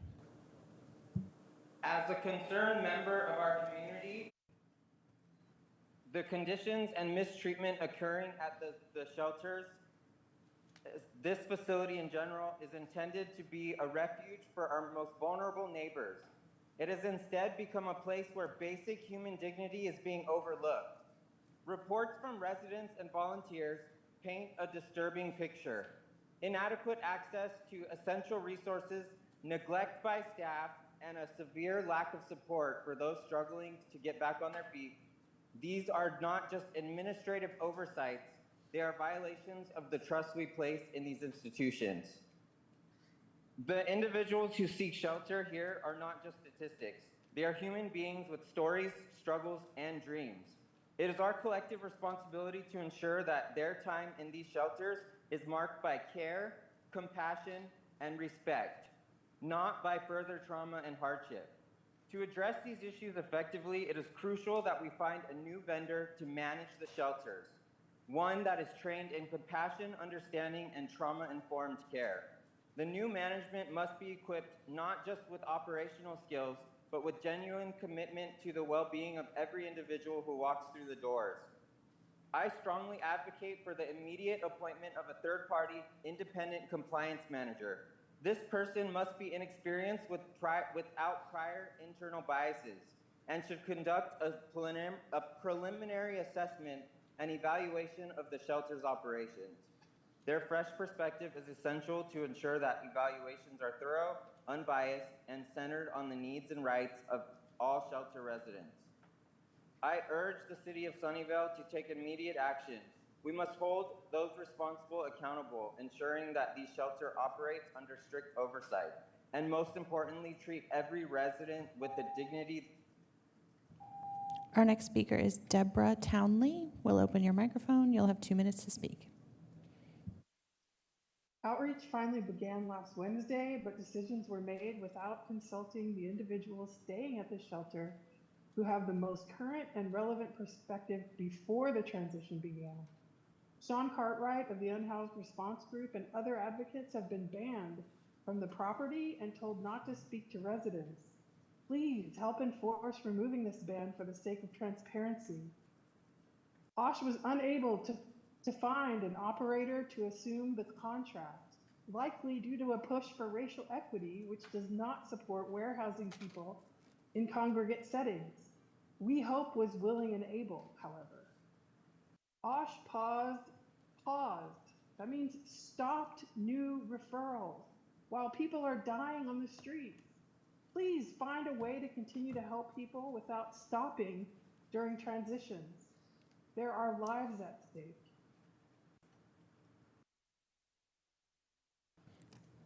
Our next speaker is Larry Klein. Please go ahead. Thank you. Good afternoon, Supervisors. This is Sunnyvale Mayor Larry Klein. Thank you and Supervisor Lee for requesting this item. I thank Bill Wilson for agreeing to manage the shelter during its transition. Sunnyvale City staff sent you a letter earlier today from me before this meeting. Please review it. I just want to thank Office of Supportive Housing for laying out a plan and doing some outreach, but please focus on doing an extended and robust outreach and making sure that we have that detailed plan that people can review and give meaningful input, and that's advocates, that's city, and that's all of our partners. Previously, I asked for more details on where the residents at Hamlin came from and where they've gone to for over the last 5 years, and I was hoping that would be part of this item. I don't see that there. But I asked the board to provide direction to staff aimed at minimizing the impacts of the transition on of the current occupants of the shelter and on the surrounding communities. This could include a provision for supportive services to help individuals in securing new shelter and housing opportunities wherever possible. I and council are concerned about the reduction in adult shelter beds in North County and its potential impact on North County cities like mine. And I hope to be able to coordinate with the county on this critical issue. Please bring back and direct staff to report back to the board mid-2025 with options on considerations regarding collaboration with partner agencies to achieve net zero reduction in shelter beds for single adults in North County. We ask you to provide more data and plans for moving forward. We need to treat and address homelessness humanely. Thank you very much. And that concludes public comment. Thank you very much. Supervisor Lee, your finger's on the button. Are you okay. Go right ahead, sir. Sure. First of all, I just want to first thank the KJ and Consuelo and Office of Support Housing for this report coming back to us and developing this outreach plan that brings in the key stakeholders. particularly our unhoused neighbors and our residents with lived experience in homelessness. And I certainly believe that the work onto this plan is something that is very important. That being said, the unfortunate reality is that this outreach plan is at least 4 months late, because this is something that should have been in place well before the proposed transition from single to family housing come first. It feels like we have shot, and now we're trying to aim where we're going. And with that, we're still feeling the effects of lack of outreach at how the transition and having so many damaged relationships with so many key stakeholders in the Sunnyvale Hamlin community. During our 21st May board meeting, I had several of my colleagues express concern about losing the shelter capacity for single adults, including myself, and about the lack of time being given to solicit the stakeholders' feedback. And since April, Hamlin has already been stopped accepting any new single client. And I've specifically asked that Hamlin since then to not exit anyone because of the fact that they are 120-day period or whatever extension is, let's keep them there and give them whatever services they need to move them to the next housing plan, due to the fact that nobody's coming in anyways. This rocky transition to shelter over the last 2 months has certainly been borne out those concerns that we talked about. Having this robust stakeholder input process in place might have been able to make it a smoother process, not just for the county, but for the operator, but of course, most importantly, for the residents at the shelter. Our responsibility to the residents and the needs should be paramount throughout this process, and I've been saddened and disappointed in how this has been handled, particularly in light of so many of the issues, including a scabies outbreak at the shelter. Since then, I actually have been over the shelter for the past few weeks, almost every other day. I'll talk to many of the clients directly, having them share not only the stories, but hoping to help them, since the case management that's been done so far has frankly been inadequate. We've had clients at shelter who says they've been mistreated. They have clients who have struggled to communicate with case managers, clients who have been placed in housing opportunities but can't move forward with the process of exiting into many of these places. And there wasn't an interim plan shared with the stakeholders on what would happen to the single adults looking for shelter, basically in the northern part of our county. Most concerning at this point, during this transition, we've had clients falling out of the systems altogether and being forced to start the entire process again, one of which I've been trying to help personally and able to get them temporary motels room one night at a time. But that's really not the way how we should move forward. I understand this transition needs to be done on the short notice to ensure that the shelter continue operating, and this has been an enormously challenging process for everyone. But even a single unhoused resident falls out of our continuum of care during transition, we have failed their residents, and in this case, we have failed many. It's critical that moving forward, we pursue a very transparent course that draws on input from key stakeholders and doesn't shy away from constructive criticism. I hope this plan forward will help us do that. With the latest Supreme Court case coming through regarding Oregon, and also the governor's declaration of the sweeps across the state of California, the need for interim housing has increased significantly and urgently. We really cannot afford any type of reduction of shelter beds for single adults in North County. The Palo Alto Home Key site, which is slated to open sometime in February 2025, will help this process. But there's still so much more work to do to ensure that we not only preserve our current shelter capacity, but to actually expand those numbers. More locations for shelter singles must be located before we could so-called shut down Hamlin's capacity for single adults. And I certainly look forward to the administration coming back to us, to the board recommendations, to make this happen in the very, very near future. Thank you.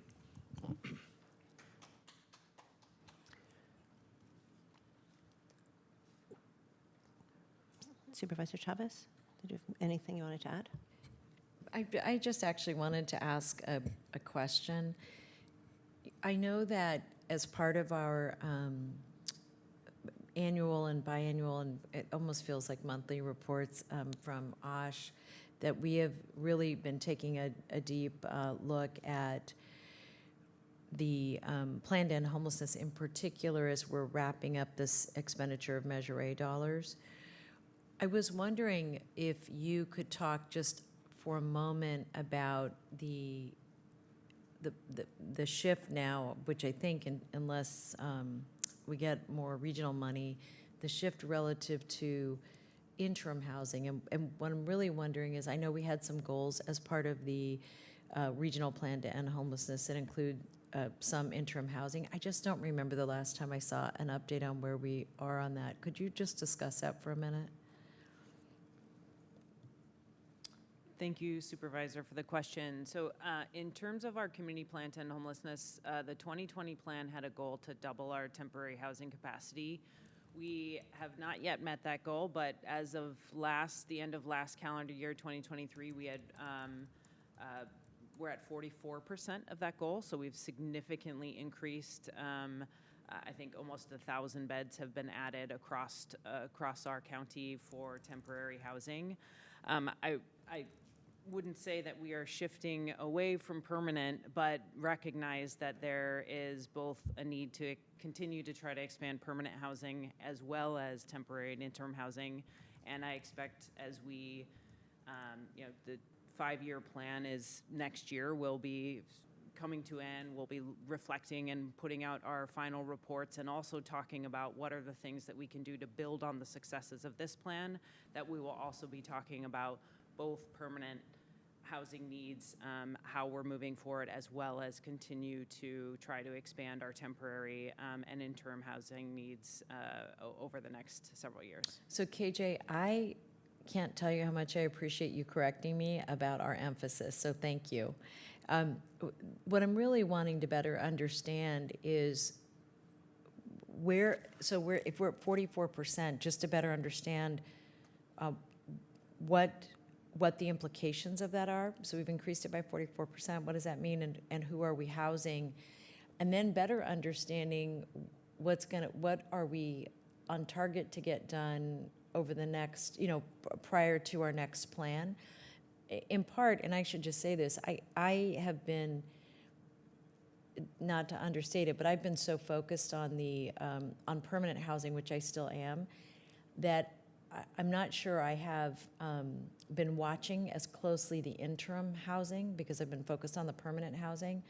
And so has an update come to us recently? And if so, can it be recirculated to the board?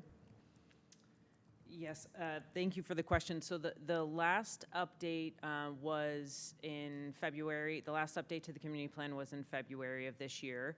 We are due to update the data. We do a mid-year update that will be posted that we will share with all the members of the board. We also what's the timing of that, KJ? Later this month. Okay, so we'll be getting that in August. Yes. Okay, that's really helpful because let me just make this point that as there are so many moving parts, and I know we're trying to do a lot relative to all kinds of beds and housing. I do want to just emphasize that, I recognize that there's the county's portion of that, and then there's all of the county's responsibility toward that. So I'm not trying to position us to not have the cities do their part, but I am very interested by city and by population how we're moving from what our current inventory is to the what's been accomplished in the plan. So previous to this last 5-year update, where we are now, what we think we can get done by 2025, it would be really important for us to understand. So if those are all included, great. And then colleagues, what I would suggest is that I do think there is value to us having a conversation about that, potentially at Hewlett, but maybe for the full board, in part because I think it's really critical that we understand whether or not we're on track to accomplish what we thought we were going to.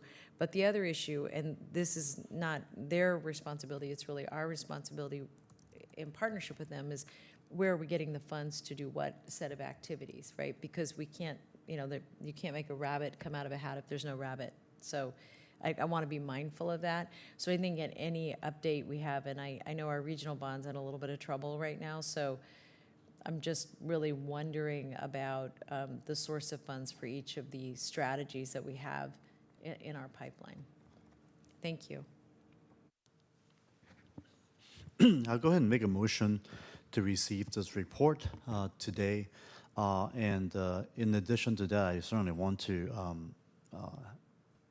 really understand what strategies we are doing in terms of finding interim singles spaces throughout our community that we're doing, in addition to the one mentioned in Palo Alto Home Key. And that's something that we know will happen in February.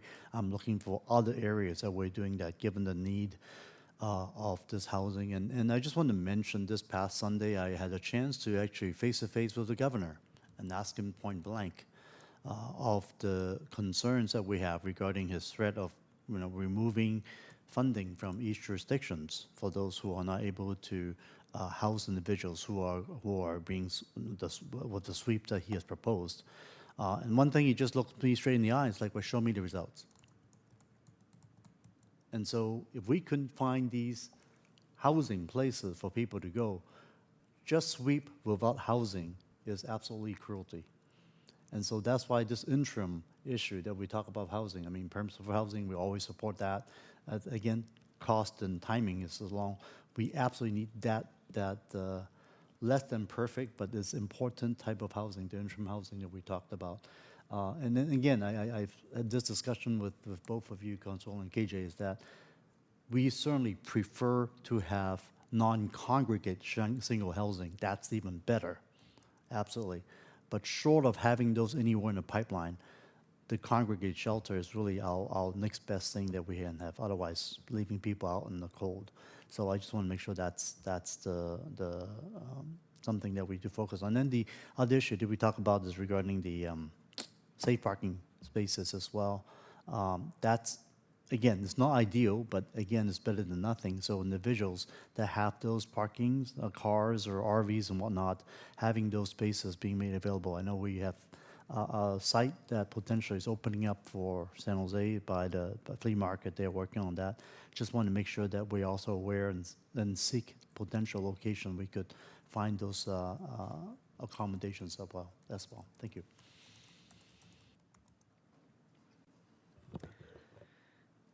Thank you, KJ and Consuelo, and appreciate hearing from all of the public speakers today, as well as my colleagues. And I really am pleased to see the outreach report.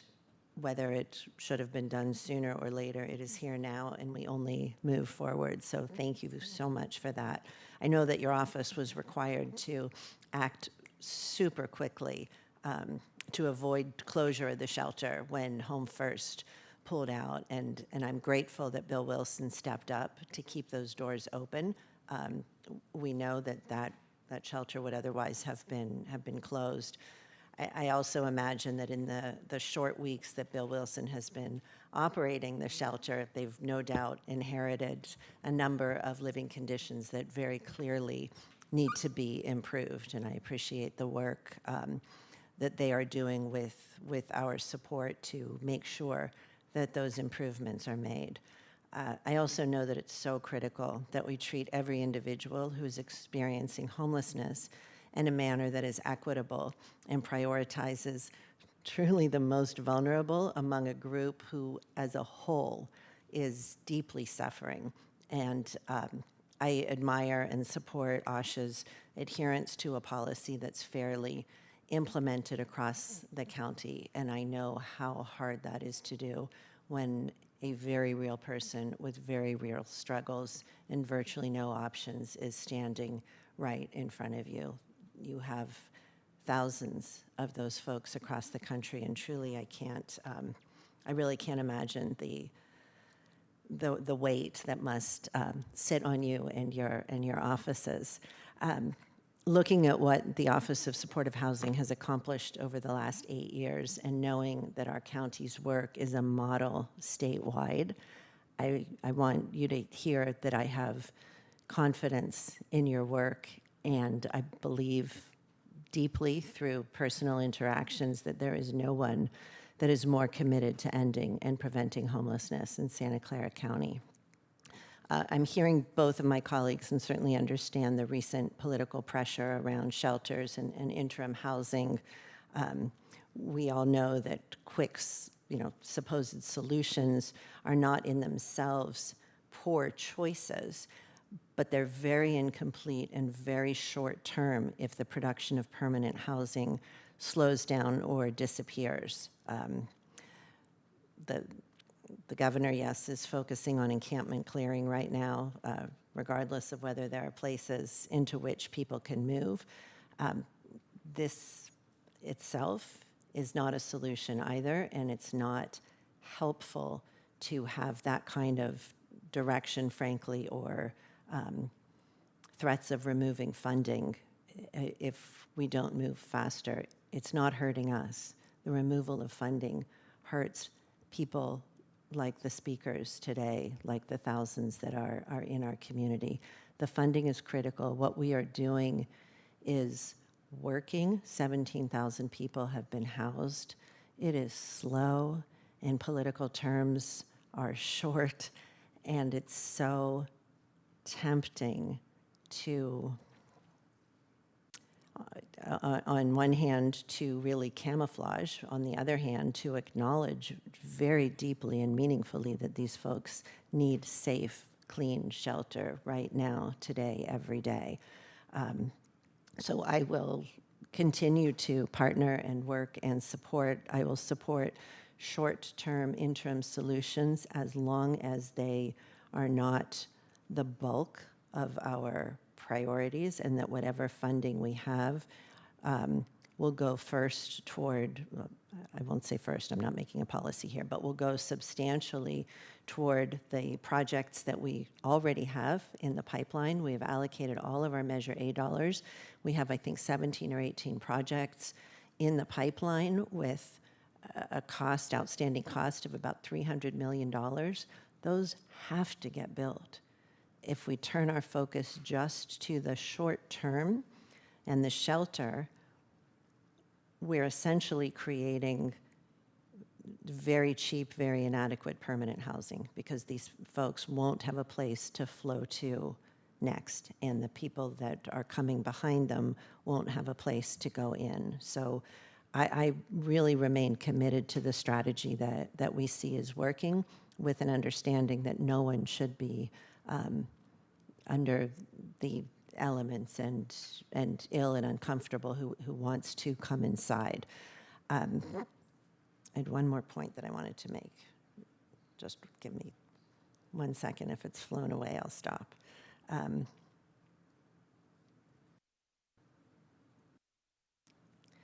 It is gone. So I will stop there. I appreciate both of you. I look forward to the reports that are coming back, and I certainly hope that the regional housing measure will somehow be able to be resurrected, because frankly, with whatever the shortcomings are, it is funding that is desperately needed, and without it, we're in an entirely new universe of challenges beginning next year. Thank you for that time. We have a motion by Lee, a second by Chavez. Let's vote, please. Supervisor Arenas is absent. Supervisor Chavez? Yes. Supervisor Semidian is absent. Vice President Lee? Aye. And President Ellenberg? Yes. Thank you. That carries with 3. Thank you very much. President Ellenberg, I actually have a question for staff, as may I endure. I've learned that when there was this whole quarantine program going on in these congregate shelters, when there's certain type of outbreaks, in this case there was a scabies outbreak, right? So the use of the public health protocol was based on something of a nursing home. So that was the same protocol that's being used, because there wasn't one specifically for congregate shelter. So my question is, does public health really need to develop one specifically for a different type of setting, in this case congregate shelter? And number 2 is, when individuals, after they left for quarantine, to come back to the congregate shelter of everybody, shouldn't there be some type of a medical review by a nurse or doctor before the individuals actually get back to this greater population? Because what happened, what we have learned this past few weeks, was that there was a lot of fear, lots of confusion as to whether the individual were cured enough to be back in the shelter and not infect others. So I just want to ask those questions. And I don't need to give me the answer, obviously. Even if you're Dr. Smith, the MD, I will make you do that, James. I'm just throwing it out to see if you could maybe ask public health folks to come back on the off-agenda report. I appreciate it. We'd be happy to follow up with public Thank you. health. I know they have a variety of protocols and processes, and we, of course, follow their expertise and guidance. Exactly. Thank you so much. Thank you. We're going, item 27 is held. We're going to go to items removed from the consent calendar, but I'm first going to look to Curtis, our acting clerk of the board, who needs to correct something that we already sought to approve on the consent calendar. And I believe 96 was added back to the consent calendar, and so this, we've done everything other than the consent correction. We have. Look at us. All right. Curtis, then. Hello. Thank you very much, honorable board members. Curtis Boone, acting clerk of the board. This morning during consent calendar, we had a number of items that were placed on hold due to the requirements for a 4/5 vote. It has come to my attention that one of those items was incorrectly held in its entirety instead of just the one portion of it that requires 4/5. So this is item number 115. This is the third supplemental fire and emergency medical services agreement between Central Fire and Los Altos Hills County Fire Districts. And so what I would like to request from the board, if you would be so kind, would be to reopen consent calendar, which would require a motion, second, and a vote, and then readopt with the correction to item number 115 to only hold possible action B, which is the request for appropriation modification. So moved. Second. Just so we're clear, this is 2 votes, so the motion is This to is reopen. consent. Okay, so the first vote we're taking right now is to reopen consent calendar. Correct. Okay, motion second, vote. Supervisor Arenas is absent. Supervisor Chavez? Yes. Supervisor Smidian is absent. Vice President Lee? Aye. President Ellenberg? Yes. Thank you. That carries with 3. Thank you very much. And now a motion to approve. Could you spell that out, please? If I could request the board to approve a motion to adopt the consent calendar as previously adopted with the exception of item number 115, for which action A should be approved and action B should be held to August 27th. So moved. Second. Motion and second. Let's vote. Supervisor Arenas is absent. Supervisor Chavez? Yes. Supervisor Semidian is absent. Vice President Lee? Aye. President Ellenberg? Yes. Thank you. That carries with 3. Thank you very much. All right, it appears that we are adjourned. Thank you all very much. Thank you, Create TV folks, security dudes, all of the clerk of the board, all of the public speakers and county members that came and made presentations.